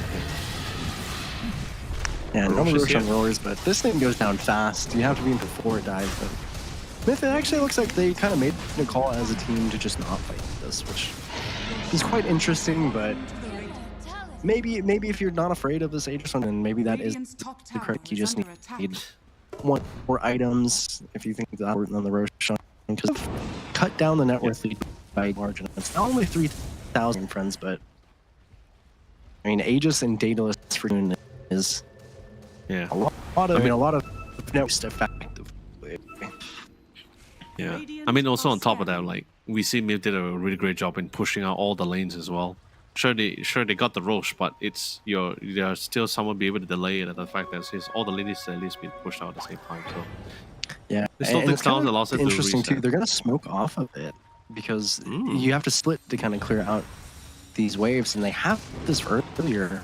Oh, finally got the shot, falls out the BKB, and also with the shot coming up from the sniper as well to try to go for the pickups here. Try to melt the Timso in time as well, quickly switching their targets here. Both Jackboy and Hung uncontested, unchallenged here. No one was able to withstand the damage coming out from this two massive range DPS. Still currently on the run. Aya trying to cook it away, but instantly gets Earth spiked in. It was a good attempt coming in from the Mortimer kids, right? Like, it definitely was a late reveal. No one suspected that he had the gobble out from the scepter. But then again, the sniper was too quick on his hand. Like, he saw him flying mid-air, straight away pop up the BKB and his shot. And just barely surviving that. That could have been really bad for Hung Hung and friends, but it actually ends up being. I really liked the thought by Myth, but actually Puck wasn't quite in. And now you're looking at this Aegis, and now it's knocking our high ground. Dire's middle tower is under attack. And he hasn't Starting to popped the feel not BKB very good either about as giving well. up that Aegis.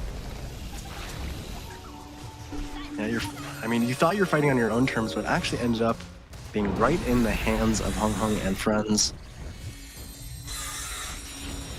Just try to push out waves as best as you can. They've actually done a pretty job. We saw in the previous games the wave clear wasn't very good. Oh yeah. But now you've got a Timber Saw, you've got a Puck, Rana, Snapfire. These heroes can all kind of fit pretty easily, so they won't lose another tier 3 just yet. They're going to divert their attention to the top lane. And they didn't even have to use Doom in that last fight, Leo. So it's still, if they can manage to find a target for it. Speaking of targets here, did manage to spot the Golem. Beautiful 2-man silence. So I'm not going to be able to get the disabled auto. But the defensive BKB comes in. He doesn't really care about the Puck. He wants to try to melt the rest of the squad here. As long a Puck without any form of support is just literally a Puck by itself. BKB did manage the timeout as well. He quickly switches his target to the next person here as he can find. Yona will be able to first kill out to safety here, but Chucky on the other hand, I don't think the same can be said. But instead of wasting more time, they understand that it's just trying to delay it. They focus their attention back to the lane here, push it in here, siege the towers. They did lose Lion in the process, that's unfortunate for that for sure, but they still have the Aegis in hand.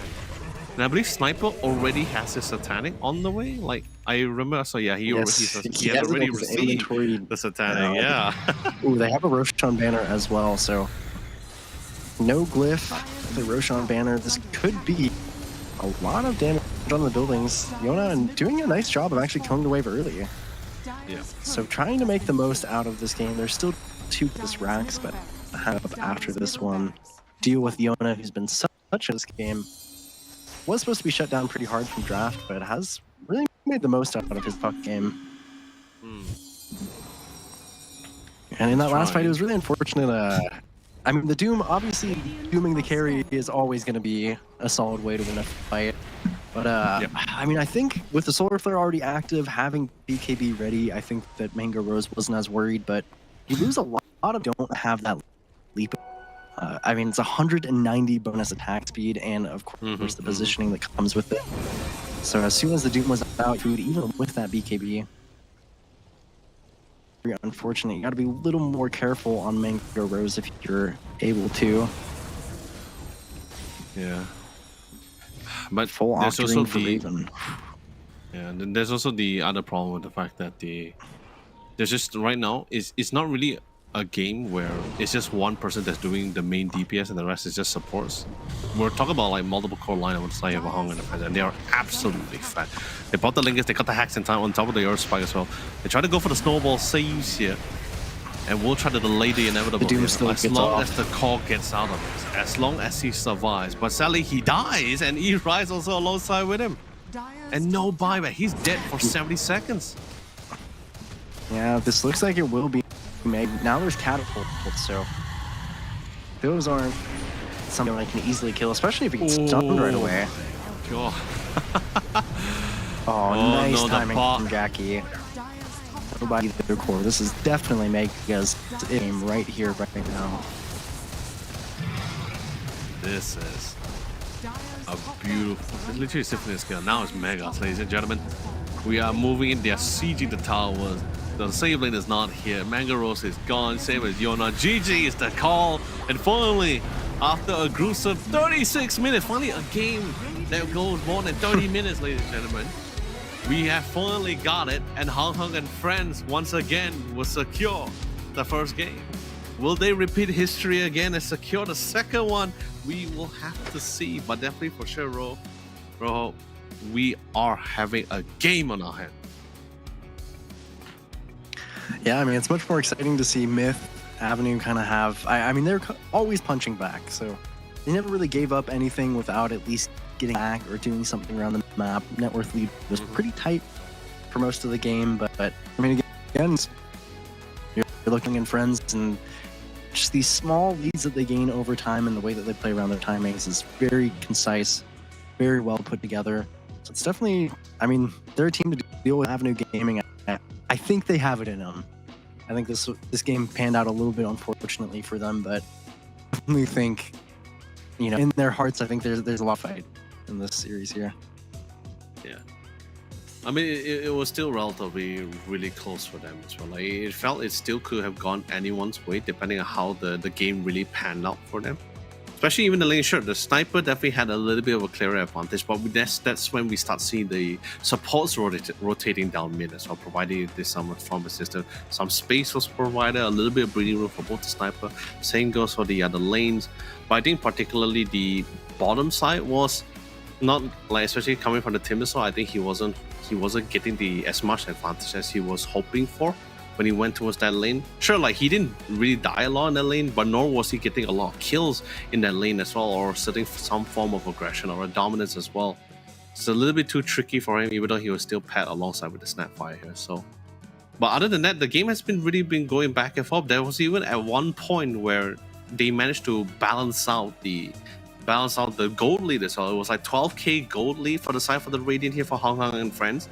After that one massive team fight, it just reduced by 8,000 gold. I'm like, yo, that is crazy. And then it became to the point where Hong Hong and friends also started being a little bit more reserved in their rotation patterns as well. They weren't taking too aggressive engagements anymore. They weren't taking too like offensive smoke gangs anymore. It's like they went one round, if they can't find anyone under vision, they say, you know, if we fall back, find a better opportunity once we get that agents here. So still well done, kudos to Myth Avenue Gaming and also to Hong Kong Friends for securing the first point for themselves. But of course, this is the beauty of best of 3, Rojo.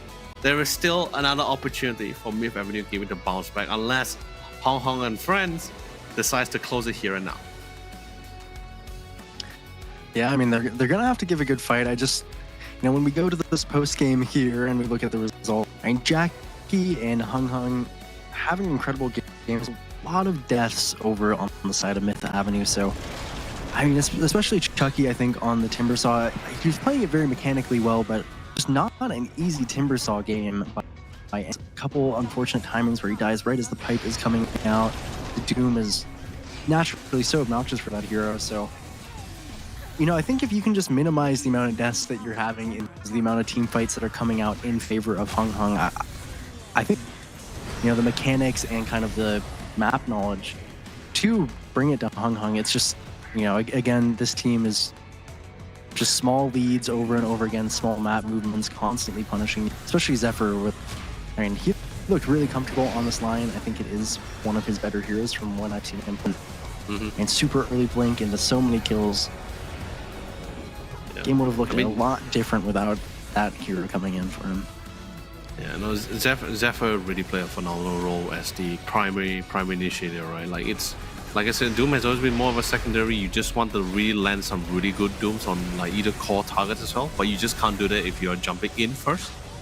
So I think Lion playing that role alongside the end, this really did help out. We also had the Treant Protector with he had the shard. He was also personally scouting things out under the Nature's Guise.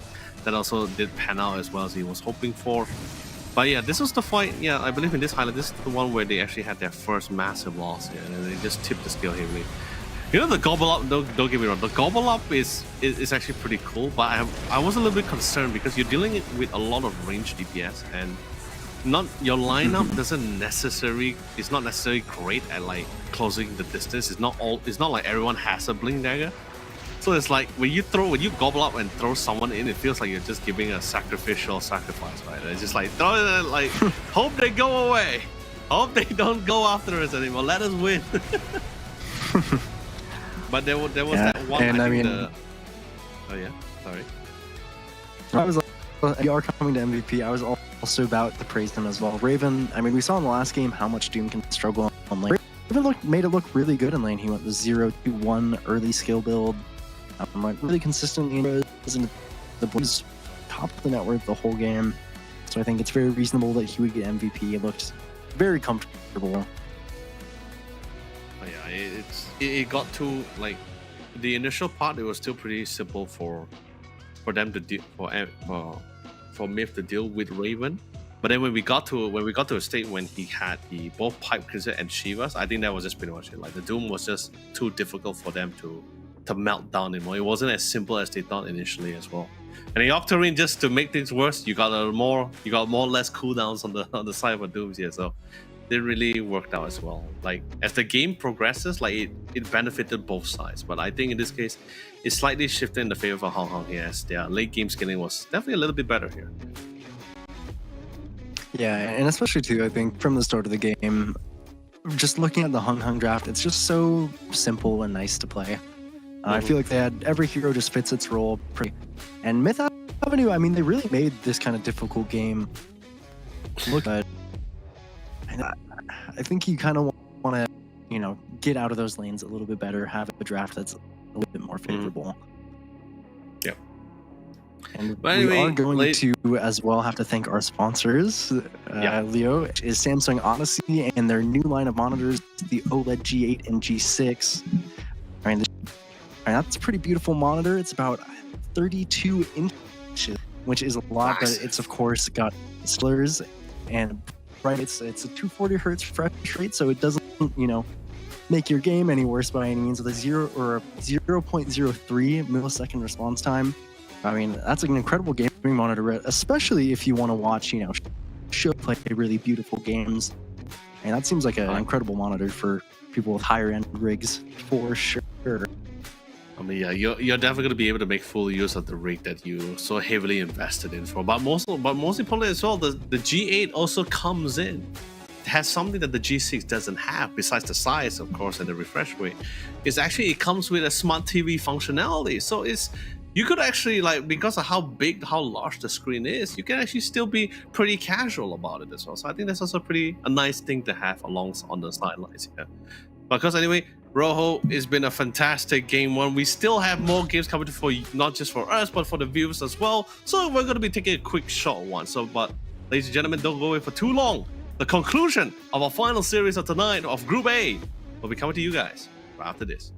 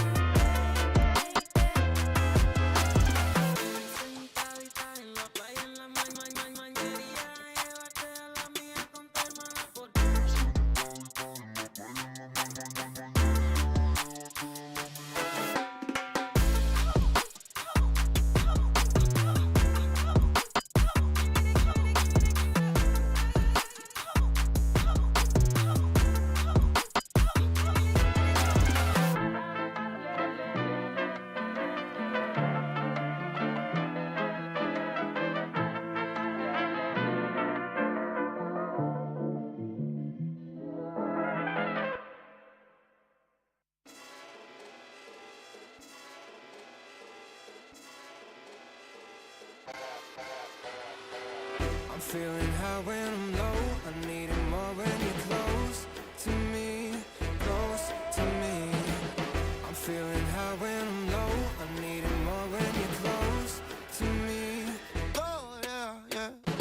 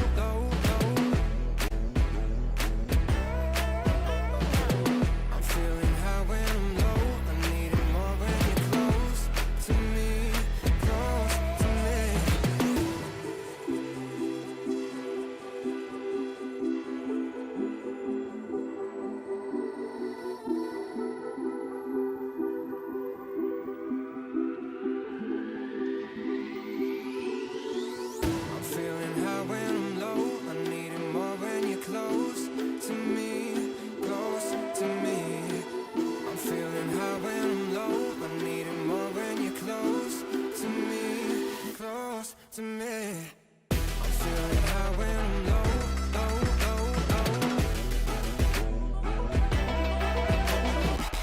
I'm feeling high when I'm low. I need it more when you're close to me, close to me.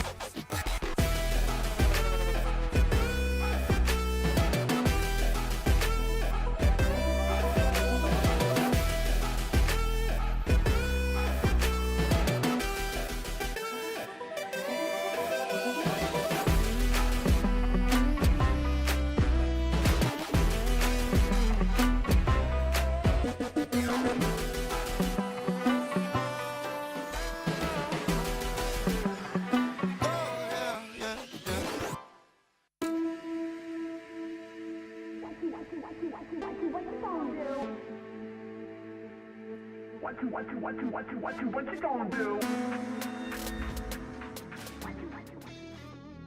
Hey, ladies and gentlemen, welcome back to another round of the Samsung Odyssey Cup Dota 2 Championship. I'm Landon, also known as Yodely. Joining me once again is the well-knowledge Roho, or Shane B in this case, as we will show you guys all the Dota 2 shenanigans and action here for you today for day one of the C finals here. Anyway, Roho, how you been? We've been through our 3 series. This is our 3rd and last series as well. We're about to go into game number 2 here. So what's your thoughts of our 2 final teams here? I mean, I'm feeling pretty good. I think, you've been watching some honestly pretty good Dota, some pretty well, just kind of some cohesive gameplay, some really nice game plans.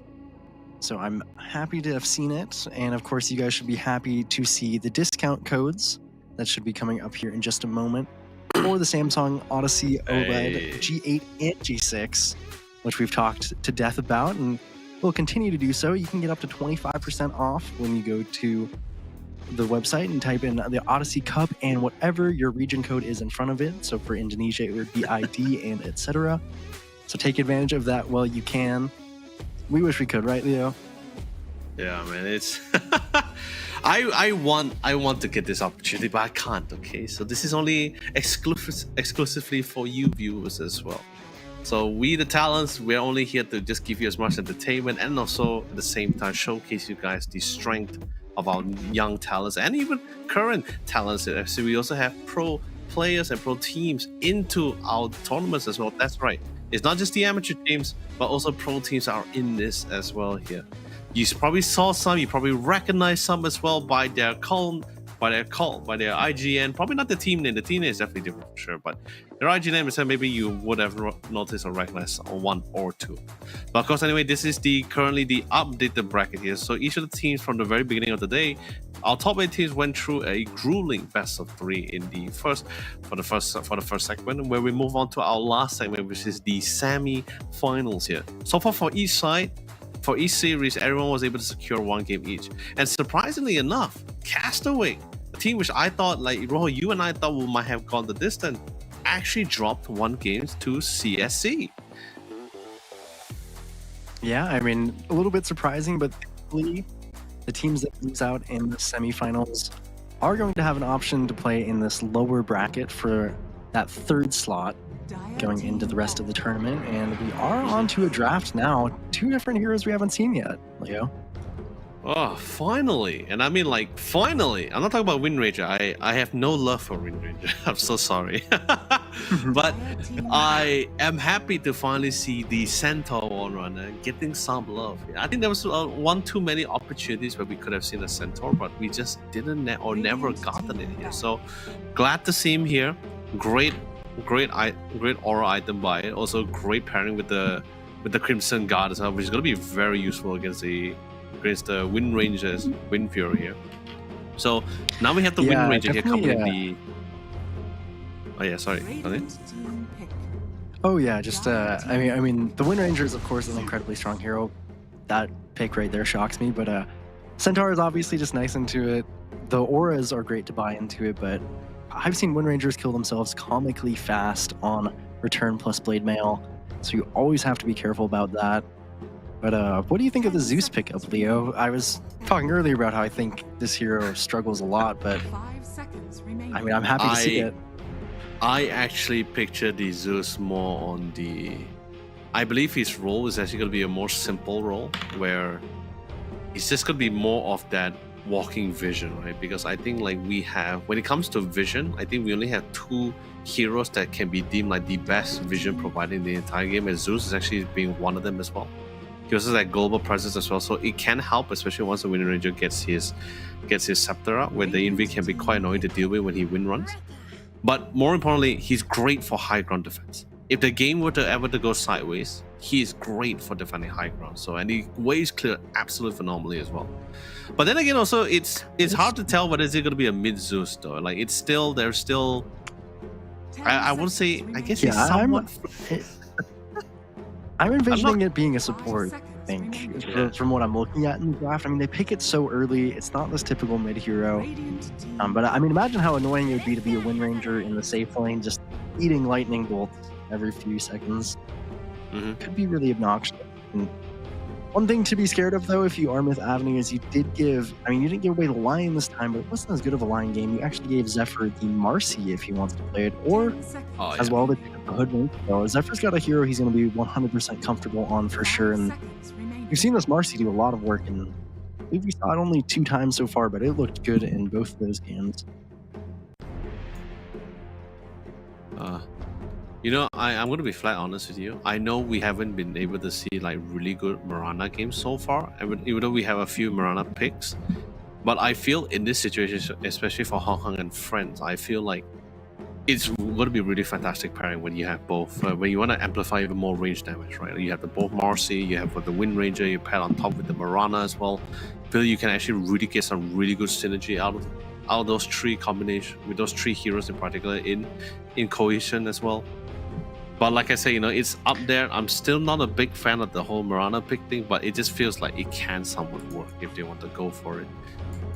But you know, sadly, Hoodwink's already been selected, so I don't think we will get the other Mirana pick unless they deem otherwise.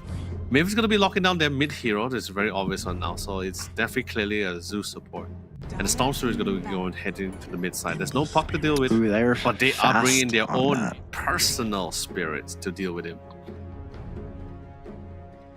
Yeah, this is always a treat to watch, Storm Spirit versus Ember Spirit. I feel like this is kind of like classic signature Southeast Asian Dota, right? You got a Storm Spirit versus an Ember Spirit in the mid lane. You see all these supports rotate in. You see all these team fights.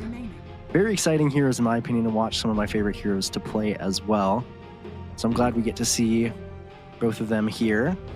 And now, in Myth Avenue Gaming, they should pretty plainly be looking for a carry hero, barring some maybe really fun, you know, Zeus carry was something people dabbled with when the Manta style worked, but they did nerf that, unfortunately, so yeah, they I don't know if we'll be as blessed right? today. Yeah. They completely removed it. But interestingly, we have a Tide Hunter ban. Yeah, so okay, interesting. So they got rid of the Tide. Basically, they're getting rid of all the offlaners, which is pretty much clear that Hong Kong and Friend is only currently lacking is that offlaner. Let's see who else is having a tanky still hero available. Ah, yeah, there goes the There is Pit still the Lord. Visage, That is true. but there it's is not still the as great of a Visage. Visage game as it was in past. I do like getting rid of the Underlord. So annoying for these mobile heroes like Storm Spirit. Actually, curiously, Rojo, where does Broodmother stand in this? 10 seconds remaining. I think Broodmother is very strong in general as a hero, but it really comes down to, do you play Broodmother as a team? Do you have a Broodmother player, and does your team like playing with the Broodmother? Is it a good Broodmother game? So there's a lot of factors. So, you know, both teams might just be ignoring it because they're not fully comfortable with it yet, or Yeah. maybe they just think that in the games that have happened that it hasn't really found its moment yet. But actually, I mean, I could definitely see an interesting Broodmother pick for Hung Hung and Friends, where you know, Broodmother is one of the fastest farming heroes once you get to that level 6, and you can get a super early pipe. Because right now, Myth Avenue Gaming do not have a lot of physical damage. So they actually go for Pango, which is not quite the Broodmother, but does still not mind going an early pipe. Yeah. I guess it's also been a while since we've seen the Pangolier as well. 10 seconds Last pick. What is the requirement here? They probably, it's most likely a safe laner here. What is I mean, best suited definitely for feels them like here? you might want a lot of physical damage, or that pipe is gonna really, really make you struggle. So in my head, initially, I want to go towards something like a Chaos Knight that does a lot of physical damage, but the control is a little bit much from Hung Hung and Friends for something like a CK. So I'm curious what they want to go for. I mean, the same thing goes for a lot of these really heavy physical damage heroes like the Troll Warlord. There's a lot of ways to kite this hero. What about the Alchemist here? We still have the Elk in the pool. Oh no, they still went for have the Nature's Nature's Prophet. as well. Not the most physical damage, actually, depending on usually going for the Maelstrom. Yeah, but I it- guess you know, I mean, just an incredibly strong hero in its own right. Yep. I guess maybe the goal would be to try to at least be more present across the map as well, just to provide the necessary amount of assistance, because they don't really have any ways to deal with the global presence coming in from the Nature's Prophet, nor do they have an Enchantress or a Chant to get rid of the Great Treants. I can see some really good rotation potential coming out for the Nature's Prophet. Like, the only probably form of escape is probably just the Wind Run or the Emperor, or just the Ember's ultimate. I guess you could dispose out of it, but I don't think that's possible. Yeah, it's definitely a difficult draft, I think, just to boot for Myth Avenue Gaming. But when you have this kind of global presence, you're always able to do kind of wacky stuff, gain leads in the early game, if you're communicating well and getting a lot of damage off. So I think I do, heading into this game, prefer Hung Hung and Friends draft just a little bit. Again, it feels like they're playing something easy, something comfortable. Yep. I mean, this is what we thrive for, right? Like things that hasn't been really discovered yet so far, right? Especially with although yes, the patch has been out for almost a month now, but we're still seeing interesting play styles, right? Composition wise, whether is it from competitive games or even just from casual tournaments like this one as well. So set to see what will unfold here. How will they tackle around the game here? I'm actually expecting to see a lot more presence coming in from the Storm Spirit in this game here. But I'm more interested to see what Zephyr is going to be doing here. Because I think there's always going to be some form of action or excitement when it comes to Zephyr, yeah. Yeah, I mean, this is definitely, I could see this game being pretty bloody. There's a lot of skirmishing heroes. Walking near the high ground, Zephyr pretty much taunting them at that point. More all chat again. Really making sure to target Lloyd. Yeah. Now that he is on this Marcy. So we have seen him twice on the Treant Protector. I can't remember if he played a different hero. I do believe it was the Enchantress. Now he's on this Marcy. Of course, the joke being from Mango Rose that he's a Treant one trick. Proving so far wrong with the Enchantress game that he had, but always like to see a little bit of banter.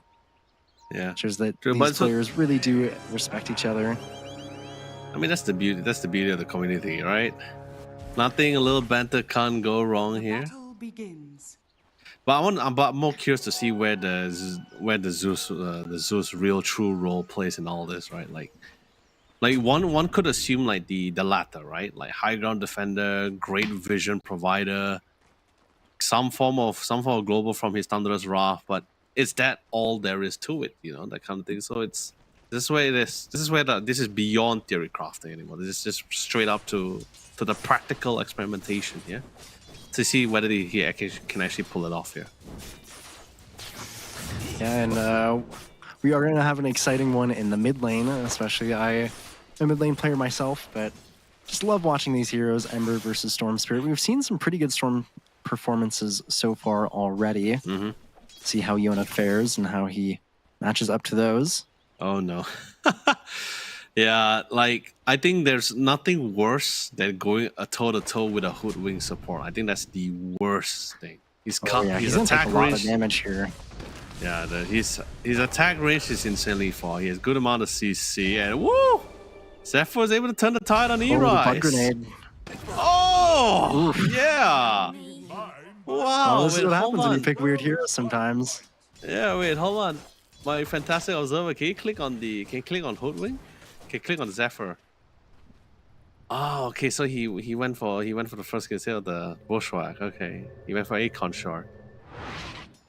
Oh man, She did a lot of damage, but wasn't able to fight against the Zeus. I mean, this is one of the things. You pick something that people aren't used to playing against, like Zeus with the level 1 Arc Lightning. And actually in the mid lane, Yona, just barely surviving from Hung Hung. He's actually going to take a lot of damage, but does have the bottle, thankfully. yeah, thank Yona God. actually has to be careful here because he used all his charges to try and live. Oh no, I think it's fine. Not quite a kill. Yeah, he's fine. He's fine. But still a Got a sleight of bloodbath. fist in 4 seconds though. Can he bait it off with this one though? Oh, yeah, he did. Just But he in managed to get time. the bottle though. Got the bottle. Take the water in, die. Doesn't seem like the best trade. I can take this for sure, Ro. He's like spamming the hell out of that bottle. It's like water, heal me. It's about sending a message, of course. Yeah. But, you know, at least now he pushed out And in the bot waves. lane, I mean, this Zeus is sending a message. Kill onto Raven. Yeah. This lane is going really well in the bot lane. I mean, let's be honest here, right? Like it's never a fun lane for a melee, especially for a melee off lane, right? To go toe to toe with 2 range, with also decent like nuking harass abilities as well. It gets really tiresome, especially once you run out of regen. It's pretty difficult to deal with. But I think his wands, right? Like a lot of wand charges. Yeah, definitely not easy. Anger Rose having a pretty nice start compared to the last game, which was a bit tough for him on the Mirana. His CS isn't the highest, but getting that kill really makes up for it. And of course, the Zeus taking off, getting a lot of gold in his own right. Oh. Other mid lane brawl. Yona actually Oh, really low. That I is- think he's you- dead here to the sleight of fist. That does not feel great. Yona, you are fighting with fire here, literally. Hung, Quite literally, he's living on the edge. Dude, I swear to God, man, Hung was just like a quarter HP dealing with a 3/4 HP Storm Spirit, man. My God. That's it. Oh. Nice route to be able to lock him down in place. Got the Queening Blade to disengage. And this hard You know, camp like- has been left open in the bot lane, so it's been a big point of contention here. The statics. Roots out the Greater Trion. Yeah, I think after that few small skirmishes, I think we haven't been seeing much action on the bottom side. Just mostly the challenge for the side camps. Oh, spoiled a little bit too soon. Nice route for the defensive saves. Gonna keep E-Rise nice and safe. Raven, no way for him to really get close to it as well. Radiant's courier has been. Now, don't get me wrong, his swashbuckler And, is a fantastic skill, right? But like that's his sole mobility, like escape abilities, besides the shield crash. So can't really use it like as freely as he want to, especially since he's doesn't really have the lead in this lane. Yeah, definitely not. Lane going quite well for them bottom, but I mean, not in comparison to mid lane. Fighting again, Yona. Oh, he should not move up on the high ground. Okay, got it. Doesn't matter. Tower is under attack. It was a little bit dicey because he ate both those sleight of fists, but Yeah. he calculated, of course. Dude, I'm standing at the edge of my feet, Rojo. Like, he's playing with fire. I know he's literally the embodiment of fire. He's Ember Spirit. He's like the spirit of fire himself, but still. But if he actually won on that fight definitely. against Yona, I think that the dynamic of that mid lane is going to be so heavily shifted. It's Yeah, too heavy. especially just, I mean, even just mentally, to be honest. Mid lane players, but actually, I mean, he takes that on Hung Hung, he takes that death, and he goes top lane, trying to bring down Chucky. blocked out by the neutral creeps. Finally goes down. Can he get another one though? Out of range. Yeah, does get the kill there, and I mean, Jackie's having an incredible lane. Tower is under attack. And actually rotating because of this into the bot lane with Lloyd and with Zephyr. Branch into the bushwhack. Nice little trick there. Ends up killing the Furion as well.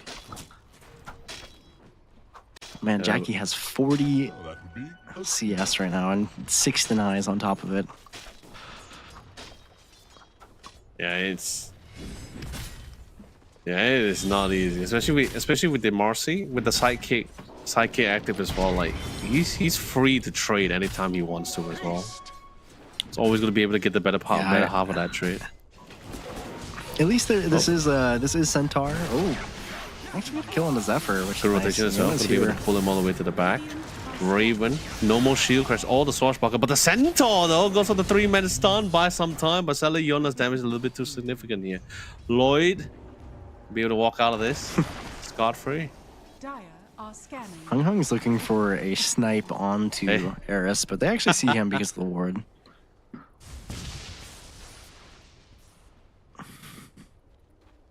Get a nice D ward because of the Zeus. Definitely one of the benefits of running the support hero. Lightning Bolt is always so nice for just clearing out observer wards. And, you know, Jackie's having a great time in this top lane, but it is Centaur. So he's got 3 bracers in the inventory and then a regen and consumables on top of it. Oh Sitting yeah. at 1600 HP at the moment, so he's not going to get pushed out. Oh, Going nice for some push good back into damage in the mid lane road. onto Yona. Not range. Yes, he still has enough mana to really get out of it. It's totally fine. But seriously, like I do want your opinion on something, Rojo. So as you know, one of the patches few back, they removed the damage, the amount of the damage on the bracer, and replaced it with HP instead. Like don't get me wrong, I'm fine with that, but I want to see like what's the opinion for everyone else. Oh, nice stampede. Ooh, that's a lot of damage from That is insane. Nature's Call, or the Wrath of Nature there. Whew. Got a good stack. There's a lot of vision in the jungle as well, even in the triangle. They did not expect that when they went for that play. Took way too much damage. Don't even get the kill on Eris. But I mean, Dire's middle tower I think is there's a under little bit attack. too much HP in Dota at the moment, so I don't love Priesters having this kind of flat HP.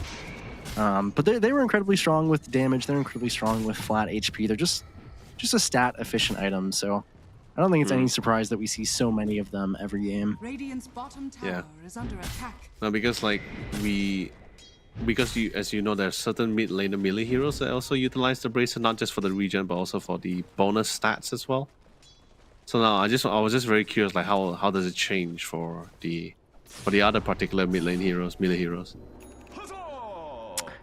I mean, it's just very stat effective. So if I've not as many mid heroes usually utilize it. It's kind of universal heroes and strength heroes. But and honestly, I think one of the heroes that benefit the most from bracers across the entire game is actually the support heroes.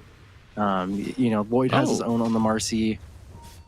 It gives you just a lot of value HP, but there is actually smoke down here. Oh, that is a lot of people. 4-man is going to be able to fall it all the way down. We've got the electric vortex to try to lock him down in place, but he's still able to get the rolling thunder. But the final hit coming in from the Shadow Realm will seal Raven's fate here. What about a quick TP to the top side here? They do have the vision here. They are getting a lot of view upon this here. Jack Jackie, he spot the TP coming in from Mango Rose. Now he's also a part of this fight and in this contention. Spot the wind run, but doesn't matter. There's a lot of static remnant to seal his fate. Dispose flips Yona all the way to back into the back lines here to try and see if they can get a couple of pick up. Electric Vortex starts Hung in. Let's see if they can get a couple of more out of this. 2 cores and then support each Roshan on each side here. A little bit of a quick knockback as well. Oh, The ultimate snipe. Beautiful snipe. Yeah. I actually get Ayed here too.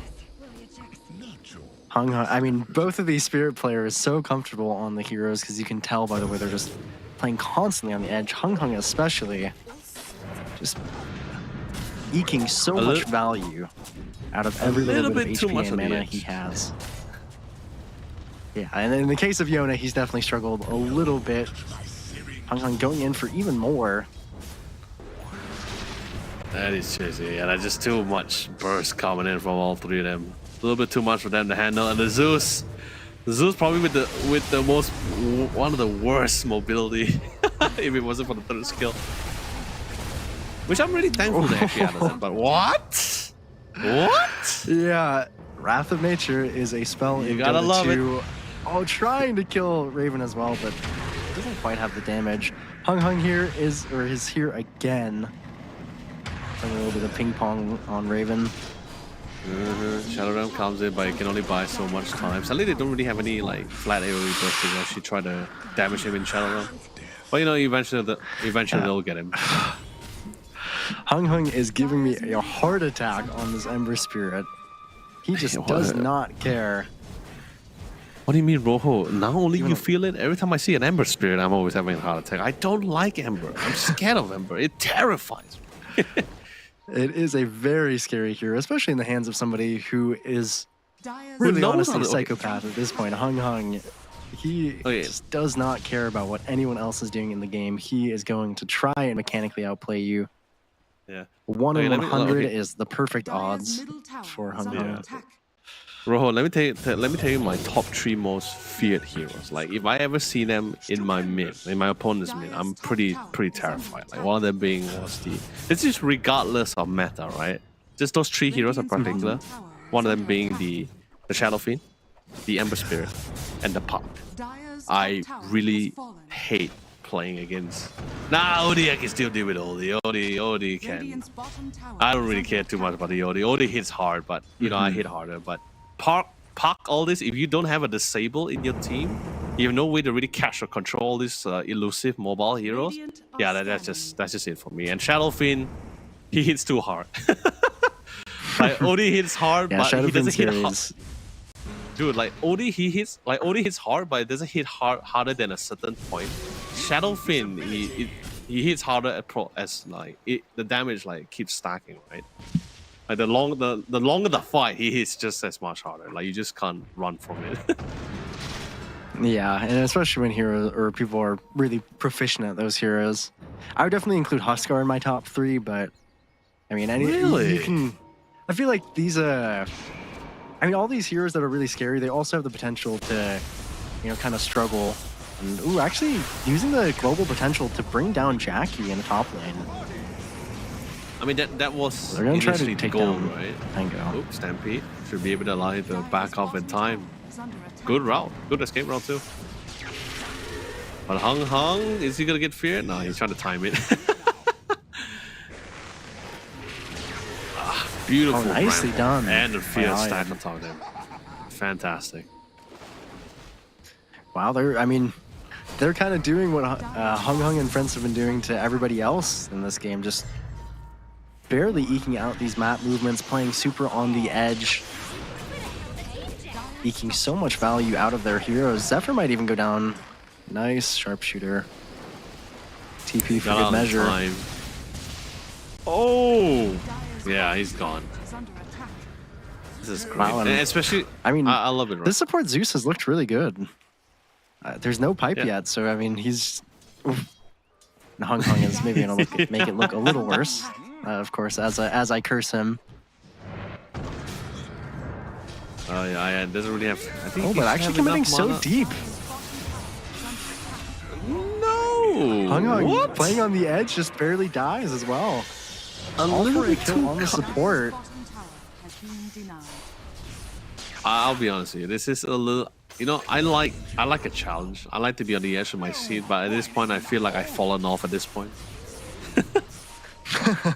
like Yeah, Hung Hung is he's keeping it interesting, but I mean, keeping it Like- interesting for his own team as well, because the game is not easy with how many deaths he's accruing on this Ember Spirit. Yeah, dude, Yona bounced back so like from that three that three skirmishes, he bounced back. He's top 2 in the network now.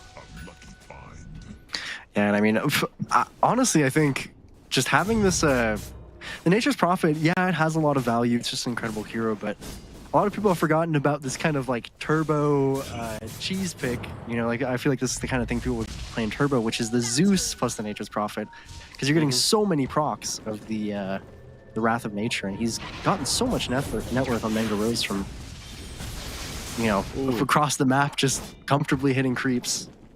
You know, it somewhat reminds me of the one of the old hero pairings that we had like years back, which was the Lynx Assassin Vendetta alongside with the Spectral Ultimate, the Hon.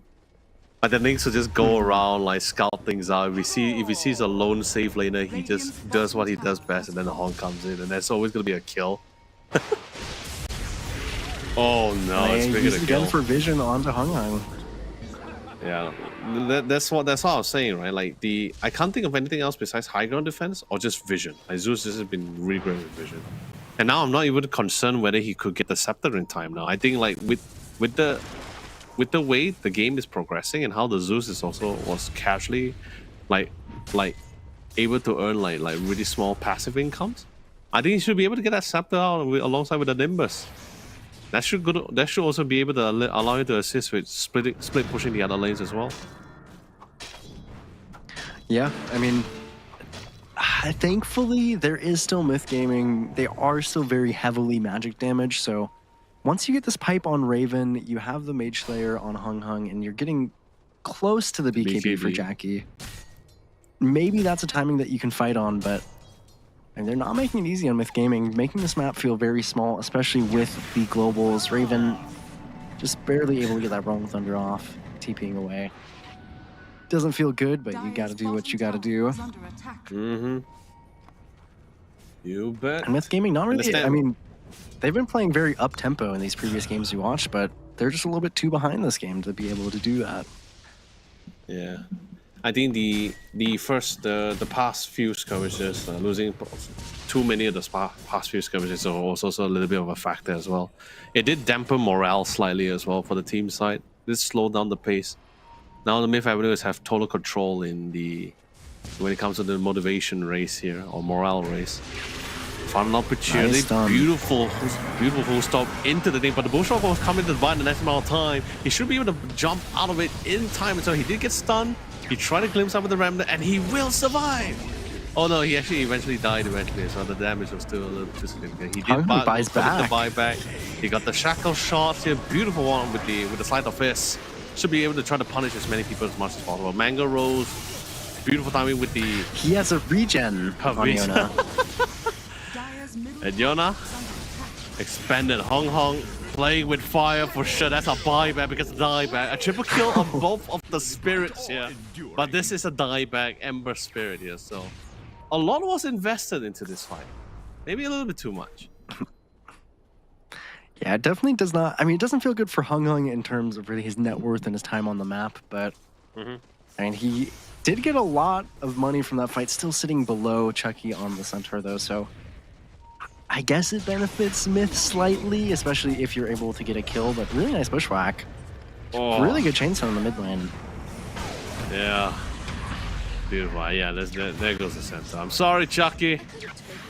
Just like the movies, not the most happiest of endings. Now Yona. He has enough mana. Swashbuckle out, still on the hunt. Try to play around the Bramble, but that's just not possible. The Electric Vortex will be able to connect the top of it as well. Yona, you don't have the regen rune this time, however. You do have the puppies to come in and try to Jackie mitigate some of wants the his damage kill, here. but he's getting really greedy for it, and he's on the ball. The Mango Rose is literally sweeping out the competition here. Hung and friends are. It looks like they're used to these kind of comfortable games, right, where they've been ahead by quite a bit, and now Raven is randomly chasing into the river on this Pangolier, Radiant are and scanning. they fall right behind him. Jackie just tries to get Dire's that kill middle onto tower is Ayed, under attack. not able to eke it out. Nice root onto Hung. Is he gonna go down here again? Chainstun is pretty good and not able to get a remnant off in time. Even Lloyd is here. He's in Storm. desperate need. He's in desperate need of a BKB here, and it feels like every stun is going to be able to connect, especially if you think of this kind of synergy that they have been utilizing so far these past few minutes, right? Like electric vortex into the fear of the Dark Willow as well. If that's not enough, there's also the Glyphnir also being picked up as well. There's no real way for Hung to really get out of the spot. He doesn't really have like a Manta Star to purge the root, nor does he have the BKB to get out of all of this like stun or root abilities as well. And it's pretty tough. Like the minute he shows himself in lane, and if there's no allies nearby to give him the necessary support to bail him out, it's most likely going to be a dead ember every single time. And they even, nice timing from them. They don't actually catch them on the Tormentor, which is extremely lucky for Hung and friends, but Yona takes the Wisdom Rune pretty happily. He's a tier 2 neutral item as well. He's now level 18 on the Storm Spirit Leo. Yep. From the initial bullying from the early game, now he's completely dominating. Beautiful Stampede initiation as well. Was able to get on top of it as well. Dark Widow comes to the line, like melts away Zephyr before he even gets the chance to pop in the Bullshock here. The whole team is currently in a full disarray and completely isolated here. But Hung decided like, alright, I don't need to go after E-Rise anymore. He doesn't really have enough mana. So unfortunately he couldn't really get the kill or the pick up on him as well. But so far, it's a 1-for-2 as a core and the support for it. Definitely not the most ideal trade, but since they're a little bit behind, any kill is some form of success for them here. There is still the 10k gold lead on Myth Avenue, though. Yeah, I mean, even Ayed, he has a blink already, plus the bracers we were talking about earlier. So this Dark Willow has been a massive threat, always landing these brambles, getting really nice fears, and the damage is a lot coming out from this here, especially since, I mean, with this early blink dagger, even Ayed, you know, he's hearing what I'm saying, and he's thinking, I'll buy a Dagon. Don't know if he'll commit to that, but I would love to see him commit to it. Because why not? Just, I mean, nothing wrong. There's nothing wrong with having more damage, right? Like, pile it on! Dire's top tower is under attack. Of course, and Eris actually on the Zeus. He's not going for the Ags. He's not going for damage. He's letting Ayed take that. He's buying Mech and a Solar Crest, so doing his duties as a support. Yona is trying to get onto Jackie, who's more than likely dead here. Oh, beautiful Shackle shot into the Bushwalk and the Glyphnir. By the time, but I think he will be doing the time back at base. Yeah, Yona, he doesn't care. as well, got the electric vortex, suddenly no fear, he's going to be able to slide the quiz out of this to safely with the remnant. But Chucky already predicted the path and well positioned himself to go with the hoof stomp. Does connect, Hung still survives, but not for too long as he finally died. Raven will eventually be stunned here, roots in place by the Bramble. Chain stun as well, and all Zephyr could do is just watch his allies from this. Jackie come to the line side as well, did pop in the focus fire, melts away, and he also has the facet as well, so he's gonna be able to hit multiple targets at the same time as they all beautifully grouped themselves up. Got the Shackle shot. It was an ultra kill. Will the man get the rampage here? Will they allow it or will they deny him? And they will give it to him. Jackie brings it back with a rampage here, and that's a lot of gold. And I'm talking about like from third place swinging back to the second instantly. My God. And this is not a hero you want to give gold. This Whirlwind becomes so problematic when you group up like that. Chucky is not quite to the Crimson Guard. So, I mean, it looks so good for Myth Avenue Gaming here, but there's no mana for Yona. That's probably one of the biggest deals, and the Shackle shot is just beautiful. Oh man, that is one way to swing the game back. Still 7k, 6k lead for Myth Gaming. But that is a lot less than they had, and now you have a real problem here with this side-kicked Wind Ranger. Almost at a full Daedalus, yeah. Yeah, and they have no real answer against the BKB as well. Like with the BKB release as well, there's just no real way for them to really deal with it. Maybe I guess you can somewhat root it. You can root him while you have the BKB to try to buy the time. But most of the time, he most likely will be coming to the fight last, unless their main priority target is probably him in the first place. Then we might see a little bit of a different outcome. But other than that, that whirlwind was fantastic. Everyone was relatively down low. Yona, fortunately, it was like, although yes, from the highlights we only saw like from the actual fight itself, but the fight was actually a lot more longer. Like it started all the way to from the, if I'm not mistaken, the Dire tier 1 as they were just chasing him down. Yona was just chasing them all the way to the Tormentor. Yeah, he had already expended a lot of mana prior before the Wind Ranger came in. Yeah, the game is still in a good spot for Myth Avenue Gaming. They now have the BKB on Mango Rose, so they don't feel awful, but until this MKB, Jackie is kind of going to be the king of these fights if he doesn't get bursted. That BKB with that Daedalus is an obscene amount of damage, so everybody's looking at Roshan on this top side. Smoke up from Hung Hung and friends. Dagon was finished on Alyad, by the way. Spotted out, trying to go for the chains and into the field. They will find some form of success here, but sadly he will thank God for the defensive coming from the pipe and also from the guy. He's going to be able to sustain as much as well. BKB pop into the whirlwind as well. They're trying to hunt him down. The goal is just try to sustain long enough within the whirlwind, then they can try to turn the fight back on. But they did lose Mango Rose in the process. Yona within vicinity. The Bushwhack will not be able to connect on the Dark Willow here. Will not find anyone other than Mango Rose. But hey, a call for support, something they can try to work with at least. And now let's most likely a Roshan. They're definitely going to look at it. There is a Thunder God's Wrath coming up soon, so maybe there's an angle. Try and do something here. Yona's got full mana, but this dies fast with this Daedalus from Jackie. Level 20 now. Minus 10% reduction on the whirlwind, but they're here in time. Oh, can they melt the Ember in time? I believe they will. Not even. Beautiful follow-up as well as the TP coming in from the Marcy comes in the time. They try to lock down Yona for as long as they can, but they can't. But Yona is currently out of mana though. Just enough to get into the pit and try to at least focus down on one person instead, and they will find some form of success. The Dark Willow will also be dead here. Wind Ranger is also necessary nearby, and the Roshan will go to the hands of Myth Avenue Gaming. Just goes to Yona. I mean, that's... Storm Spirit is considered, I think, pretty widely one of the best Aegis carriers in the game, especially with the game that Yona has had. 2 lives is a very scary prospect. Dire's bottom tower is under attack. Just not able to full... I mean, once you run out of the whirlwind on Jackie, once you don't have the BKB, it can feel tough, but when you do... Oh, that's good. Beautiful Electric Vortex though.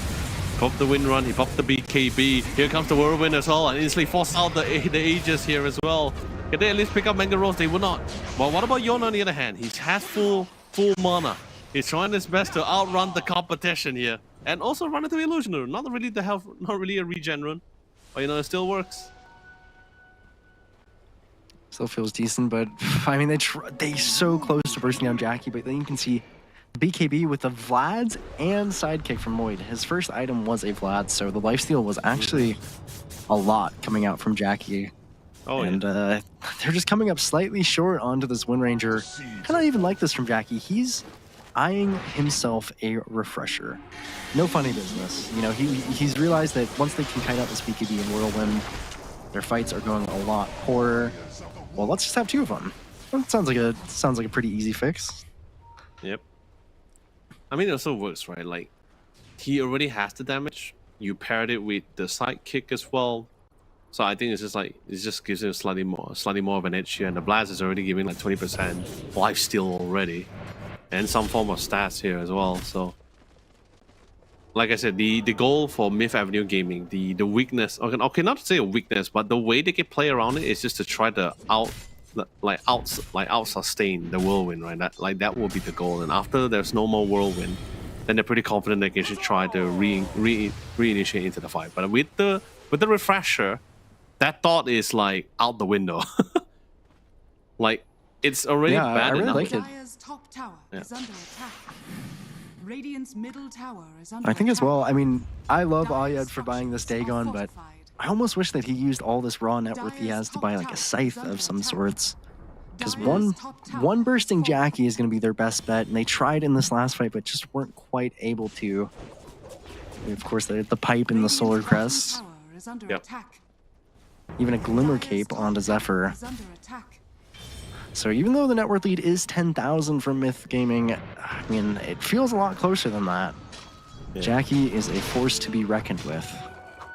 No, he really is. Like picture it this way, right? Once he gets the refresher, it's 12-second BKB and 18 seconds of whirlwind. Like, who's gonna be able to survive that long? That is good. Who survives that long? really I would feel like like to see anybody the will. heroes. I would like to see the hero that can survive the whirlwind that long.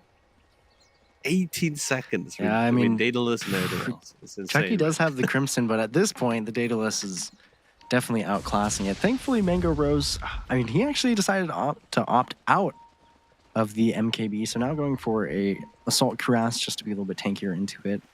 Don't hate it, but having no MKB is going to make Jackie just that much stronger. Can they get the whirlwind? No, he got popped the BKB and the focus fire as well. Like literally dancing and literally trying to keep it aside as many as people as much as possible. Only find E-Rise here. Yona was able to get all the way to the back line, but they're not done.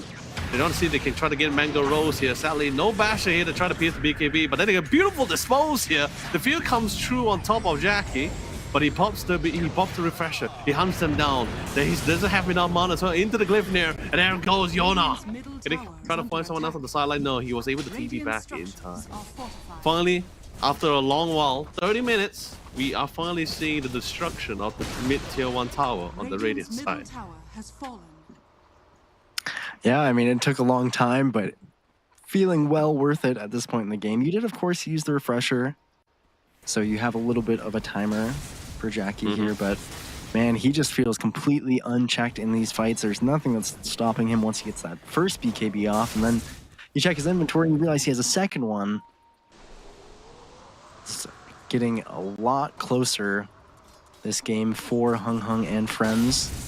Yeah. Didn't seem very good for quite a while, but I mean, at this point now you feel pretty comfortable. I would say don't care much that Ember and Pango aren't as high on the net worth because they've got really high impact items with this Blink and BKB the pipes. And actually Jackie caught without the BKB. I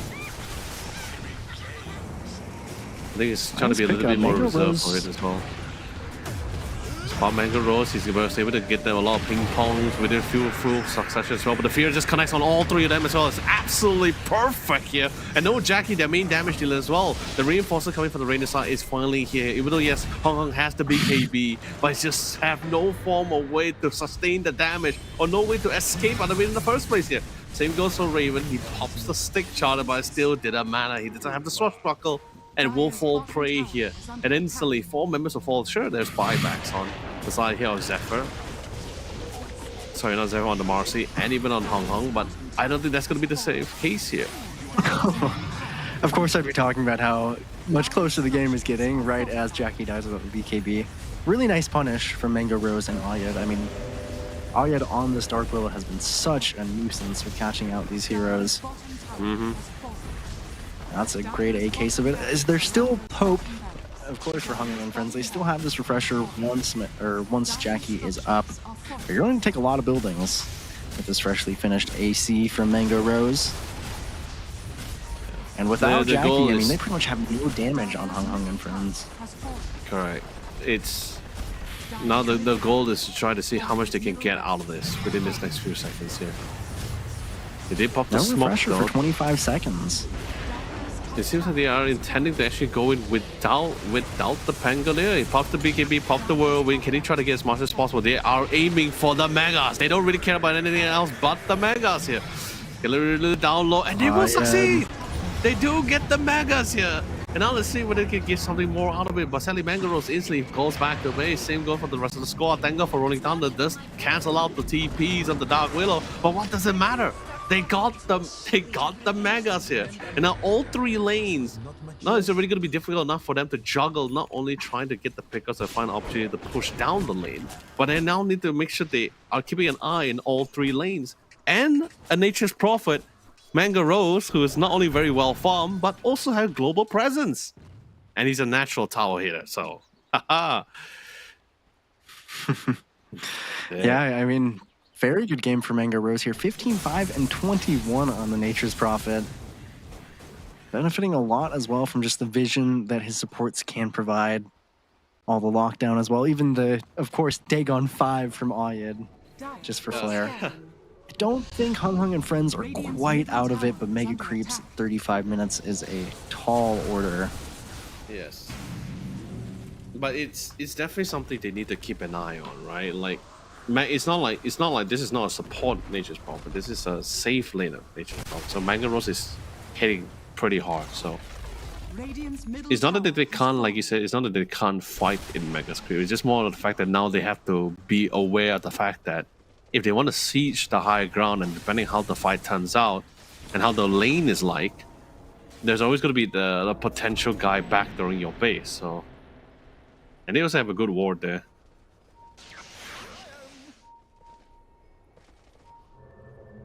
Yeah, they're just sitting on this ward, hoping to make something of it, but Hung Hung himself has to deal with these lanes. Somebody has to deal with these lanes, with the Mega Creeps constantly pushing them in. So just sit back and relax for Myth Gaming.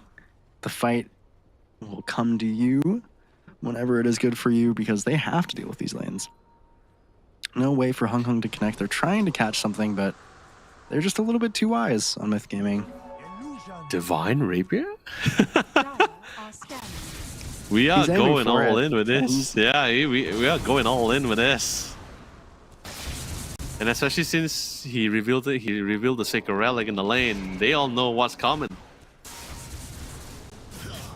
Oh man, now it's I almost think that the Revenant's Brooch is more damage, but I mean Rapier is going to be a lot if he gets even a second of uptime.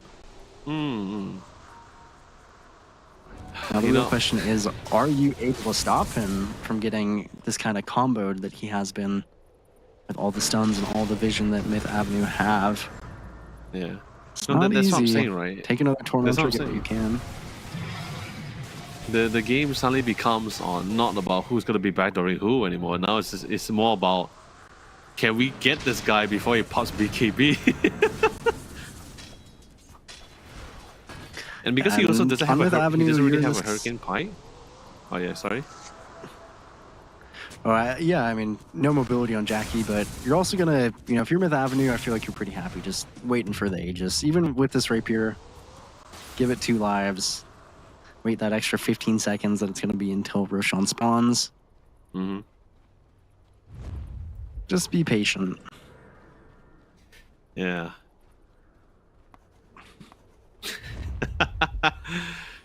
Alright, there's the Roche. Should be out. They are pretty smoked up. Did they find out? Yeah, I think the smoke got broke. Oh, they got the Rolling Thunder off. High ground ward, into the bush truck as well. He's gonna be coming out of Shadow Realm eventually. He got the fear off. Oh no, he actually got Shackle first, so no fear.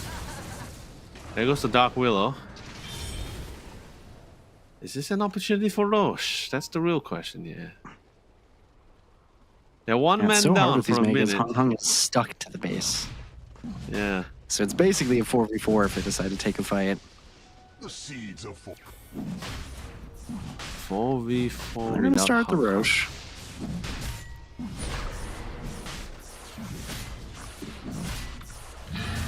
That's what the Roche. Are they on the way to the Roche? It feels like they're on the way to the Roche.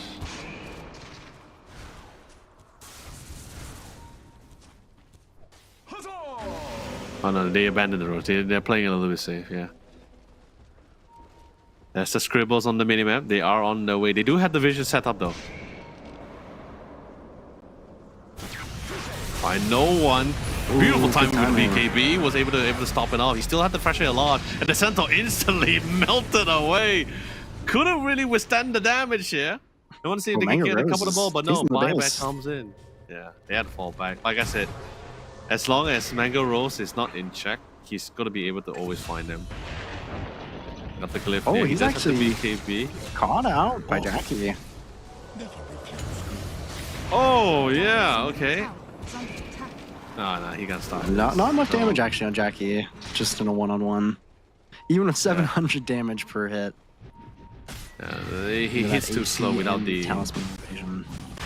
He's a little bit too slow without the focus fire.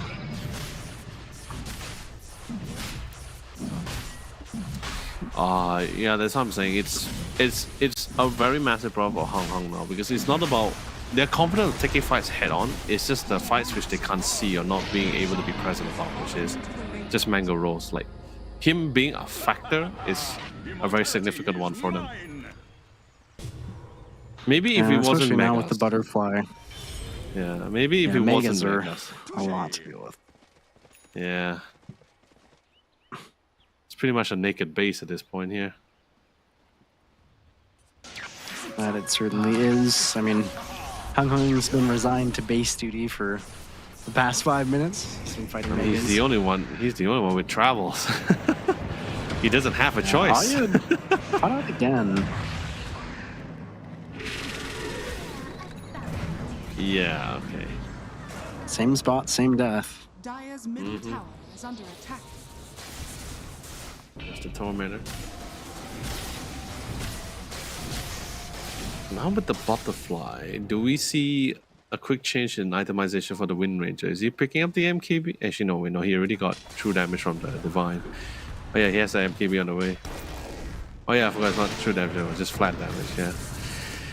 MKB is on the way. Yeah, not true strike anymore on the Divine. Jackie wishes. Yeah. Jackie definitely wishes. Would have saved that item He can slot, die right? really fast. You can die really fast on this Wind Ranger, but similarly can kill anybody else just as fast. You know, it'd be really nice Now if there he had is a that- scythe on Yona though. That's a pretty big deal. Yeah, it's definitely a much needed Abyssal Blade. There's just no true answer to stop that BKB. If you can actually proc it off, that will actually really help the team a lot. Yeah, if Jackie sees it, he might switch his item to Lincoln's or some form of defensive item. Because I think if he commits for this MKB, it's really easy to die just that one time. I mean, I wouldn't mind if he goes for Zephyr himself like, is queuing up for Midas. Yeah.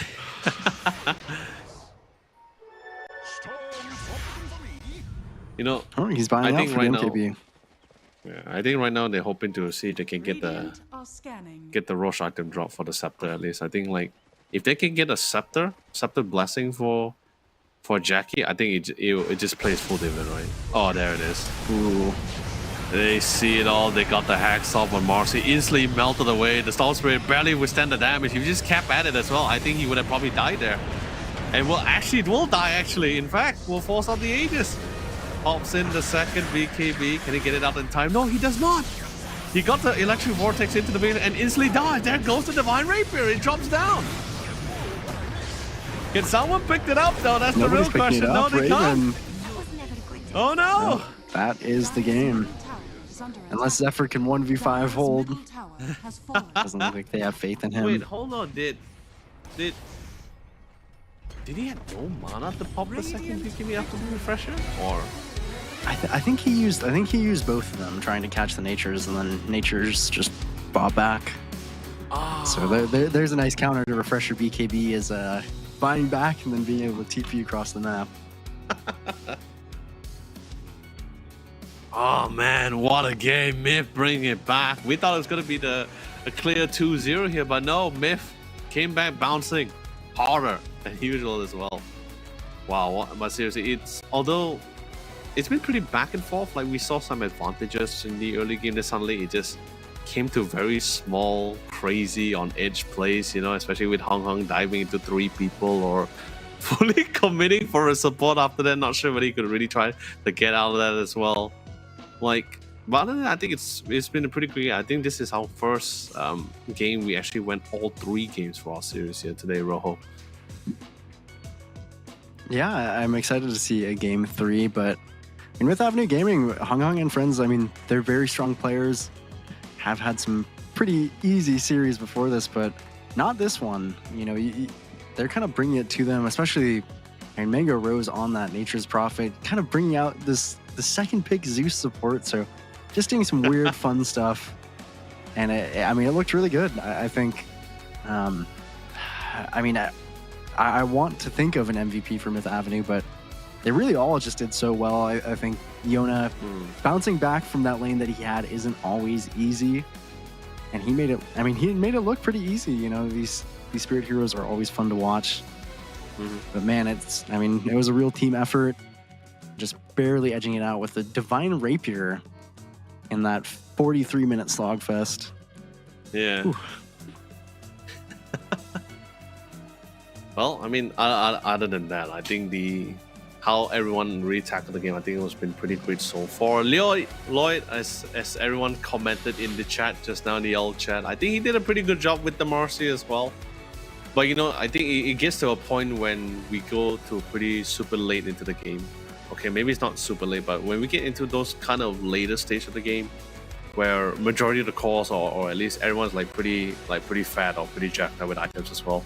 I don't even think the support's gonna be able to withstand that kind of damage here. But I felt in that game itself, the supports really came really started to shine really heavily as well. Because sure, don't get me wrong, Jackie did a phenomenal job, Mangaros did fine as well. Same goes for Rainbow and Yona. But I felt like the very small situations, like just landing fierce, getting the stun, getting the displacement, right? Like it hurt. It felt like it hurt a lot more, like especially when it's late game, right? Any form of disable in late game hurts so much more compared to when you actually receive it in the early game here, because it's just a lot more punishing here.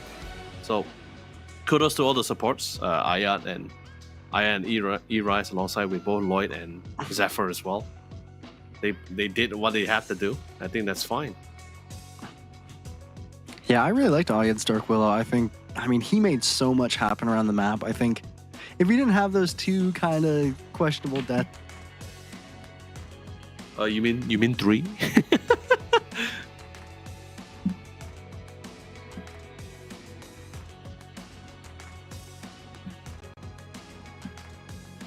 Yeah, the three pickoffs was a little bit unfortunate one. I think that's just pretty much it.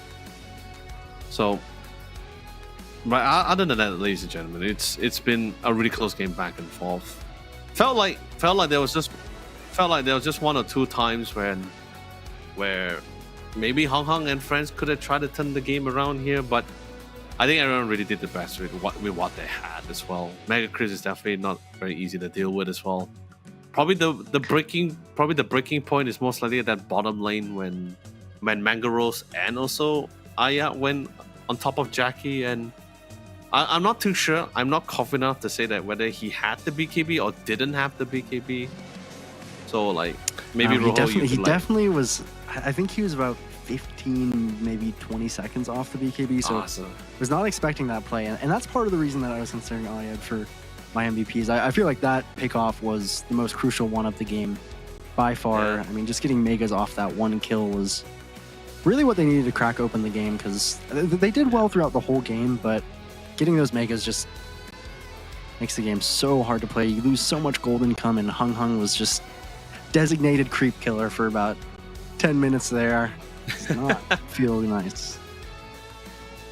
That's why I say sometimes it hurts. For me, it hurts sometimes, right? When you try to have this argument with another person, stating the fact that, like, hey, you're a core. It's always better you go full like damage items, right? You don't need any form of defensive. Right? Probably 1 will suffice. And there's just one of those few situations where, like, because like when you see an X Pro in your team, someone like everyone will surely have the first thing that comes to thought would be, okay, we need a 4-star, we need a Hurricane Pipe, because the root is going to be annoying to deal with, and we're not going to carry Quilling Blade for the rest of the whole game, right? So, and then there's also a situation when you're like, okay, I'm in the lead, but they're also slowly coming back here. I need more damage, but it's like that kind of situation, high risk, high reward. You get more damage, sure, you're doing a lot more damage, but if you were to get caught like in that situation and you don't have some form of Hurricane Pipe, even if you didn't have the BKB, if you had a secondary defensive item, then it's like a different story, right? Like, it's too hard to like discuss the potential scenarios that could pop up.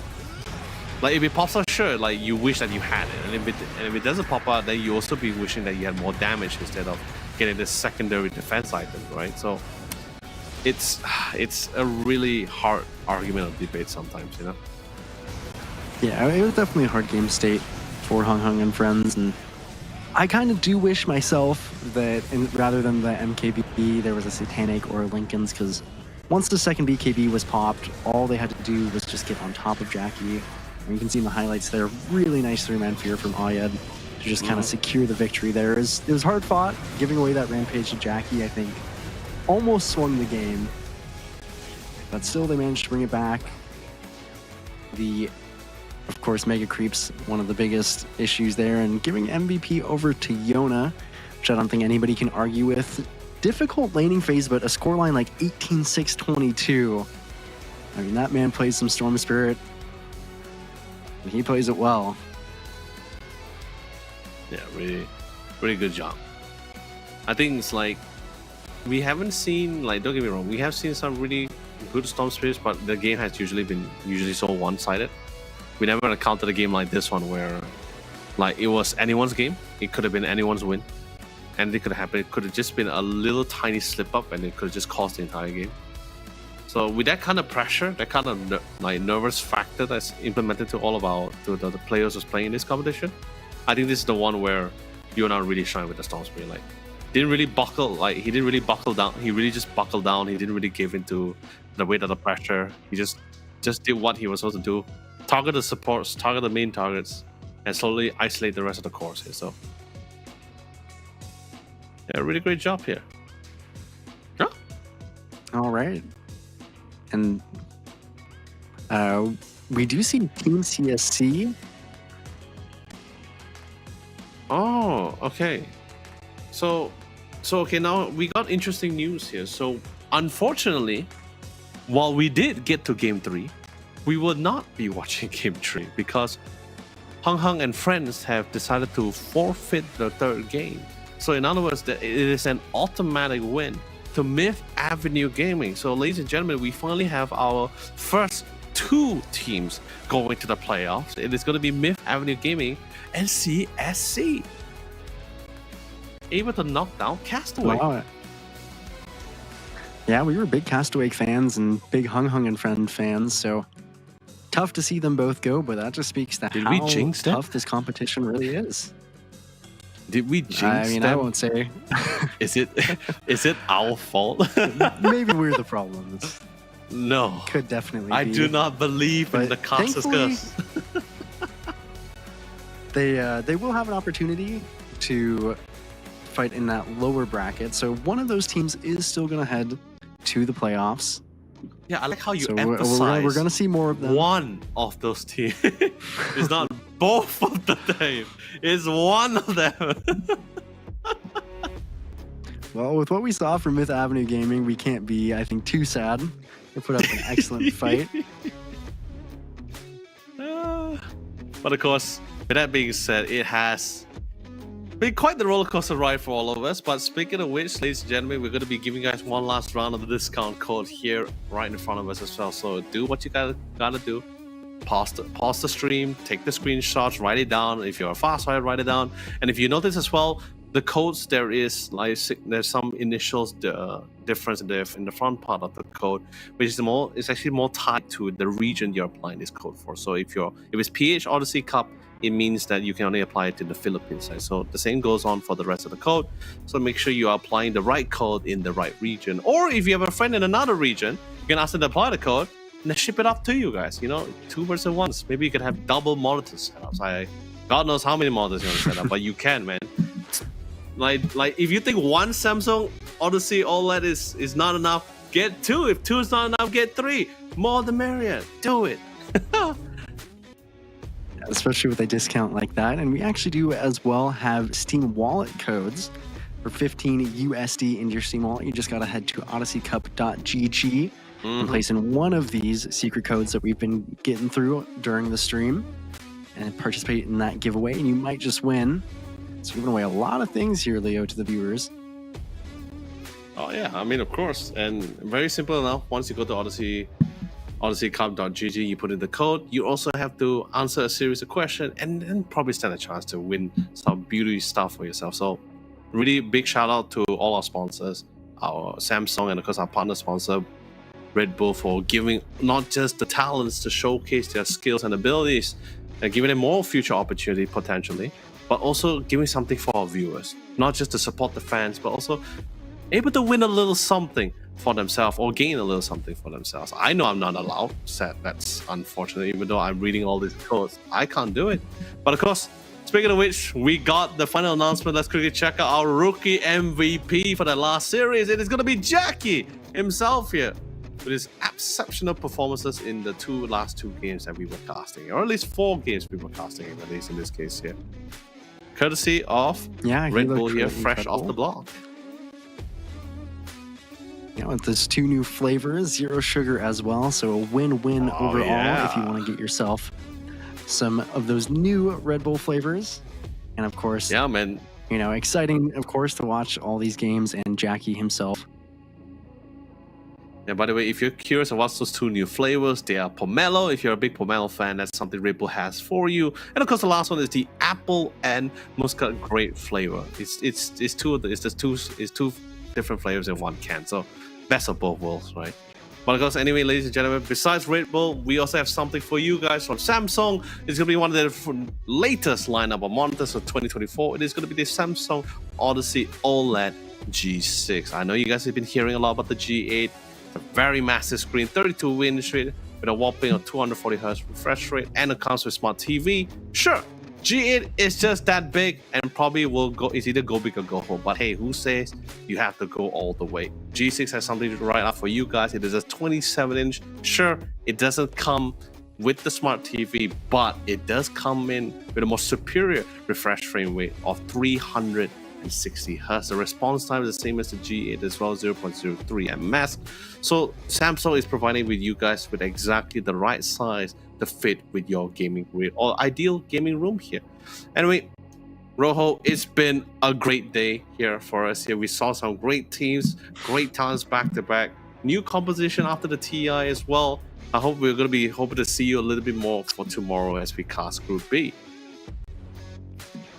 I hope so as well. It was an honor to be here and an honor to be casting this tournament, the Odyssey Cup, and you know, just glad to watch these games with you, Leo. Yeah, same here for me as well. But anyway, ladies and gentlemen, that's going to be it for here. I'm Len, also known as Yola Lee. This is Shane B, also known as Rojo. And we'll see you guys tomorrow for Championship Sunday for Group B. Till then.